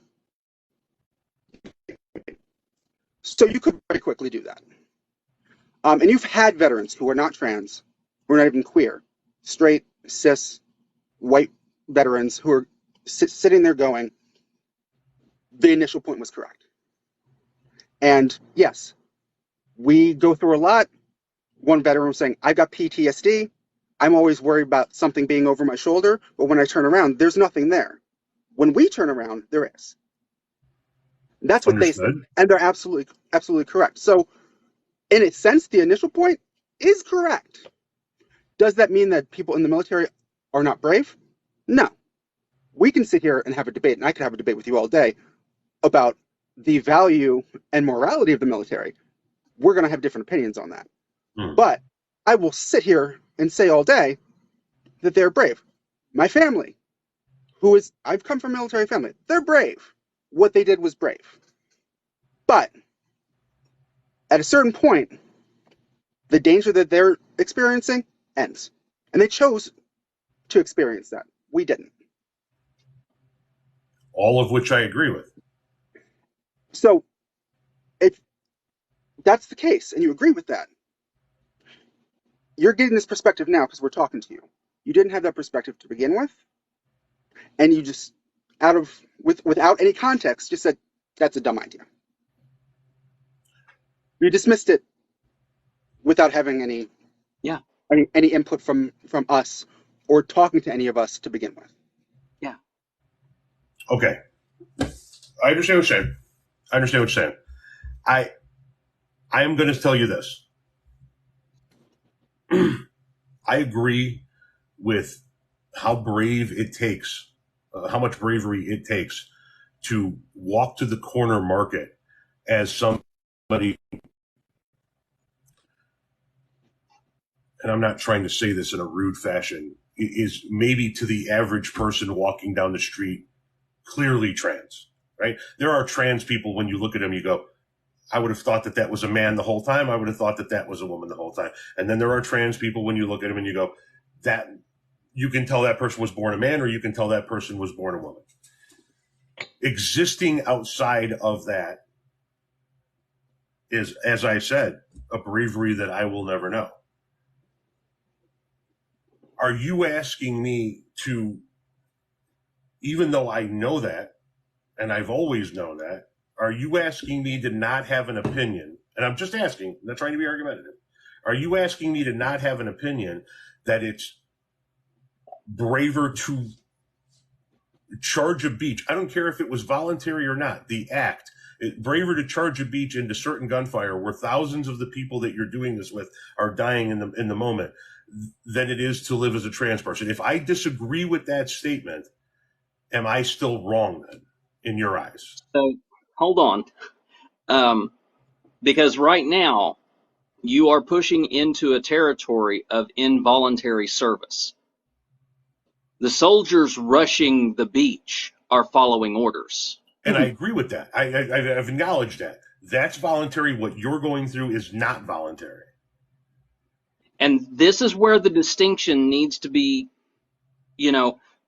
when we talk about bravery, we're not talking about the order to do something. We're talking about the internal fortitude to step forward in the face of something that is dangerous.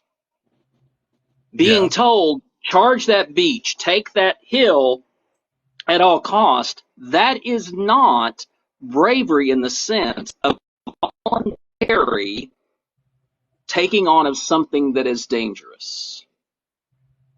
That is a duty. That's an obligation. So are you saying it doesn't take bravery to carry out your duty? Sometimes it takes more you duty. You volunteered for it. I'm sorry, I didn't understand what either one of you said. You talked over each other. Gina, go ahead.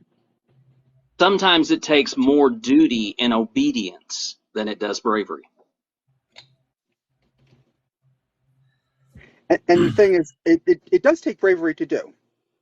It does take bravery to do. But it is a bravery that you voluntarily signed up for. It is something that is a job that you took upon yourself, knowing that it was going to be dangerous. I agree with that. I know that one is voluntary and one is not voluntary. One is an order and one is just how you feel. But when you're giving that order, your brain still has to tell your body to go do that. And that takes bravery. And like Jeannie said earlier before you were on, it's a different kind of bravery, which is why I don't understand how the two are compared. How one can go, this one's braver than the other one. I'm saying it takes a tremendous amount of bravery, even if you're ordered to do something to march into certain death, just as it is tremendously brave for a fucking trans person to go to the corner store in Texas. I couldn't even fucking fit that into my head, how dangerous that has to be. Tom, this is where tone and language is where I wanted to point out. Okay. You used the phrase, that is idiotic, in reference to the statement that the person made who was a transgender individual. And I didn't go back and do the deep dive on it. I was only looking at your material, like I said, because I wanted to get an impression of what was going on. You used that phrase and the tone of dismissal of that person's bravery. Yes, I did. In light of a comparison to a military individual. Yes, You I did. dismissed it. You did not give credit. I looked at a video of somebody that I felt was being dismissive of somebody else's bravery, and I reacted to that. You're absolutely right. I can't deny that. I looked at a video of somebody saying, "But you think you're brave? No, you're not. I'm brave." And I think both are brave. But you did not say that. You're correct. I did not say that in that video. You've been following me long enough that you know that I have said that in numerous occasions, though, correct? Action is weighed heavier than intention, Tom. Do you know that I've carried that position, is my point. I do know that you have not in the past shown trans antagonistic behaviors. And Correct. something that you need to be aware of is that our trust of allies is perpetually tenuous all the Oh, time. I can imagine. I can only imagine. And you said a minute ago, like, are you saying, was I saying that you shouldn't have an opinion? No, you should have an opinion. You should have an informed opinion. And in those videos, you did not convey an informed opinion. You did not And convey that's that you fair enough. had engaged with what we were saying and tried to get an understanding of the perspective. You were just dismissive. And you can have allies say they're supportive, say the right things for years, and then once you get the most minute pushback, blow a gasket. It happens all the time. And I heard a comparison the other day of, like, being on thin ice. Being on thin ice and knowing if you go one direction towards certain people, you're going to fall through the ice because they're standing. They want you to walk on the thin ice. But then somebody's saying, "Here, come over this way," but the ice is thin over there, and you're saying, "It's too thin. I can't do that," and they start dragging you over there because they think they know what's better. I understand the videos you've made in the past, but the way you came out of the gate so aggressively was alarming. And then when people tried to push back, and there were many people that did it very gently, and you might not have seen it, but then you found one very antagonistic comment, which was meant to be antagonistic, and responded to that and doubled down. So you have lost a lot of people's trust. You have lost a lot of people's trust in doing that because you did not, by all appearances, engage with it in good faith. Fair enough. You were dismissive, and when people tried to call you out, you just said, "Don't tell me how to talk," basically. Now, fair enough. I want to inject just a little bit of context into this. Shannon and I are sitting here sharing with you this perspective. Shannon and I's relationship was broken because I did the same thing you did. What? I'm sorry. Say that. Elaborate if you don't mind. The relationship that Shannon and I have had in the past is broken because I did the same thing you did. I came in hard and heavy on a community that was not my own, and I defended my own position without taking the time to the concerns that were being verbalized to me by people who had a right to call me to that. Okay. Meaning that I've been in the seat that you are in right now, having to understand that in my effort to hold to my opinion, hold to my position, and hold to my justification, I trampled over the representation of another group that did not have as much representation as I did. I used my privilege and I used my hurt feelings to address a person who did not have that same privilege. And obviously you guys have mended your relationship since then, I'm assuming. Nope. This is the first time we've talked in months. It's the first time we've really seen each other in months. Gotcha. Do you guys still have, I'm just asking, do you guys still have animosity towards one another, or do you feel differently as time has passed? it's a space. I don't know. We haven't talked about it, and it's something we probably better talk about off screen if we want to. Yeah. Totally understandable. Totally understandable. I guess one of my mistakes was assuming that the thousands of other videos that I've made have all been seen by the people that would have seen that video, and they would have known my position ahead of time, because I have for 2.5 years made my position, I think, quite clear. Otherwise, I don't think that you would be a mutual of mine. Right. Exactly, Tom. Right. Okay. So I think that I have made my position clear over the course of 17,000 videos over 2.5 years. So probably one of my mistakes was assuming that when I made that video, which was, well, admittedly, I was hot when I made that video. I will fucking own that. That people would understand that I wasn't coming at it to attack trans people. But I don't know. I mean, Jolly Good Ginger was just in here, says, I haven't seen your other content. So obviously, he doesn't have any kind of a basis of what all of my positions are over the course of the last few years seeing my content. So again, when it comes to issues of marginalized community, listen to the members of the marginalized community and not those who claim to be allies.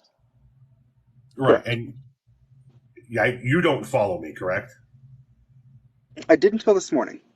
Okay. I don't know how much of my content you're aware of. I know you followed me for quite some time, correct? Yeah. And I hope that you have seen the videos in which I say I never use the term ally, ever, because it's not my fucking place to say if I'm an ally. I have held that position from the very beginning. Oh, do you think you're an ally to this community? I don't know. Go ask that fucking community. All I can do is express my opinions on what I think is right and wrong. And if somebody views me as an ally, then I'm an ally to that person. If somebody doesn't view me as an ally, then I'm not an ally, which is why I never say I'm an ally to anybody, because not everybody of every community is going to view anybody as everybody as an ally or not an ally. I have people correcting me on things where you view me as, I think, at least some type of a friend, if not maybe an ally. And I've got plenty of people who don't view me as an ally from your very community. So it's not for me to say. That's why I don't ever use the term ally. I don't ever want to portray myself as an ally because it's not my fucking place. Let me ask you never my something. fucking place. Can I ask you something, though? Yeah. Do you want to be an ally? Oh, do I want to be an ally? You want to know what I want to be? I want to be fair towards all people. If that makes me an ally, I don't know what an ally is. Everybody tosses that fucking, there are terms that get tossed around all the time now. Woke, ally, bootlicker. These are terms that get tossed around at the fucking drop of a hat. So what an ally is to you might not be an ally, what an ally is to them. So do I want to be an ally? I don't fucking know. I want to be fair to all people. I want to make sure that every single person, and forgive me, I know you tried to keep your jersey down. My Chicago doesn't stay down. I want to make sure that every fucking person on this fucking planet has the same fucking chance that I had. I want to make sure that everybody gets looked at equitably when they're trying to get a loan for a house, or they're trying to get hired onto a job, or they're trying to get into school, the way that people would have looked at me. Because people have looked at me for 51 years and said, hey, he's all right. He's a white straight guy. The fuck we got to worry about? Banks have never been afraid to loan to me. People have never been afraid of my presence. Employers have never been afraid to hire me. I don't know what it's like. So what I would like to see is, I didn't know the sexism that existed towards women in this country until I got married and watched what my wife went through, and then had 2 daughters and watched what they went through. And I went, well, wait a minute. Why are they going through? Why is she making less than the fucking guy in the next building over doing the same fucking job? This doesn't fucking make any sense. Does that make me an ally? I don't know. I just want to be fair. If that's the case, if you want to be equitable to people, then sometimes, and again, Chicago has the same problem as Jersey. Pause, take a breath, and equitably consider what other people are saying before you react to it. Fair enough. Fair enough. I shouldn't assume that people already know where I come from, and I shouldn't assume that what I'm going to say is going to be taken as everything else that I've ever said.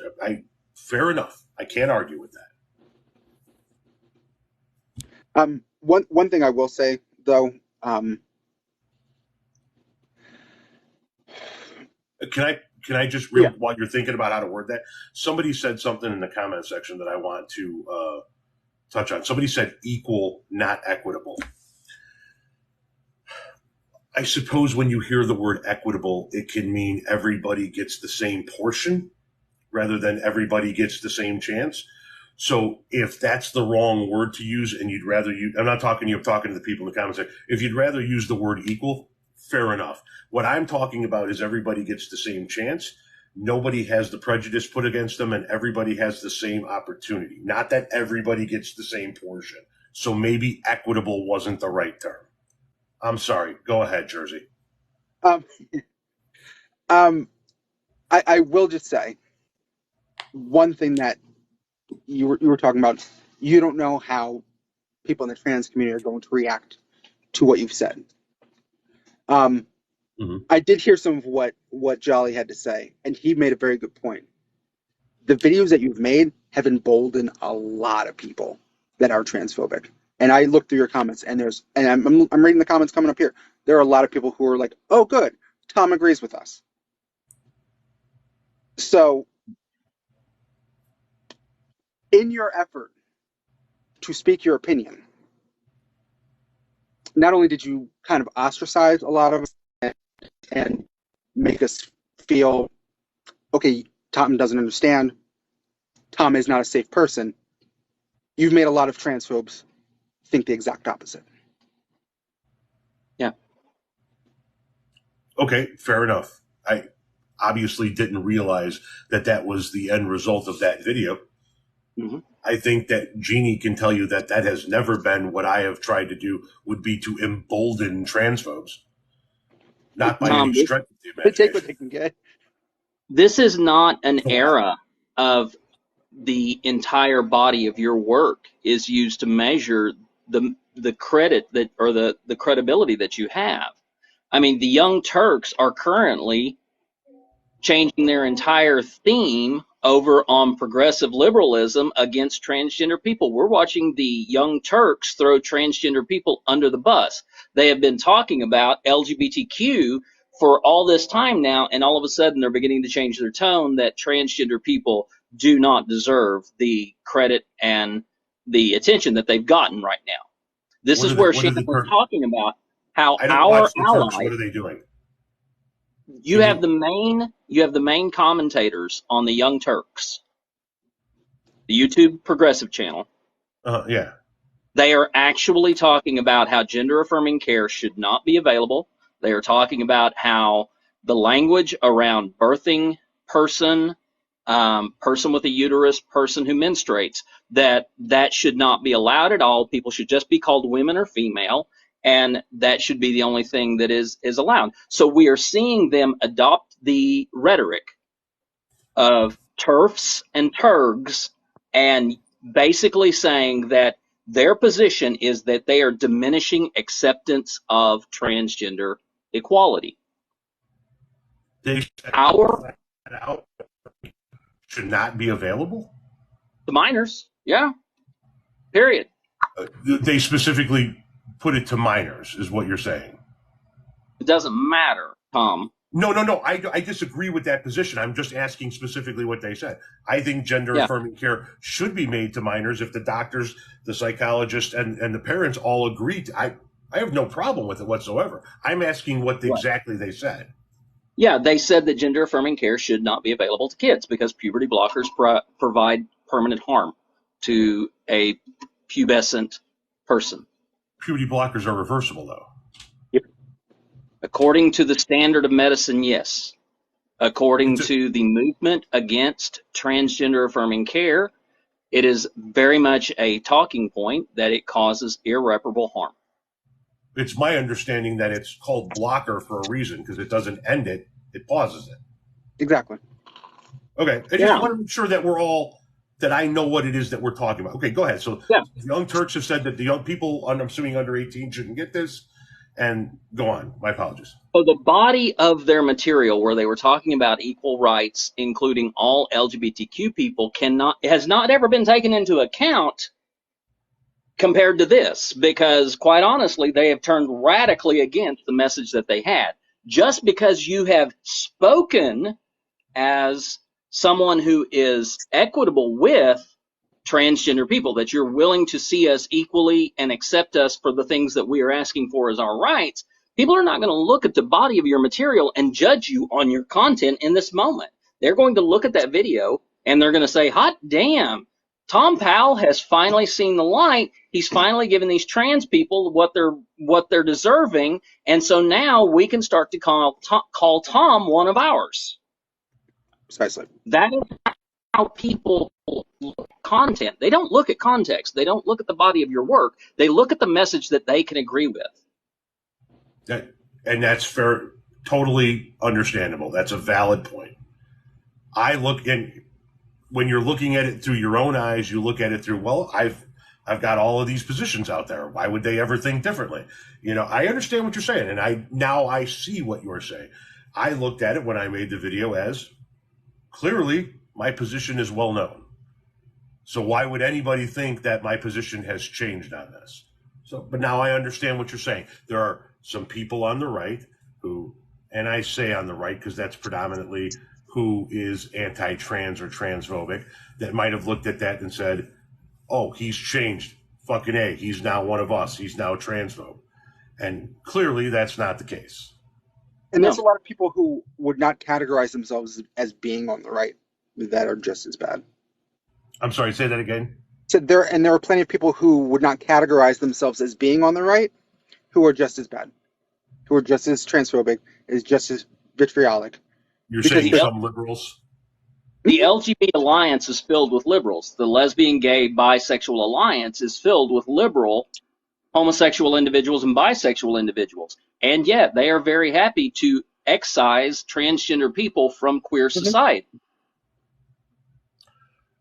J.K. Rowling. Okay, so you're saying sometimes, for lack of a better way of putting it, because I talk somewhat simplistically, what you're saying is that maybe the L, G, and B is trying to do away with the T. I'm not saying maybe. I'm saying parts of you're the not community part of you're not part of us. You're not part of our community. Right. Got it. Okay. Well, that's fucked up in and of itself, because and that's why we don't looked at it as it was all one community. That's why we don't take left and right, or even members of our own community at their word. We take people at their action. We look at what they are doing, because the impact is going to have longer consequence than the intention. Somebody comes in and say, look, I support trans people, but, and from that moment forward, nothing else supports being a trans supporter in word. Because from that moment forward, if it is an actionable thing, if they are saying the but, they are immediately putting themselves in a place of, if this is happening where I am going to be against transgender people. At that moment, it goes from word to deed, from intention to impact. And to just address some of your question about what your language was that was kind of a red flag for a lot of people. Yes, please. In, I think it was the second video, when you were talking about what you have done in the past, the videos you've made in the past, is you went kind of through this catalog and then said, but, exactly what she said, but, and then was wildly dismissive of what trans people were saying in your comment section. And again, you can disagree with the initial point, but the way you went about it came across as, I'm being an ally, look at all I've done. Don't try to call me in. How dare you try to say that I've done anything wrong? Look at what I've done in the past. I'm above reproach. That's how it comes across. That's how it comes across. Fair enough. So a lot I of can people are see going to that. see that and then immediately go, everything he's done before was just performative. Hmm? If they've seen it. Listen, I understand exactly where you're coming from, and that is something that I didn't. That's not a perspective that I looked at when I made the video, admittedly, and thank you very much for pointing that out. If I thought for 1 minute that anybody would look at a video that I made after knowing my position, and I know that you didn't know my position, and nobody else knew it when they saw it, and thought that I changed and suddenly became transphobic, man, that would I would hate for anybody to feel like I thought about them in that manner, because I certainly do not in any way, shape, or form. And so, if I approach that from a certain manner, then yeah, I need to learn how to fucking approach things from a different manner. You said you may still agree with the initial, or still hold the initial opinion, disagree with the initial opinion, but the manner in which you approached it, totally understandable. And I can see what you're saying there. I believe I started the second video by saying I have made thousands of videos in support of the trans community. Mm-hmm. Because I have, right? And I still disagreed with the initial statement that was made, but I understand how you're looking at it as, all right, you disagreed with it, but what you're saying is that we should all agree with you because you have supported us in the past. Oh, fuck you. I'm your ally. You listen to me. Basically. Right? That's essentially what you're saying, right? Ally begins with or includes at any point all of the opportunities that they have taken to be seen as an ally. It's virtue signaling. And it is taking the opportunity to say, I need to be recognized for the thing that I did to support this community and prove that I am as good as I say I am. Virtue signaling is one of the things that marginalized communities are paying attention to. The other thing that marginalized communities are paying attention to, and transgender people are getting just as good at this as everybody else, marginalized communities have seen more butts than a proctologist, and we're kind of tired of butts. Well, come on, who doesn't like a good ass? But hang on a second. There's a joke there. I'm going to leave it alone. What'd you say? I told Jeannie there's a joke there, but I'm going to leave it alone. Well, in this chat, you just started following me today, so you don't know what my humor is. No, those kind of jokes they're more than welcome around here. No, I've been following you for a long time. Right on. Okay, so I totally understand where you're coming from, and I wholeheartedly understand that it came off as a fuck you, I'm your ally, you should listen to me. And you haven't been following me up until this point in time, so I have a question for you. Yeah. Up until I made that video, did you view me as supportive of your community? Oh, no. No? No. Really? Why not? What I saw was, well, again, to use your own language, you were somebody who was fighting for the equality of all. Okay. I never considered you as somebody who would get down in the trenches and fight with me. I considered you somebody that would definitely, take a position and say, look, that's as much right as this person, this person, this person, and this person. But when it came down to specifically fighting for who I am in society, I didn't feel that you were going to be right there beside me in that situation. Elaborate on fighting for, if you could, please. Like, what actions do you mean?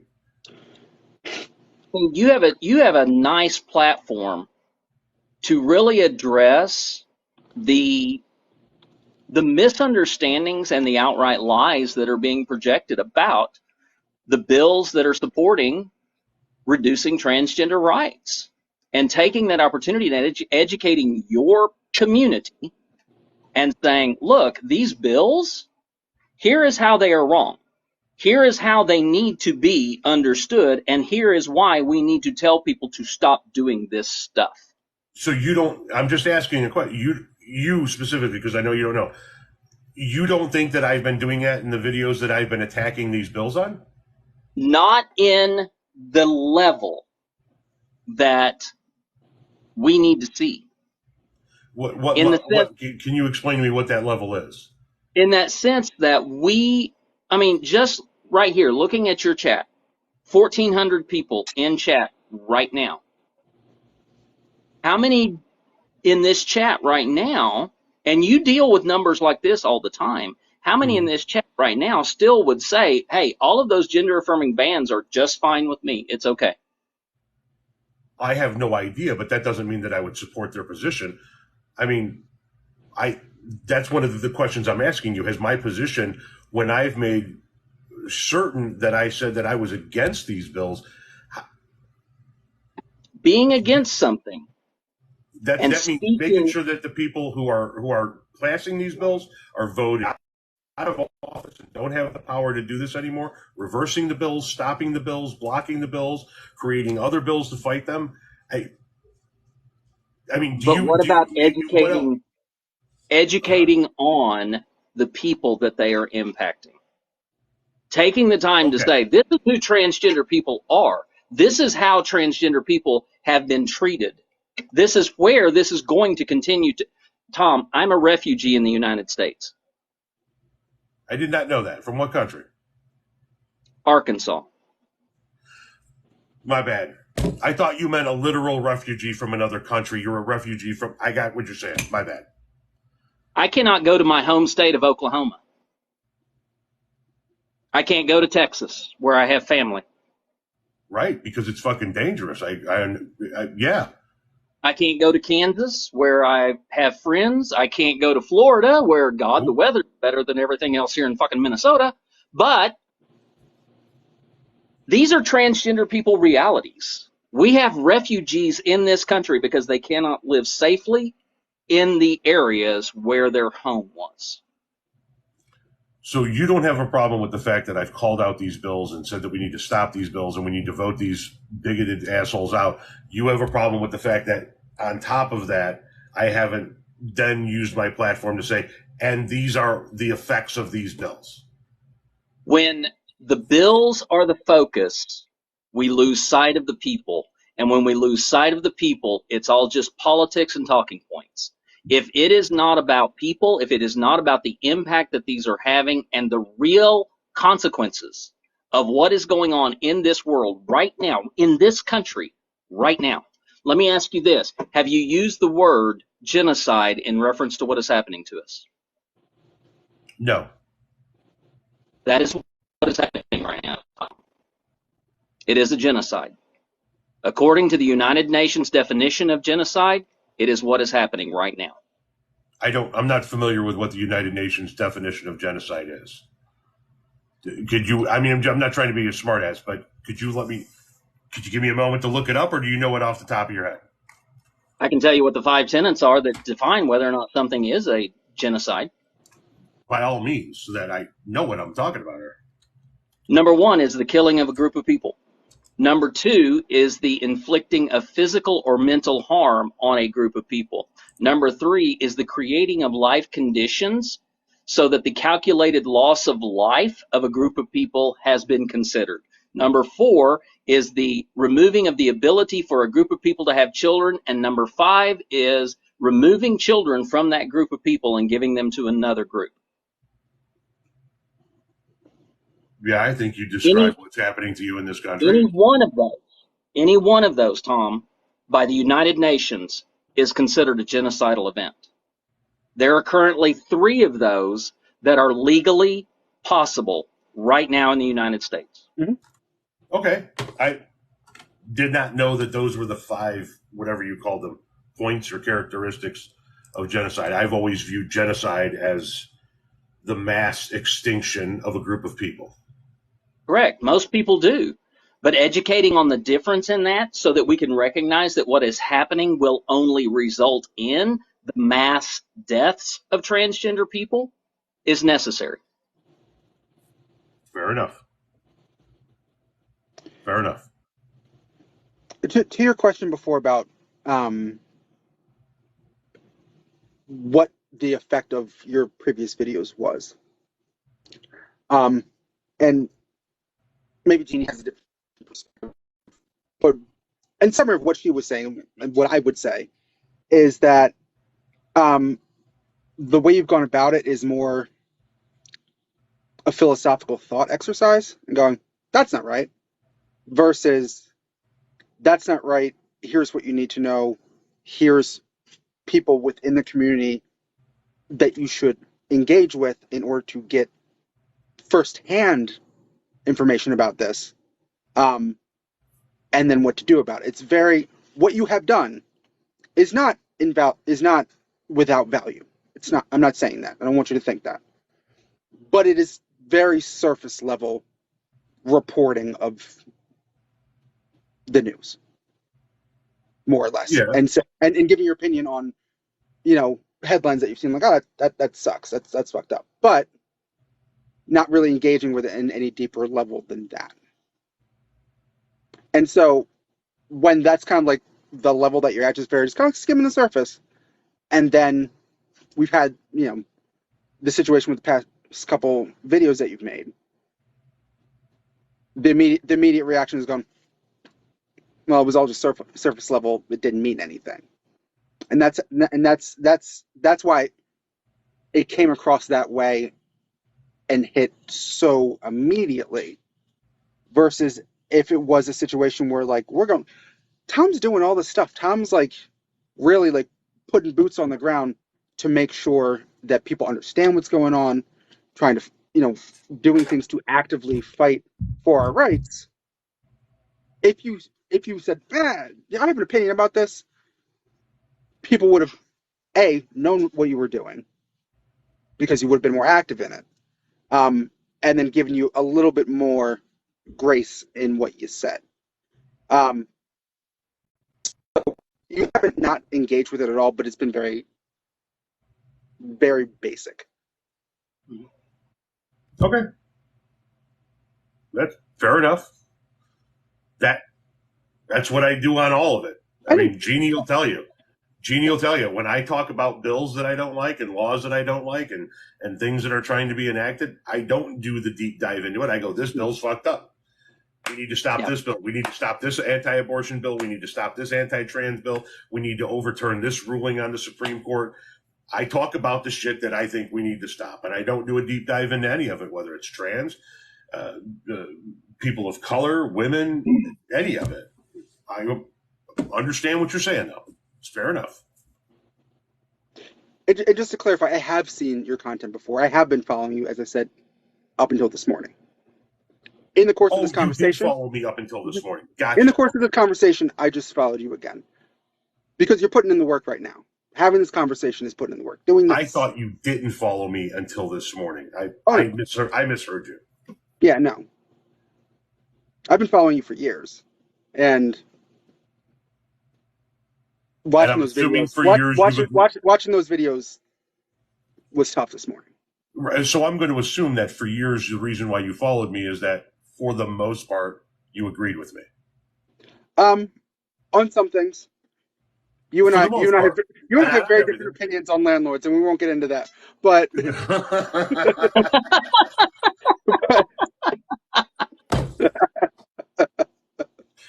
Listen, I can't do another 3 hours on landlords.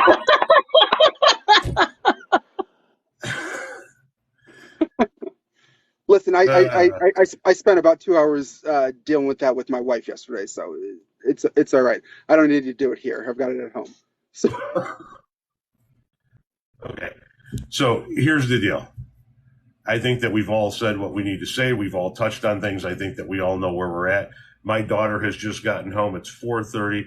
I need to start getting dinner going. So I would appreciate if you guys let me go, and then the two of you reach out offline to one another. Yeah. Because the two of you seem like at one point in time You might have really liked each other. The two of you seem like at one point in time you might have really been friendly with one another. And I think that if the two of you can sit in a live with the likes of me, and I can change your mind to follow me again to show you that I'm willing to listen, then I think that you know that this person is willing to listen, and you know that this person's willing to listen. So how about you let me get the fuck out of here, and you two guys do what you got to do, okay? We'll work Hell, on this. you're live, Tom. You can kick us out at any point. Yeah, exactly. I'm Jeez. going to end the fucking live in just a second. I just want to say, though, before you go, I appreciate you letting us on. I appreciate you having this conversation. Because a lot of people wouldn't. Well, and I think Jeannie, and you essentially, I know that you've been following me. I think that you guys know that I'm willing to have a fucking conversation with anybody. Nobody scares me. Nobody's going to fucking make me cower, but people do make me think. And from where I came from the racist upbringing and the sexist upbringing and the homophobic upbringing and the misogynistic upbringing, if I can become the person I've become over the course of so many years, then you got to know that I'm willing to listen to just about anybody. I even listen to the people on the right. I just don't ever fucking agree with them. What? Fair enough. Tom, they're ladies? Yeah, I'm aware that they're ladies. Oh, it's because I said you guys? You say that to my wife and daughters.